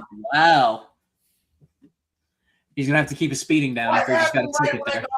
Right when I got off of work. Hey, let my man know about GSP. But they keep the Georgia boy home. It's good. They need it. I hope you get a fucking speeding ticket. That's wild.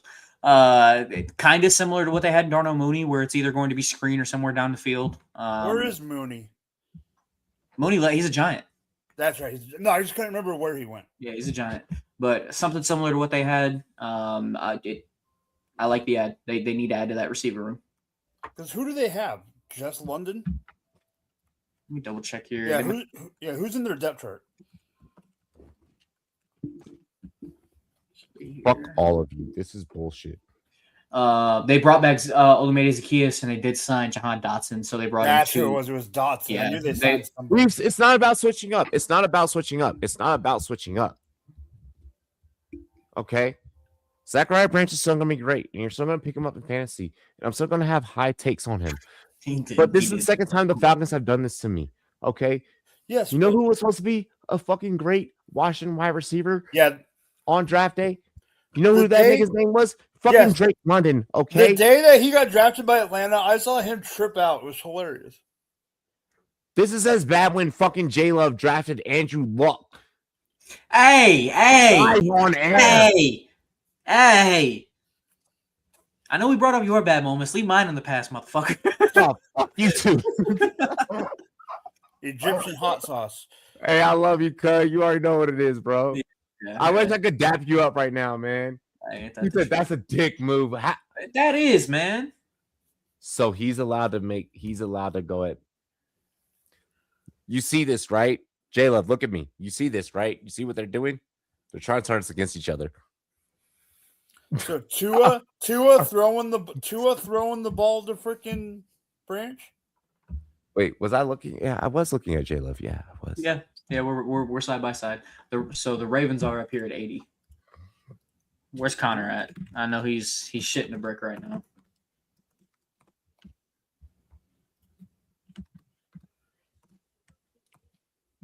He was screaming for McCoy in round 2, so this could be somebody there, or Pregnon. They do need guard help still, even after adding Vega Ioana yesterday.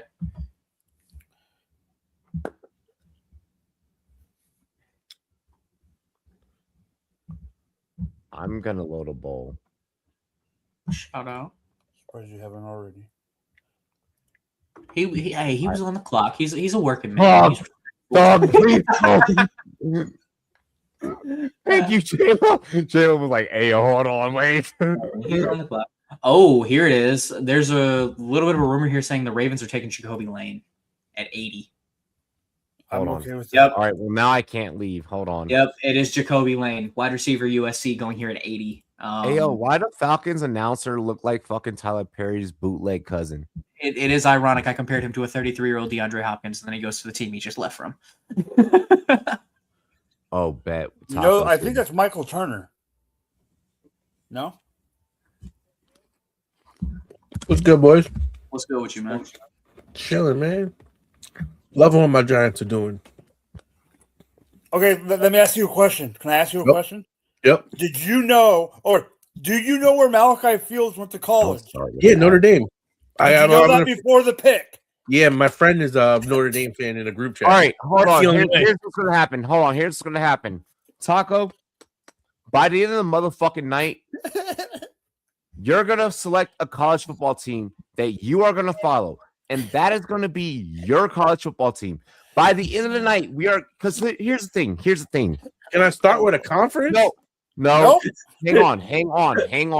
Name one, and we'll give it to you. Hang on. Hear me out. SEC, baby. Because I have to be the one to call you out. Wait, you don't want a conference because the conference is more You have teams. shown enough knowledge. I know. I gotta learn. Hold on. You have shown enough knowledge.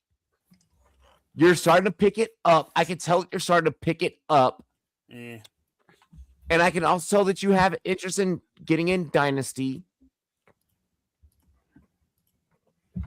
Yeah, By By the end of the night, you're picking a Caleb, college I got it football official team. too. By I the got end of it the night, official by too. the end of the night, chat. By the end of the night, chat. Taco will have a fucking he'll have a college football team. I don't believe it when I see it. Underdog Fantasy made it official too. Yeah, no, it's official. Yeah. Which pick? Jacoby Lane. Lane. Jacoby Lane is a Raven. So let me ask you this: with Over Chris Bell is crazy. no, and I'm not disagreeing you with that. Like that's not where. But with Zay, I like because I hate when teams get two guys that are identical, and at least they're not. One thing I see Eric mentioning Kentucky down there. If there ever is a time to be a Kentucky football fan, it is right now with Will Stein going over there and being the head coach. Virginia Tech says, "Welcome to the party." How bad is Rutgers? They got a couple guys. Historically, they're very good. Isaiah Pacheco. Taco, there's decisions you can make. I like because that's like a close school. So like they might be the third worst team in the Big Ten. Hey, shout out Max Melton. And the Big Ten doesn't have 10 teams.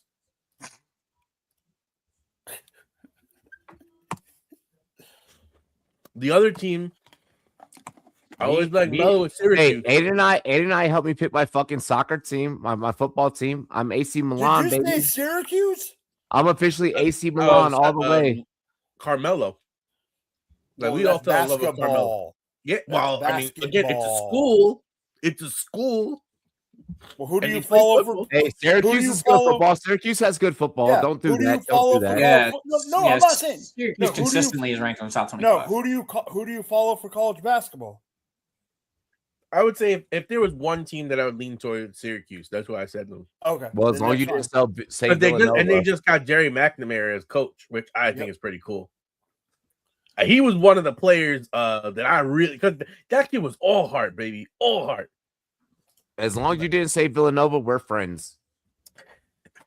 Fuck the Wildcats, bro. What the Like, Knicks are doing? yo, Eric is going. Hey, we're fighting his college football team. He's gonna pick it. You guys are not gonna fucking don't do this. Chat. We're not. For a little while, I did like Clemson because I like Dabo.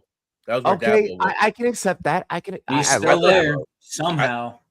I Yeah, like yeah, Dabo. yes, He yeah. kind of has Yeah, some sort of like especially swag the about fact him. that he won't. Especially the fact that a coach. I'm gonna comes walk out away and says, before I have to. I'm talk not about using the freaking. Hey, I'm gonna walk away and go smoke this bowl before I have to talk about the killing the board deal. When I come back, I'm roasting.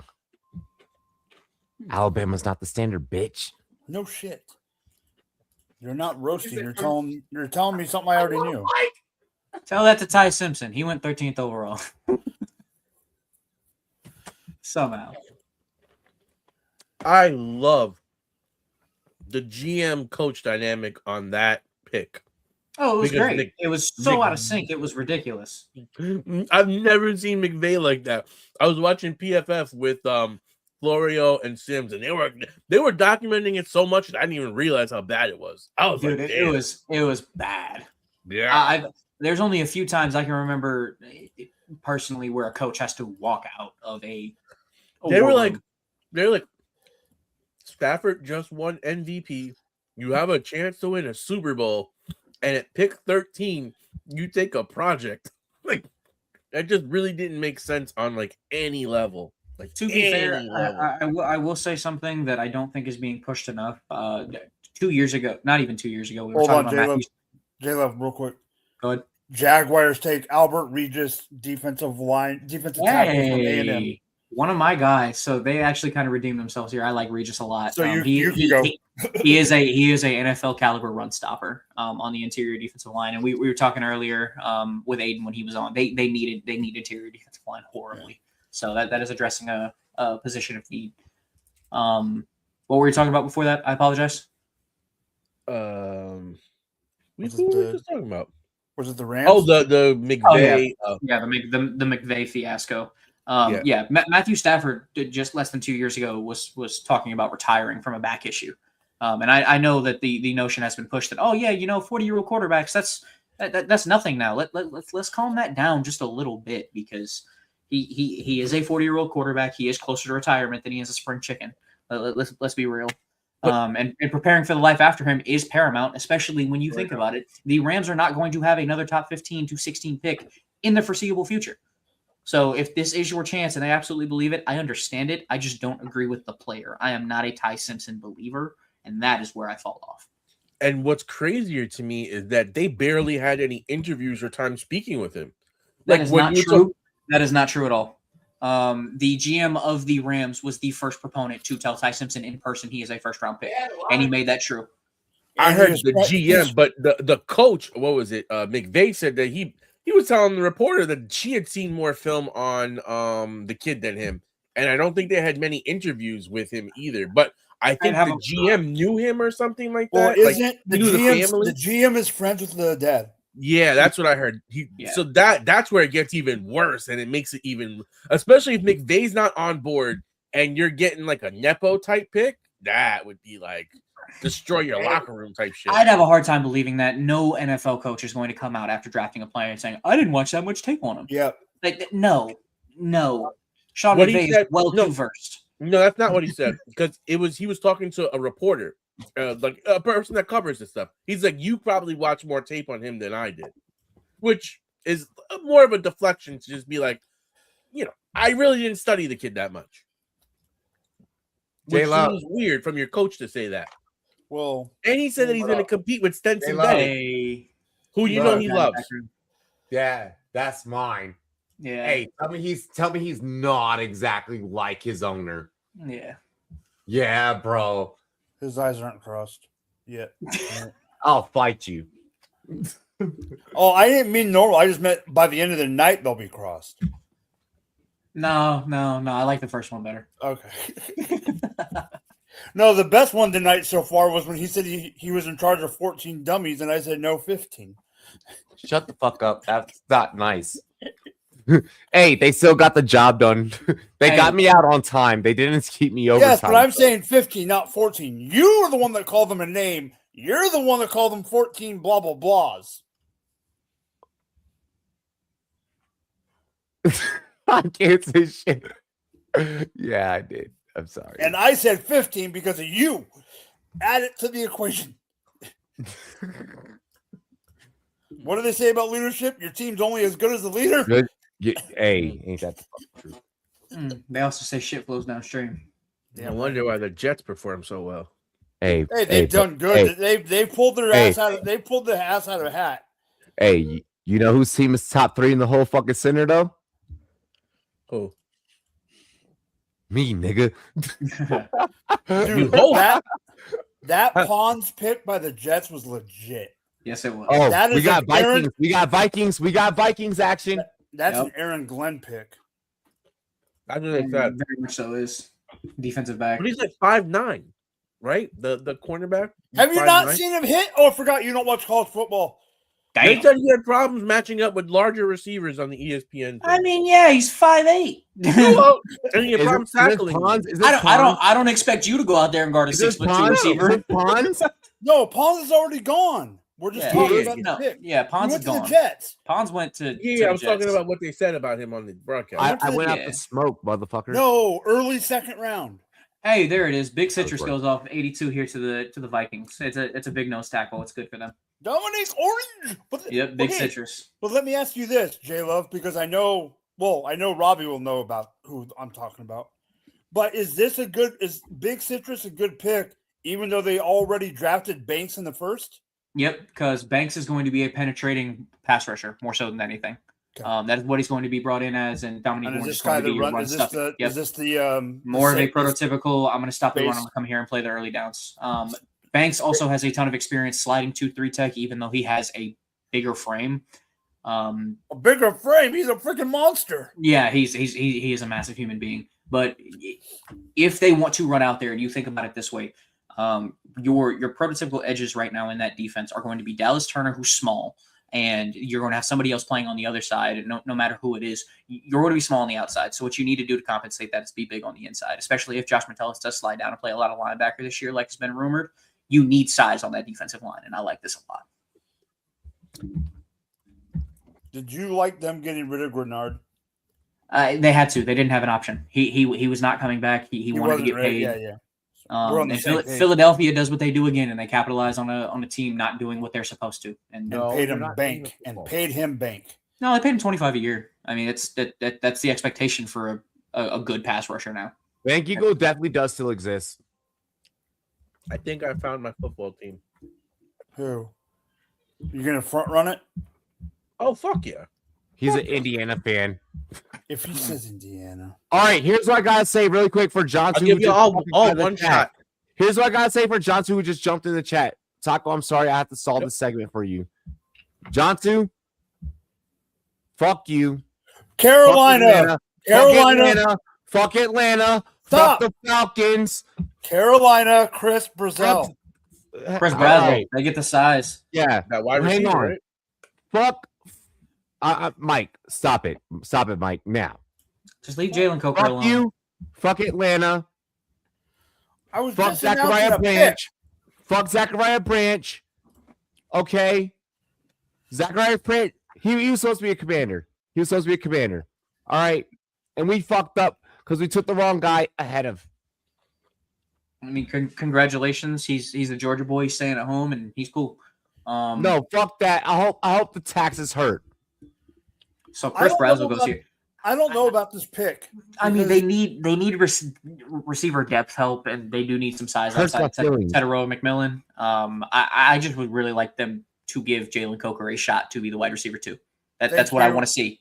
Thank you. Just let the guy exist as the wide receiver too. Okay, but let me ask I you love this. how you guys are okay with me having my heart broken. Fuck all But of you.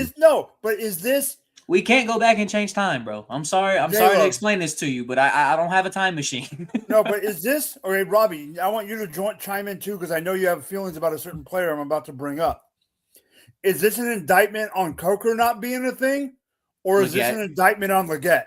Leggett, because Coker can Leggett. play in the slot, and they It's use him a lot out of the yeah, slot. it's definitely Leggett. I am gonna digress as someone that was very high on Leggett. That's And why I'm just- asking. Yeah, I wasn't. and just let it be what it is.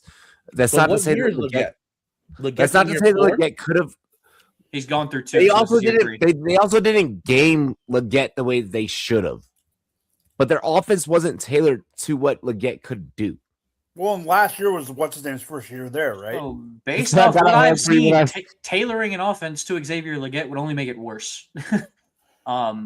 He's a complimentary receiver at best. He's somebody who should be used as a situational wide It's receiver. four. DK. It's DK. It's DK. It's not. It's. Who I Leggett? feel like it is. I feel like it is. It's not. DK is an overcompensation of what an athlete is and can be. Perfect athlete, great athlete. Is that the athlete that might get you over the precipice? No. It's the Julio Jones effect all over again. It's the Why are Megatron we- effect all over again. Great Why are we athlete. bringing up Is that the Julio athlete that Jones gets in you a over the conversation precipice? about Xavier Leggett? You're talking about a guy last year who had 8 targets and came away with Because- negative because- yardage. Because at the end of the day, when we talk about physique and measurables, when we're talking about on draft day of what a guy can be and who a guy is compared to, who was he compared to, who was It better not have been Julio Jones. You need to get your mic taken away from he you. wasn't exactly who Jones. He was Baby DK. His name was Baby DK. Everyone was like, he's Baby DK.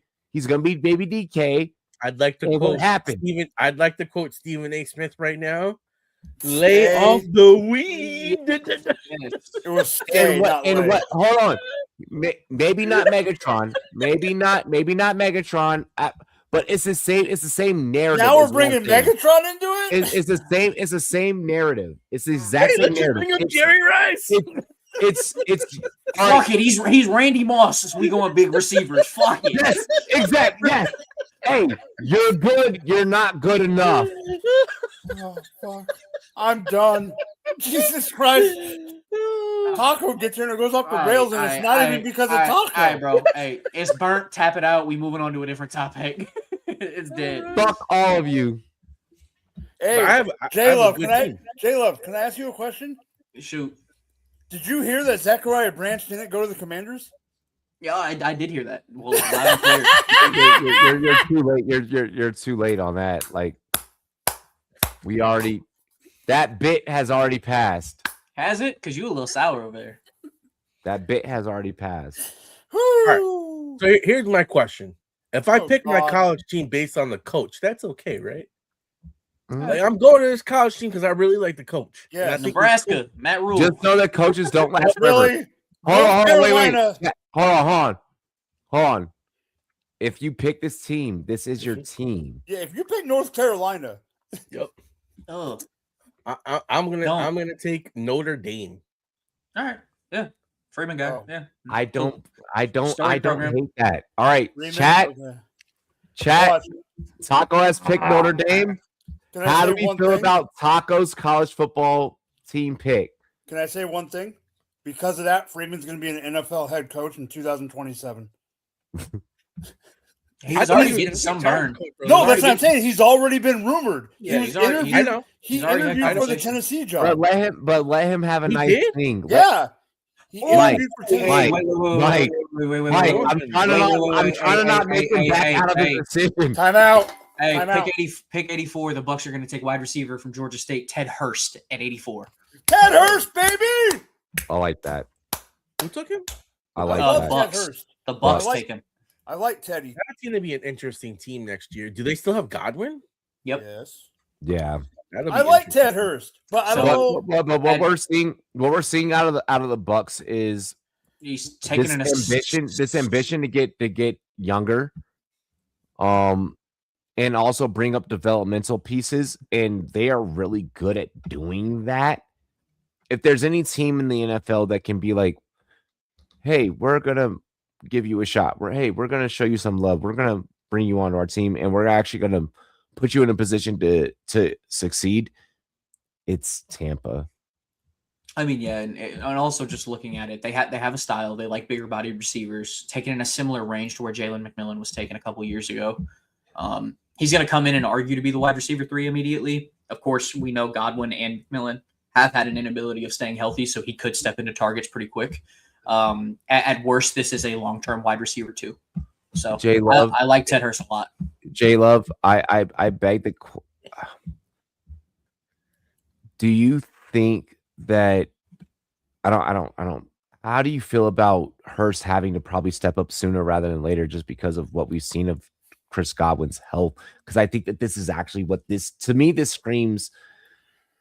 We know we've seen our receiver room go through the fucking emergency room. Yeah, let's just Band-Aids everywhere. Band-Aids. I don't think it's 100%. He needs to step in and play immediately, because if you actually look at it, I also forgot the name Tez Johnson, who was very productive last year. I saw Elise bring up Tez. Yeah, I'm also going to bring up the fact that Baker Mayfield, historically, since leaving Cleveland, is a very quarterback-friendly quarterback. Like, he's a receiver-friendly quarterback. He plays well with young receivers.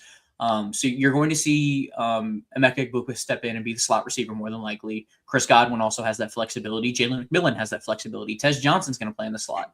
So realistically, you'd need 3 receivers to go down for Ted Hurst to be thrust into a position where he has to play. But I think he's going to get some burn. Based off the realm of possibilities, because this is a travel that this team has to take, especially in the cold weather games. Ted Hurst could easily be a guy that is thrust into this shit because of the cold weather games. Is he a good outside receiver? Yeah, I mean he's 6'3", almost Yeah. 200 pounds. Yeah, he. I I mean, think you this just is saw better the film. than You no just saw the film where he was in trips, where he's in bunch trips, and he's just kind then of creating his own work. Here's the other question I have with Mbuka last year. There was a massive second half drop off, and He everyone wasn't was talking healthy. about- He wasn't. He wasn't healthy. His hamstring was not right. There's a And the if you go veterans back and came look at back. it. He got unhealthy when the veterans came Steelers back. pick. Steelers take Dalen Everett, cornerback Jordan. Love this. Love this. How do you like the Steelers draft with the new coach and regime? You get a nice nickel corner right here. You who mean can Drew fucking- Aller? You get an Everett's not going to play the nickel. Everett's going to play the boundary. Yeah, because I mean you got to put him opposite of Joey Porter. Yeah, Asante's still going to play the nickel there. Chargers trade to the pick to the Browns. Yep. If I remember correctly, I think it was before the. But you can move him around. You can move him around is what's unique. My concern specifically with Everett is his hips. I think he's a little tight when it comes to opening up. So playing him in the slot would not be something I would advise. Keep him on the outside, maintain that boundary, use the boundary as the friend. Yep, that's exactly it. You don't have to worry about opening up inside because you have the safety help over top. So the Cleveland Browns move up, and it does look like they're going to take Austin Barber. He'll probably play guard, and it's a good rotation guard. Switch. I'm not gonna lie. You look at that Cleveland Browns draft; they're really surrounding Shador with some pieces. They got offensive line. You got some wide receiver weapons. The defense was already pretty solid. Look, I think it's a good strategy to take. I'm gonna just try and refrain because it's just gonna everything that I say is gonna be biased. I do fuck that. I'm gonna spit my game, talk my shit. Here we go. I don't know what the topic is. What'd you have shots of?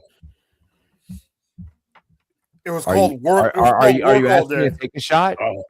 It was called work. Yeah, you need a shot. You need a shot. Nigga, take a shot too. I only got white clothes. I'm a father now. I don't carry the hard stuff. Hey, all right, I'll take a shot. You have to do a chat 10-second chug. Chat. Thumbs up for 10 seconds. What about a gummy? Thumbs down for 5. I'll do a gummy instead. That's thumbs 20. up for 10-second chug. That's 20. Hey. Thumbs up in the chat. You have to do it in the comments. Thumbs up for the 10-second chug or for a gummy. Let's do a heart emoji or shot glass emoji. Shot glass emoji. Wait a minute. I'm just clarifying here. Yo ass has been sober this entire time comparing Xavier Leggett to Nigga, you know I haven't been sober this whole time. Okay, you better not be making that comparison. I mean, you could tell from the slur, baby. Yeah. He talking like a Louisiana boy. Buddy, whoa, Jesus, the tight end run doesn't stop. The blocking My tight end English from is Ohio actually State. proper. Thank you. Will Kaepernick, the backup tight end from Ohio State, goes 87 to the You Dolphins. fucking Yankee. I'm not doing this. I'm not doing this with the fucking Another rotational tight end. Rockets. I hate Miami. There you go. Let's Not a fan of that pick either. Let's Kaepernick, go Rockets. He was somebody who was viewed who was going to go in the top 120 because he has that prowess as a run blocker. What the fuck? I hate Miami. Miami sucks. Go Rockets. What a stupid fucking foul. I think we I hate did skim Miami. over it. I love Austin Hey, Barber, chat, and you that is guys a can great dono developmental and make guard. us fucking chug and drink and do shit. Like, you guys can dono in it, and it causes live shit to happen.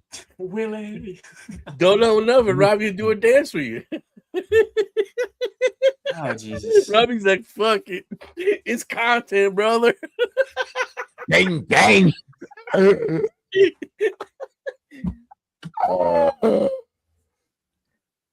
Let's do this shot, boys. If you're at home, hold on. Y'all know the rules. If you're at home, you see it's on screen. See a shot, take a shot. Let's get it. All right, Mike.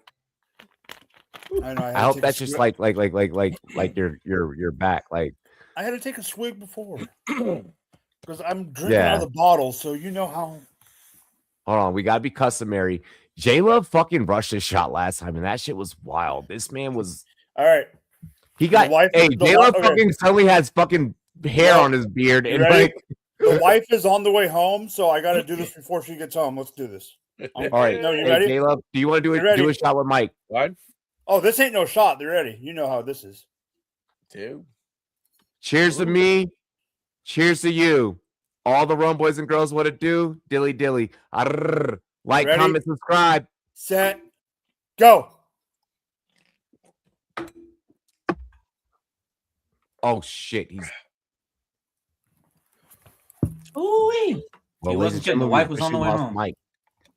Oh, the bottle's empty. Oh, the Jags do it. Emmanuel Pregnant's fault is off the board. They take him at 88. That is a great ad. I had a fringe first round grade on Pregnant. That's good for them. They J-Lo, just need help. Hey, is that Tennessee honey whiskey? Yes, it is. Very nice. Very eloquent of you. My man says elevated his fucking taste buds. I've never heard anyone say Jack Daniels is elevated. I'm not gonna lie, Honey Jack is the only way I can. Honey Jack is, bro. Have you had Honey Jack with a nice cigar? Oh my gosh. Honey Jack with a little ginger ale, baby. Woof. Oh yeah. Hey, and then you just take you just zest the top of the glass with a little bit of lemon. So to come full circle on this was the pick that the Dolphins got from the Jalen Phillips trade originally to the Eagles. So they turned Jalen Phillips into a blocking tight end. Yay!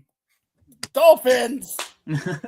And they save some money. Yeah. We're not Robbie, they're not the Dolphins. Bro, no, at what point in the history of this channel, at what point have we ever said yay Dolphins? I'm not starting now. No, but it was yay Dolphins. But guess what? You know how you said earlier, when do we start just bashing the team? We're tonight begins the night we're kicking their shit in. Tonight begins the night we're kicking their shit in. You gotta let me finish. Starting on week 1 of Holy the NFL, shit, LeBron. Starting on week 1 of the NFL season, I will only call them on Rumboyz After Dark the Miami Porpoises. They don't even deserve the title. The Dolphins. Bro, the Manatees. It was right there. You can keep the MM. You know, I'm really interested to see what they do. Yeah, but the Dolphins, MD, MP. Yeah. No, I know where both the jokes went, and that was both great. Bro, this was a really bad series. You guys see it's the final couple seconds in the fourth in the playoff game? I'm watching the draft. I know that. That's what I'm telling you. I've been peeping in. Do that right now. I mean, it's the 90th pick and we're waiting. It doesn't. Are you? Oh hey, Mister, I don't watch college football. Calm it the fuck down. Thank you. It's 13 seconds left. Man. Sorry to inform you. This show does have a title. Stay on brand. No, the Jags got Pregon. He announced that about 4 minutes ago. Yeah, you a little late there. I'm not paying. I'm watching the actual live broadcast. I'm not paying attention to the fucking. No, J-Love said it on air. Hey, the Bears pick is also in. If you guys want to know that, if you want to. The Indiana Bears. No, calm it down. They're still in Chicago. For now. Hey, calm it down. Offense or defense? Xavier Thomas. It's going to be wide receiver from LSU. Over what? Okay, over Skyler, over Chris, over all of them. It's not bad. It's not. Stop it. No, it's not bad. Yeah, it is. I don't hate it. To me, this screams returner. They did lose Devin Duvernay in free agency, so they need a return man. It's return, it's special teams, and it's also just all around depth piece. Get in where you fucking fit in.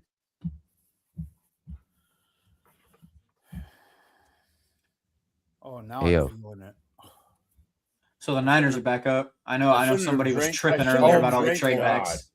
Oh, here we go. I shouldn't have drank all that. My chest is nice and warm.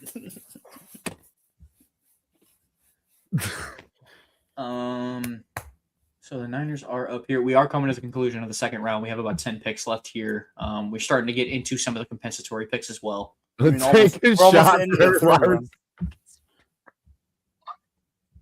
Oh, Jesus. Hey, Wow. we're trying to make it to the end of the show. Yeah, we have Wow. I mean, how many would that be at this point? We've got what? what? Yeah. I mean, let's only go rounds 2 and 3 here. So Stribling, Boston, Bernard. No. Anybody else going round 2? No. Stribling, Boston, Yeah, Bernard. that Antonio Williams, that Fields. dummy from Texas Tech. That dummy from Texas Tech. Douglas, Branch, Lane, that's 8, Brazel, 9, Hurst, 10. That'd be 10 shots, 11 Nope. shots on day 2 alone. I'll pass. All right, so J-Love, I know Taco has no idea who I'm talking about, so this is not me. This is actually me not giving him a hard time. This is legit. Even if he watched some college football, he's got to watch a lot to know who the player I'm bringing up. Xavier Thomas is not the wide receiver that I would actually want from LSU for fantasy. You think it's Barryon Brown and you're enamored by the speed. Aaron Anderson. No, I'm not a big Aaron Anderson guy. I don't think he's a separator, and I think he's a little too stiff at the top of the route stem. I do think Xavier Thomas was higher on my board. No, I get it. I'm just saying, like, I think coming down here where people I would probably go for Aaron's a guy that I've been looking at like late in like deep drafts. Aaron's measurables didn't check out good. His testing didn't check out good. You think he's going to go undrafted? I think he's probably a round 7 pick. I could see him going in round 6 at earliest. Okay. I think a lot of those LSU guys. Oh my gosh! I just know he's a guy that I can actually talk to you about. Oh no! What? Yep, the Niners do it. It's Kalen Black, running back from Indiana. They take their seasonal running back. I think that I've officially decided that we should not ask the chat to go through archives because apparently, what did you get? What did you get? Who found it? the Egyptian hot sauce has been found. Who found it? You owe somebody 10 bones, bro. Aiden.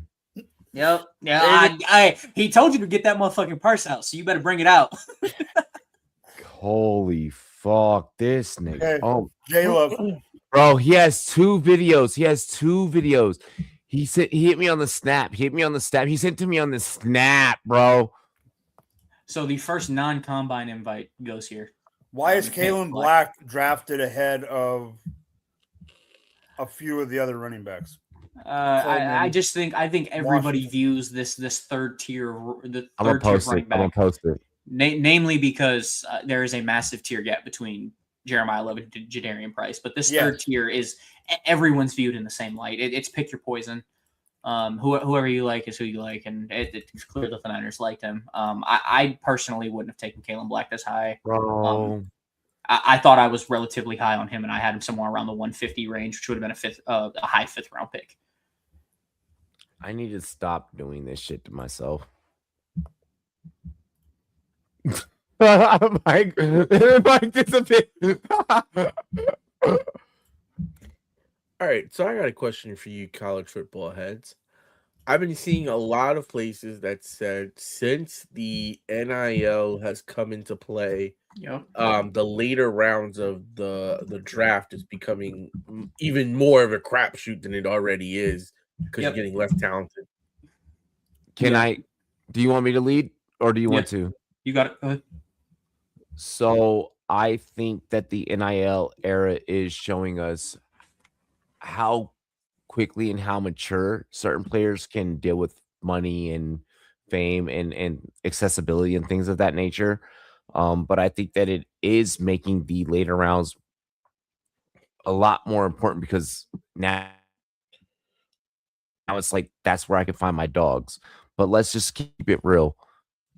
The late rounds were where you were finding dogs already. Look, the greatest CT candidate of all, fucking Antonio Brown, was a 6th round pick. Okay. I will go on the flip side of it. A quarterback that is balling right now and has been balling, Glock Purdy, was Mr. Irrelevant. Yeah, that was before NIL, though. NIL. Hold on. I Mike, let me cook. Tom Brady was not a top round pick. Before NIL. Jerry Rice was not a top. Listen, Let him make his this point. is where dogs are found. So I don't think that NIL. I think that attaching NIL to the narrative of where dogs are actually fucking found, as someone that their whole life was based off of having heart, as someone whose whole life was based off of being David versus Goliath, there is something that speaks to being a late round pick. There is something that speaks to having that dog and being that last. So to think that NIL just sways this, I think that it's a fucking stupid conversation, to be honest. Because either you have that dog in you or you don't. The one thing that especially when you're a late round pick, and especially when you're a UDFA. The one thing I will bring up, I'm not discounting anything you said. The one thing I will bring up, and this mainly goes for fantasy taco, comparatively to real NFL, is the one thing I do think we will see in dynasty circles.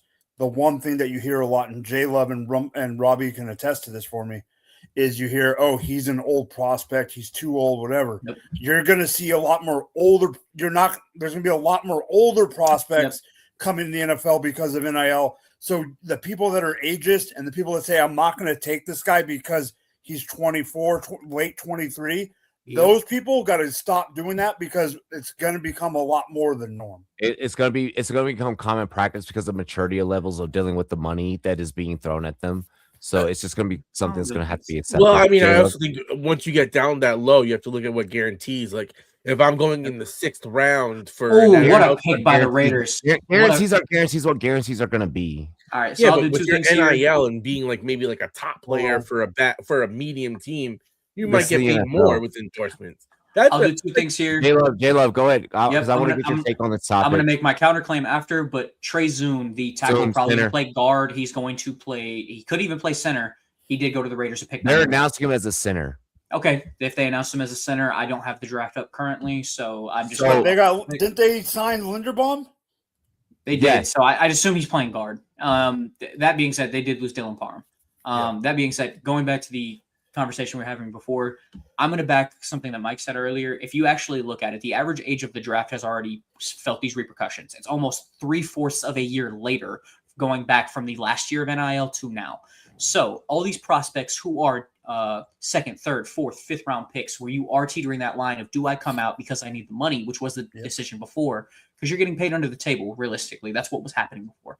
Now you're getting guaranteed money on the table where, hey, I can do what I can with my life. I can support my family, and that's where I am. These guys are getting paid by colleges now. And if you're teetering that line, why would you go to the NFL and not get the guaranteed money? There are so many colleges offering guaranteed money to players to transfer, players to just come back and, hey, be my rotation because I need it. And that's what it's going to come down to. The average age of the draft is going to continue to rise. You're going to see a lot, and we've already started it 5th, 6th, hell, even Trinidad Chambliss' case, 7th-year players in college football. The average age is going to skyrocket in the 1st round, in the 2nd round, and the 3rd round. Late guys are going to be grown-ass men getting into the league, and you're going to see that here. Pat Coogan, one of my favorite centers, he's 23 and a half years old going on 24. We've already mentioned multiple 24-year-old guys who are going to come into the league as grown-ass men. They will have an instant impact. I feel like that's something you're going to see out of 3rd-round picks more so than later. Guys are not going to be drafted as developmental players. You're going to see them go in day 2 more now. Your plug-and-play guys, rounds 4 and 5, are going to happen. Your 23, 24, 25-year-olds who played a lot of college football come in, play this role, be exactly who I think you are, and do that. It's an interesting way to look at it. So it's like you're going to get essentially more seasoned talent coming in. But those younger guys that come out earlier kind of get more, I would say, value to them because you're getting 4 years. I like the term second contract players. I know about 5 years ago, the term was 10-year players. It's who you can get a second contract out of. And if you can play into your early 30s, depending on position, but if you're 21, your second contract's going to end at 29. Instead of being at 25, your contract's going to end at 33. It's really just depending on what you want and what you need. Mm-hmm. Which is, I love that you bring that up, because like a player that conversation was like super highlighted with was David Bailey. Everyone was like, well, can I get a 2nd-year contract out of David Bailey? You know, at the wide receiver position. Jordan Tyson. Am I going to get a second-year contract out of Jordan? So I love that you brought that up because that is now the thought process. That is the narrative. Mike.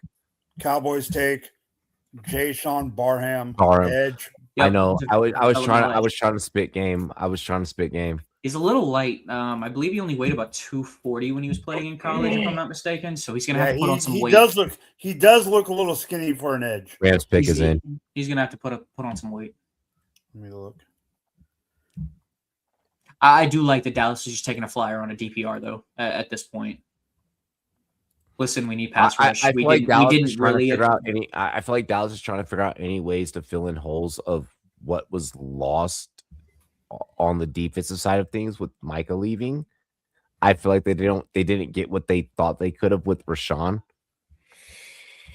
I just think it's listen. They drafted Malachi Lawrence in round 1. Let's get somebody who can rotate behind him. We also have Rashawn Gary, who's shown his age. He's almost 29 years old. Shown his age is an understatement. J Love, we're not. I mean, yeah, he's regressed. I do think he would benefit from moving a little bit more to an interior defensive lineman, which I thought he was coming out.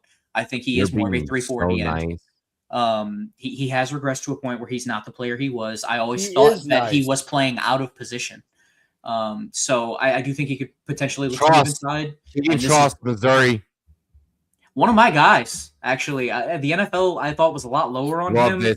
I do like this pick. I think him moving inside to guard instead of playing tackle is something I like a lot. Love this. Fucking pancakes. Straight up pancakes. I'm big on Trost. He was one of my guys. Hey, can we do a thing? Can we do a thing? I've never seen the with Trost when we see him line up this year for the Rams. Wow. Instead of calling them pancakes, can we call them French toast? Trost toast. All right, no one. Fuck you guys. Okay? Yeah, no, that just didn't sit. I mean, you tried, guys, come on. We can make it a thing. I feel like if you said like crepe because they put them flat, that could have been something there. But his name didn't. French toast, French Trost. What the fuck are we doing here? I mean, French toast wasn't tossed. What are we doing? If it was, there's someone that thinks it's clever. Okay. Not too punny over there. I was trying. Fuck, I reached too hard. We knew you were trying. We know. It's okay. Taco, I don't see you coming with any comedy on this show. I'm providing hard-hitting questions. He does come with comedy every time he puts his face on the camera. No, it's when he talks about college football because he doesn't watch it. That's why I asked the questions. You know what I mean? I love the fact that I'm not the only one giving you shit now. All right, so now I have a team, bro. Right, now I have a team. Hold on. No, be honest. Stop. He's finally committed. He's finally committed. Hey, you have a Notre team. Dame Who fan. is He's your a Notre starting Dame quarterback? Who is your starting quarterback? My coach is Marcus Freeman. He hasn't, bro. He just became a Notre Dame. Brother, you don't know CJ Carr? Oh my God! Stop it. He Who just was became CJ Carr's grandpa? Guys, Derek take Carr? it easy on this man. Y'all are mean. Y'all are mean as fuck. Y'all are He was mean. the head coach of the Michigan Wolverines. Y'all are mean. Derek Carr. Derek Carr's not even old enough. Carr. They're a great football family. You know what I mean? Hey, you got David. You got Derek. Remember this night that I was nice to you and they were mean. Malachi Moore, wasn't he on the Jets? Ezraku was highly efficient as a rookie. That is a good call. Donovan Ezraku was one of my guys last year, so that's a great call. It does look like the Steelers just traded up. I don't think that your friends are supposed to make you drink. Actually, no, that's exactly what they're supposed to do. That's exactly what they're supposed to do. If you're not driving or throwing up, then yes, we're supposed to make you drink. They're stop you from driving afterwards. That's what they're supposed to do.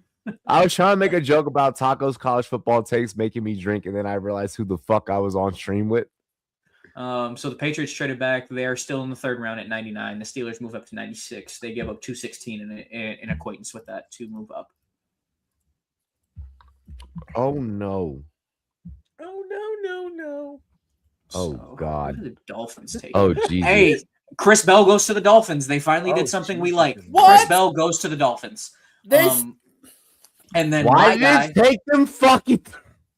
my guy that I am high on, and I mentioned earlier, Eli Reardon, the tight end from Taco's new team, Notre Dame, does go to the Patriots. That is a good snag for them as a late. What did you just do? I heard that in the background. You hit something. Did you hit the dog? Oh no! I hit the wall. I hit the light switch plate on the wall, and the light switch plate has cracked. Oh Jesus! Anyway, I like Eli Reardon. I do think he's a tight end 1 in the long term, high upside, but he could be the tight end 2 in 12 personnel. He's a good blocker. He's got the chops as long as he stays healthy. Another one of these older prospects. I'm gonna be honest. I'm really pissed off that Miami decided to do something fucking smart until the shitting on Miami all night, and then they just turn around and like, hey, here's the guy that's falling. Now they're the Dorfuses because not the porpoises because they did something okay. So now there's Dorfuses. You know, there's a good chance that Willis could be underrated. Willis is underrated. No, we know that. No. No. You're calling them the porpoises, but we're not using the Jets. How do we separate our takes of Willis from my? Oh my God, we're not going to be able to do this, are we? No, you can't. Well, no, because the problem is he's the quarterback, and he goes where the ship sails. So if they sail down, he's going down. This one is fucked. And I'll tell you this: with him and H.A., whatever he wants to call himself. Hear me out. I'm a good enough media personality where I'll flip it. I'll figure it out. The Jets will always be the worst team in football. Just remember that. I'm gonna send J-Love a random fucking assignment in the middle of the season and be like, "Hey, bro, we need to justify the Dolphins." Look at his face. Look at his face. Look at his face. Yeah, we can work on that. It might take me a break, but we can work on it. It's Aiden Proctor, Christian, the overcompensation of picks. And the sad part is Malik Washington, that home run hitter. I'm not a Proctor guy either. It just sucks. Dog. And this is the GM that came over from Green Bay, right? Hey, shout out to the Steelers. They take the guy. Jennings Dunker's fall is over. He will not reach day 3. He goes at 96. Who did? The mullet is off. Deion Branch. Hey, Deion Branch. One of my very first ever touchdown Super Bowl fucking bets. This nigga right here, Deion Branch. You want to win $200 in a fucking night real quick? Deion Branch. I was a teenager still. I was younger than J-Love. We're not going to say that on air because we are not allowed to gamble underage. No, never. Ever. Who would do that? Never. That would never. Bro, the pink vest like he's Cameron is so sick. Shout out to Jay Uso for jumping Cameron. So the Vikings are up with back-to-back picks here after the Grenard trade. They have 97 and 98. Eli, right on. Yep, I didn't have Notre Dame. This is just the Patriots decided that they're going to get depth after Hunter Henry is like done, which he's going to be done. He is done. No, as long as Reardon can stay healthy, I think he's a good player. The question really is, he has two ACL tears in college. I'm saying that I like this because of the. I see this as a passing of the torch. A little bit. I do think it'll be a year or two. Again, we talked about it earlier a little bit. Between position, J-Love. Yep. When is the passing of the torch not a year or two? Yep, exactly. It takes a year or two for a tight end to acclimate, unless you are. Why did you just try and dunk on me? Why did you just try and dunk on me? I didn't try and dunk on you. I'm backing you up. Okay. Calm it down. I know you ain't sober. Was he dunking on me or was he backing me up? I'm backing you up. I'm right there with you. He right there with you like Todd Monken is with Shador Sanders. You know what I mean? Hey, calm it down. I'm not that close. I had this is the same guy who was comparing Xavier Legette to Julio Jones. I'm not that close. Okay? Oh, come on. That's no excuse. I think you had a Stephen A moment. I thought I was running for president. Hey, you didn't use big ass words. You didn't have a Stephen A moment. Yo, you know who uses big ass words whenever they get in front of a microphone? T.I. I don't get why he does that. What big words does Expeditiously. T.I. use? Because he's from Indubitably? Atlanta. Don't. Taco, go through YouTube and just. My Look, friend, have you ever seen J-Lo is a young, Farnsworth and I'm Bentley? sure he knows. He's like, yo, yeah. Have you ever seen Farnsworth Bentley? Indubitably. Oh, don't tell me they did it. My It looks goodness. like the Vikings are actually going The to take. umbrella, nigga. Did they do it? Yep. The Vikings Bro, take 97. I'm Oh, not yeah, gonna lie. Jennings Dunker came off. The LeBron Vikings fucking are motherfucking taking lunch. Caleb This is the Tierney. best I've ever seen LeBron play in a playoff game. Wait. So wait. Hold on. Stop. Well, J-Love, wow. I need you to go into the microphone a little bit more clearly because that means that we got the Vikings pick as well. So we have Jennings Dunker, Iowa, Yep. 2 Steelers. J-Love, go. 97 overall is going to be Caleb Tierney, the offensive tackle from Northwestern. I have not gotten film pulled up yet. Tiernan could be a guy who plays guard. The arm length is a little bit questionable. He's a great mover in space. He fits his own gap scheme. One of the guys I liked, I had a round 2 grade on him. The last offensive tackle I thought that was worthy of going in this range. I appreciate you. Important shit just happened there, chat. You witnessed a fucking fire ass take and a damn good breakdown, but you also witnessed the passing of the mic. Ayo. My man's mullet is crazy. He's a ginger. Yeah, Jennings Dunker, that's what everybody fell in love with him with. Can I say that on air? Am I allowed to use that word? You just did. So you can't ask if you can if you've already said it. Easier to ask for forgiveness than permission. I mean, I don't know if they can you for ginger. They shouldn't, but that one should fly. Well, ESPN's you're right. comparing him to Mel Kiper in 1984. I don't want anything to do with anything that Mel Kiper has to fucking say. No, just Well, Mel Kiper did call that Daniel Jones is going to be a good quarterback. You know what's crazy? All right. Let's go around the horn while we're on commercial. Your very first ever, what's the first vivid draft day memory that you have, Taco? What? Your first vivid, what was like your first draft day moment? Like your first, what do you remember? My first draft day moment. What was that thing? Oh, I got mine off rip. It's not the NFL draft. It's the NBA draft. It's the Chicago Bulls drafting Derrick Rose in 2008. Okay, all right. So you get to go story time first. Then story time, go. I mean, I'm 22, motherfucker. I was born in the early 2000s. Sorry to explain it to you. That being said, I'm sitting there. 5 years old, the Bulls draft Derrick Rose, hometown kid, me being from the Chicago area. I was 100% ecstatic. And that is the first memory I have of the draft. That is a lifetime moment that I will never forget. Mike, do you got yours? Mine is the also NBA. I went out with my boy drinking in the city because it was the year that the Knicks had the worst record, or one of the worst records. We were competing for Zion, Ja, and all those guys. Wait, that's your first? No, we're talking your first, not the. That's recent. Your first. You're like, what's a real draft? Come on, bro. That's what I'm saying. A real draft memory. Draft day. We're talking drafts, like just like his college memory. It's just like his college memory. Yeah, my draft memory is going out for that game, for that pick, and we expected to get either one or two, Ja or Ja, and we got fucking RJ, bro.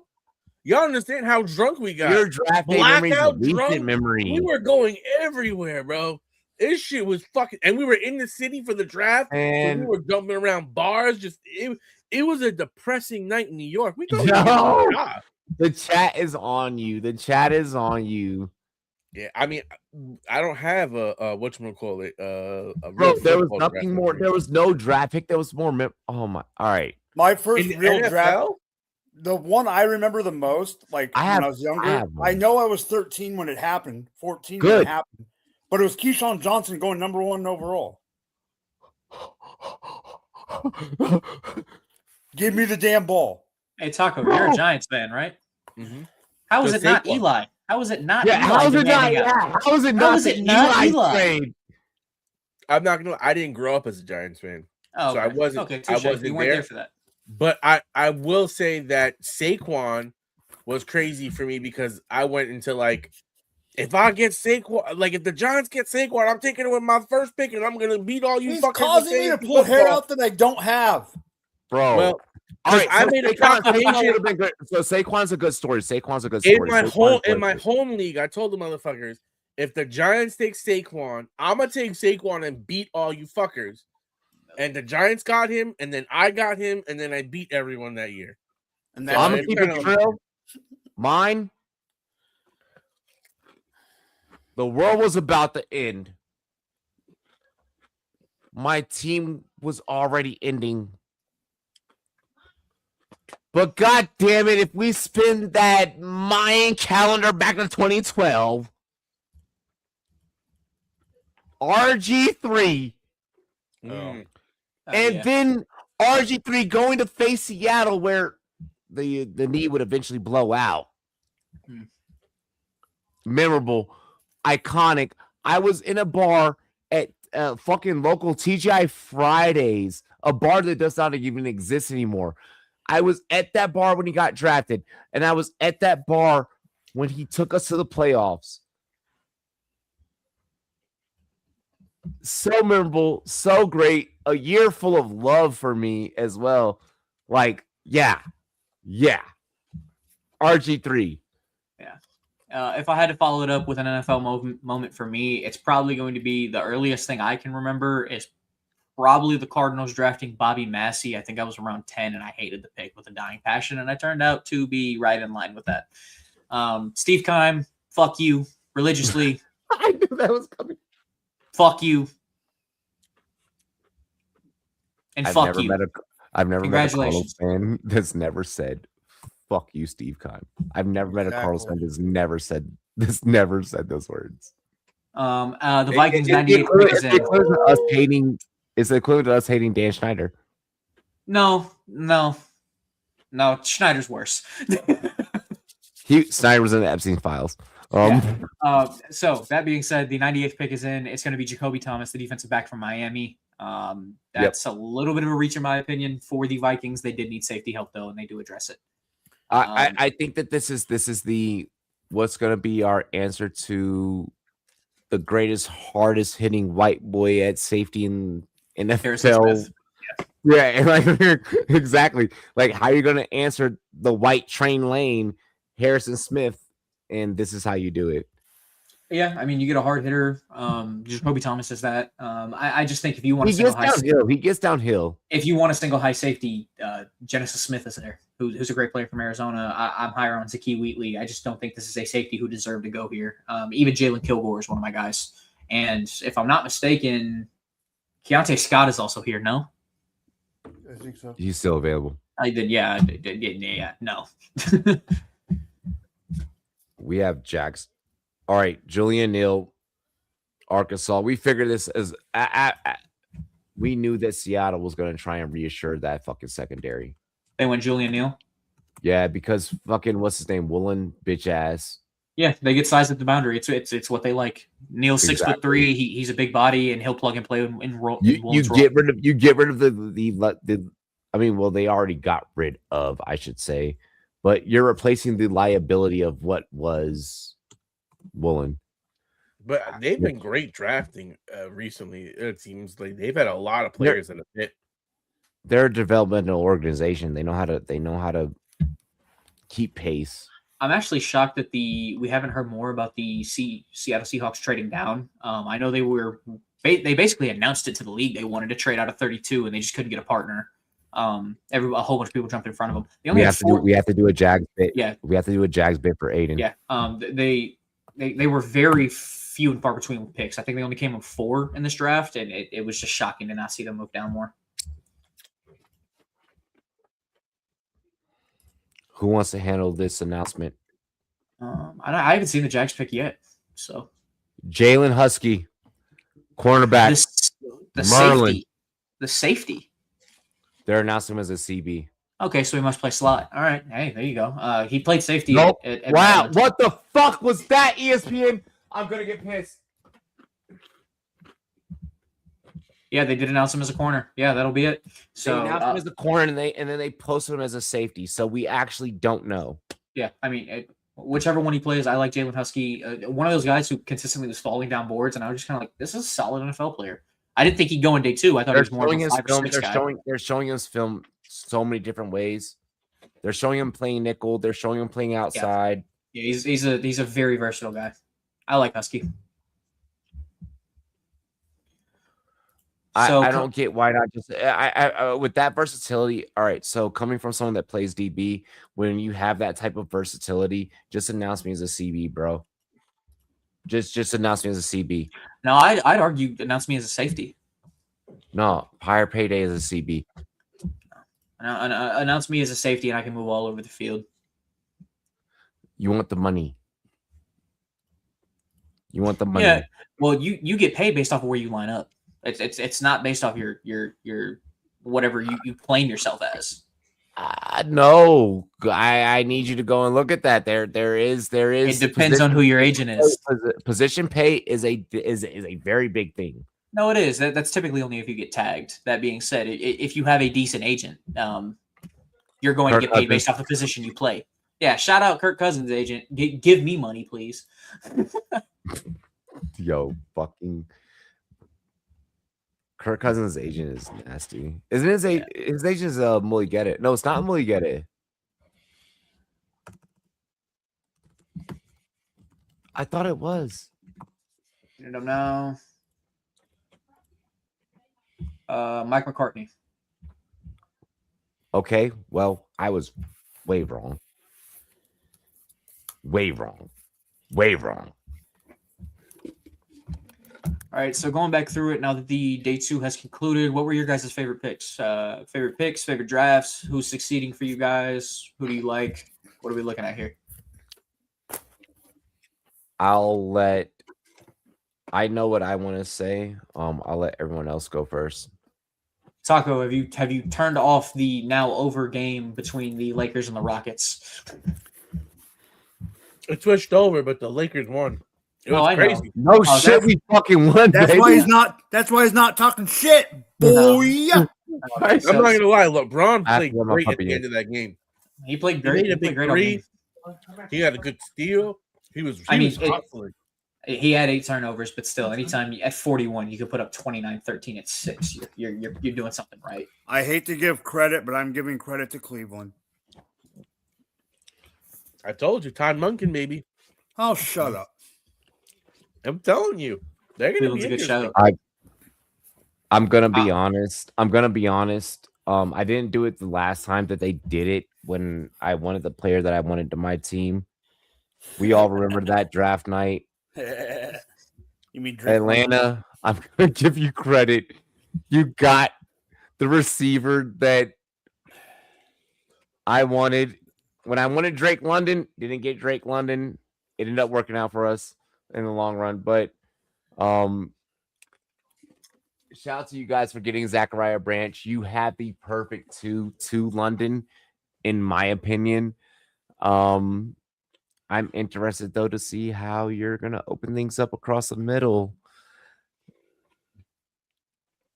So yeah, but that was my favorite pick because I was waiting for that name to get announced and it happened, and it just so happened to be the same karma that has happened on this show when we do this draft show every fucking year. Okay. So for the sake of the vibes, for the sake of the memories, Atlanta sniping the pick that Robbie wanted. I have a fantasy take that I have for this round 2 and 3. Gotcha. Taco, you have anything you want to add? Let's go, G-Man. Love our draft. Fuck you, Robbie. Fuck the NFC. We coming for all this shit, bitch. Okay, so I'm not surprised that a lot didn't get taken, but second and third round, I am surprised only one running back was taken today, and I'm shocked. Oh, no, I'm not. No, but I'm shocked that it's only one. I thought it was gonna be 2 or 3. but I thought they were going to be third rounders, and I did not think it was going to be Black. Like you said, a guy who wasn't even invited to the combine. I don't think that the running back talent that's not that great at all. In college football, in the college football market, I don't think the running back market did enough to beg the necessity from the NFL market this year. I mean, there was people that had their third and fourth that did like grading. They had their third and fourth running back with the same score as Monungai had last year. Jesus. Yeah, and he was a 6th-round pick and widely viewed as a non-top 5 running back. So that just shows you. That just shows you there's going to be someone undrafted dude this year that's going to be a beast. Yeah. I mean, James Robinson was a thing. Let's not forget. Yeah, hey, shout out to him doing his thing in the UFL, by the way. He got over there and he's doing his thing. So shout out to him. Big ups. Hey, that man gave us. That man in our early days gave us Twitter likes back when it was Twitter. Yep. And we do not hate anyone that has built us. He got done pretty greasy by the league. So it's the Jags' fault. Any final takes for anyone before we get off of air? Oh, I'll add 2 things. The Jets, they got 4 players on my top 35. So they've got almost 4 first-round picks, in my opinion, based off that. They 100% did the right thing. I'm going to hate it because they have always been at the top of the league, and they finally had a reset year. I'm going to do it, Mike. I love what the Chiefs did in this draft. When you sit here, you move up in the draft, you get Mansour Delane, you get a plug-and-play cornerback 1 who fits that scheme. You get Peter Woods, a penetrating 3-tech who could play as far as 5-tech. And then you get a wide 9 and R. Mason Thomas, who has one of the best quick steps, and he doesn't typically fit the Spagnuolo mold, but it is something different that they absolutely need. So you come into this draft and you address the defense and you say, listen, we have Andy Reid, we have pieces on offense, we have Patrick Mahomes. Let's shore up this other side of the ball and actually become a cohesive team. Because when you go back and look at it, when the Chiefs were at their best, they had a top 10 defensive unit, and that was their identity. Regardless of what they did on offense, regardless of what they did with Patrick Mahomes, with Travis Kelce, with this wide receiver, their identity was the defense. Can I ask you a question, J-Lo? What's good? Because I don't know as much about R. Mason. Like, I know who he is, but I don't know as much about him as you do. Yeah. The only thing that when I saw the pick, I was on the bus when it happened, like right getting off the bus. The only bummer that I thought in my head was Hal or Young. So I like R. Mason Thomas a little bit better than when it comes to Cassius Howell because he actually fits a few more of the measurables. When it comes to Zion Young, he has a couple off the field things that scared a couple teams away. That's why he fell in this draft. R. Mason Thomas's first step is elite. Like, he's going to step in and hit his first step, his twitch is elite for the edge rusher position. He's really young. He's going to do it. He needs to get better with his hands. He needs to get better with his pad level, and he needs to create a counter, which is the biggest thing when it gets to the NFL level. But a lot of guys come in without that. When you can learn from the likes of George Karlaftis, who did develop that secondary pass rush in the NFL. He did not have that coming out of Purdue. When you can learn from Chris Jones, and when you can just be around an environment in the Chiefs, what they do is they breed winning football players. And when you get into that room, you're going to learn things and you're going to do well. So when it comes to team to player fit, I think that is a great marriage made in heaven. Okay. Yeah, I was just curious. Yeah, I mean, when you have 3 players like that, they're instantly going to come in, and those are 3 starters. I don't know. A lot of people don't consider DPR starters. That a designated pass rusher is a starter in a defense. I said yesterday that I love yes, there's all the talk about the move up and all that, but I love the Woods pick. Buy me 1 minute. Buy me 60 seconds. You're good. I'm right here. Buy me 60 seconds. The Woods pick I loved. Yeah, as a 3-tech who could just learn from Chris Jones. That's your Chris Jones heir apparent. He's getting 31, 32 years old. He's not going to be there much longer. He's towards the tail end of his career. You want somebody who could be a different maker on the inside. We've talked about it all day. Pass rushers on the interior, the defensive line come at a premium, and that's exactly what that is. Yeah. Granted, I know his stock fell, and a lot of people were like, "Oh, we don't like him. We don't like him because he's not a top 15 pick." He 100% still has a role in the NFL, and he'll be a good player. So let me ask you this, because let's talk about a couple of guys that are still on the board. I know there was issues, obviously, because some of these guys that are talented, they're only on the board because there's issues. Yeah. Are you surprised that McCoy's not taken? No. No. Yes. Yes. Mike, and no. Thank you, Mike. I need you to add that. That's who I want him on the graphic. We I need to already figure know who out I'm that putting. I player. already know who I'm putting on it. Yeah. Thank you. There's a couple corners here where I just think that the corner and receiver, it just screams to me, or slot corner / safety. A lot of these guys fell. A lot of the guys that you saw go, Julian Neal towards the tail end of that, he's going to be a boundary corner. That being said, there is value there, but McCoy has the degenerative knee issue that is going to be a problem. I don't know why Keith Abney's still there. That is a guy I love, and I have no clue why he made it to day 3. Keontae Scott was a guy who I heard from certain rumblings that could possibly even go at the tail end of round 1, so I am shocked he's there. Dennis Sutton, I think, is a guy who should have went in day 2. Elijah Surratt, I've been screaming his name pretty much every Raiders pick since the midway of round 2. I thought he could have been viable to go there. I'm a big Chandler Rivers guy. I think he's a good player. Kyle Lewis, I saw somebody mention that. He's a little bit of an overhang defender, very scheme dependent. So I see why he's there. That being said, he's a good player. Grayson Halton is a monster on the defensive line that I don't think should be here. I had him as a borderline second-round pick, so I don't think he should be here going into round 4. Connor Lew, again, the fall from grace with the ACL tear, but he's a good player. Genesis Smith, I don't think should be here. Zakee Wheatley, I don't think should be here. Getting into some run stoppers, Caleb Proctor is a good interior defensive lineman who I don't think should be here. Brian Parker, if he plays guard in the NFL, is a great player. Probably my favorite player left on the board is Jalen Kilgore. He's going to play safety in the NFL probably. If he plays slot, even better. Instinctive, great tackler. A little bit of a question about his hips, but I think he's going to be a great player in the NFL. Other than that, I love Jude Bowery if he plays guard in the NFL. One of my darlings is Torian York. Another overhang, very similar to Kyle Lewis. I'm a big fan there. Sorry. Nick Singleton is my RB3 of choice. I genuinely think that his vision is spotty, but him as an athlete is a great player. J.C. Davis, if he plays guard in the NFL. Isaiah World was a guy we were talking about as a possible day 2 pick if he was healthy, but he had that injury late in the college football playoff. Who else did I miss? Let me see here. This man saying who else I miss as if he's not going to be on air tomorrow.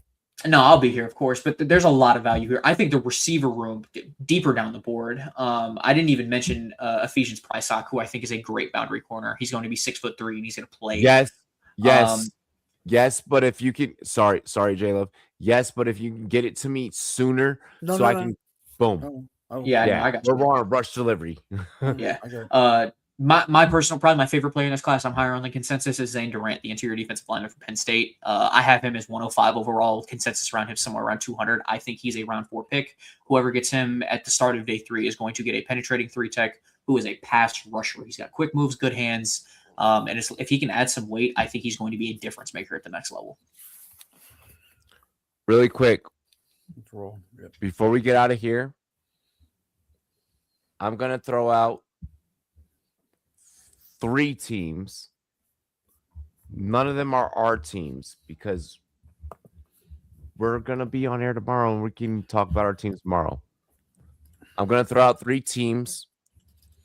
J-Love, I want you to give us a player that you think that these teams need to tackle right away when we open things up tomorrow. Okay. 3, 2, 1. Chargers. Let me go back to their draft very quickly so I can look at this. They took Messidor and Slaughter. I do think that they need to address the secondary at some point. They have a lot of inexperience out there. If they could add Keith Abney, somebody who can play inside and out, I think that would be a great add for them early. 3, 2, 1. Panthers. Ooh. I'm fucking with you. No, I'm just pulling it up very quickly. Freeling, Hunter, and Brazel. Yeah, Freeling, Hunter, and Brazel. Looking at their needs, I do think a tight end would be a good add. Is there any on the board? Trigg would be a field stretcher. If they do go on the interior of the offensive line at 119, I'm looking at Connor Lew on the board, and they need a starting center. So that would be my target immediately, Lew or Hecht. You ready for your last one? Shoot from the hip. 3, 2, 1. Buffalo. It's crazy. I had them pulled up immediately. They need to address the interior of this offensive line. They put a bandage on a bullet hole on the interior of that defensive line, and that is not, or the offensive line. That is not a good idea. I think guard Jalen Farmer from Kentucky is a great scheme fit there, and that would be my guy. They had the first pick in the 4th round. I would take him immediately at 101. There we go. There we go. Ladies and gentlemen, before we head out of air, yes, we are going to make sure we introduce ourselves and close out and everything like that. But I want to make sure I express for takes like what the fuck just happened, for banter, for jokes, comedy, all that good shit, reactions. You really need to hit the bell. You really need to subscribe. You really need to hit that like button. Because I promise we got plenty more content. I loved seeing the numbers spike tonight throughout the stream. I saw plenty of y'all tuning in. Whether you hate us, whether you love us, motherfucker, you tuned in, and we appreciate all that love and support. I'm shocked you didn't say before we get out of here, snap into a Slim Jim. What? I'm shocked you didn't say if you're not ready to slap into a Slim Jim. Snap into a Slim Jim, baby. Oh yeah, brother. Before we get out of here, really quick, make sure that you guys check out our merch store. Because guess what? It's attached to our YouTube channel. So even you can go and get merch and shine and show some love. We have some pretty cool shit. If you want any custom merch where you get like the shot glass logo on the back and you get your name on the front, then you can just DM me and we can make that happen. Shout out to our sponsors. Links are in the description. J-Love, give your outro. Yep. Hey, I'll be here going forward, guys. Look forward to coming from me a little bit more. I ended up just putting some money towards a PC, so coming soon. You'll hear more about these draft prospects year round from me. Whether it's a podcast, whether it's me coming on here on a live show, one way or another, I will be doing this full time going forward when I am not at the 9 to 5. So call it a 5 to 9, if you will. I'm out. Dilly, gang. I love that. Hey, we're entrepreneurs. We do this shit. Hey. Drop the mic, F. My designer. You know what to do. You know what to do. You know where to find me. If you need anything from me, you know where to get me. And if it's a Friday night, I'm here. Let's go. Taco, your turn. Wait, do we got you tomorrow? They're gonna beat the dog shit out of the fucking Redskins this year. Oh, I mean the Washington Commanders, your bum ass franchise with a half-written name. You can't even keep your original name because you ain't original like us, bro. We a fucking originator, and we about to stomp the shit out of you. We got pit bulls and dogs in this bitch. Let's fucking go. You think you're Pat McAfee or something? Nah, man. I just watched me some John Harbaugh. We're ready, baby. We can get another pit bull in that room. Bro, I think that your outro right there was really fucking cute. A healthy Jaden Daniels is going to eviscerate the NFC East. So, if he can stand. Hey, just hope you can beat the Falcons and Zachariah Branch first. Nah, I ain't worried about that. And hey, Taco. Hey, hey, we after even just yesterday's pick. Like I'm still high off of yesterday's pick. Yeah, you're still on yesterday. We on today. I just want to figure out. I want you to dream about Cam Scatterboo. I want you to dream about Cam Scatterboo for 2 games, getting nothing but fucking CTE. Hey, yo, we still got our other guy. Ladies and gentlemen. Ladies and gentlemen, I forgot his name. I feel so bad. My bad, bro. You guys see what I have to deal with. This. I already know what you know. We're gonna be better than you. You know this. I know what you have to deal with. You and Snacks are real cute. You guys are real fucking cute. Yeah, watch. Cheers to me. Cheers to you. All the Rumboyz and girls, what it do. Dilly. I don't think that J-Love has seen or heard this outro yet that's happening. Make sure you guys got your cameras. Cheers to me. Cheers to you. Dilly. I'll see you guys in 2 minutes. Yep, cut the cams. Woo-wee. Wait. And now. Yo, tune into the Rumboyz, where the fantasy kings reside. Rumboyz Robbie dropping jams, got the league on our side. From the waiver wire to the trade block, we scheming like pros. Building squads to smash the books, watch the haters hit the road. Profit popping off, we cashing on the underdogs. Bark, Vegas lines getting crushed, leave us in city in the dark. Over on the yards, other on the picks, we calling it precise. Rumboyz network got the sauce, turning dubs into a vice. Rumboyz, hype train rolling through the grid all night. Setting lineups that ignite, winning league, it's feeling right. Beating Vegas every Sunday, stacking chips like it's our throne. Dilly to the dollars, paw it up, we on the zone. Rumboyz, fancy fire. Rumboyz, bets on fire. From the pod to the payout, we the squad that takes it higher. Dilly. Scrolling through the Discord vibes, raw like a rookie can't rush. Rumboyz crew dissecting matchups, no fluff, just a hush. Receivers torching corners, we said it first, now the check's clear. Running it back for the boom, while the books drowning beer. League champs crown themselves with our weekly hot takes. Sleepers waking up, Giants bus getting the breaks. From zero to hero, your roster's reborn in the booth. Rumboyz fantasy network, spitting truth, chasing loot. Hey, hit play on the pod, let the energy surge. We the pulse of the playoffs, making grown men converge. Prop on the anytime TD, we nail it, no sweat. Vegas sweating bullets while we feast on the bed. Rumboyz, hype train rolling through the grid all night. Setting lineups that ignite, winning leagues, feeling right. Beating Vegas every Sunday, stacking chips like it's our throne.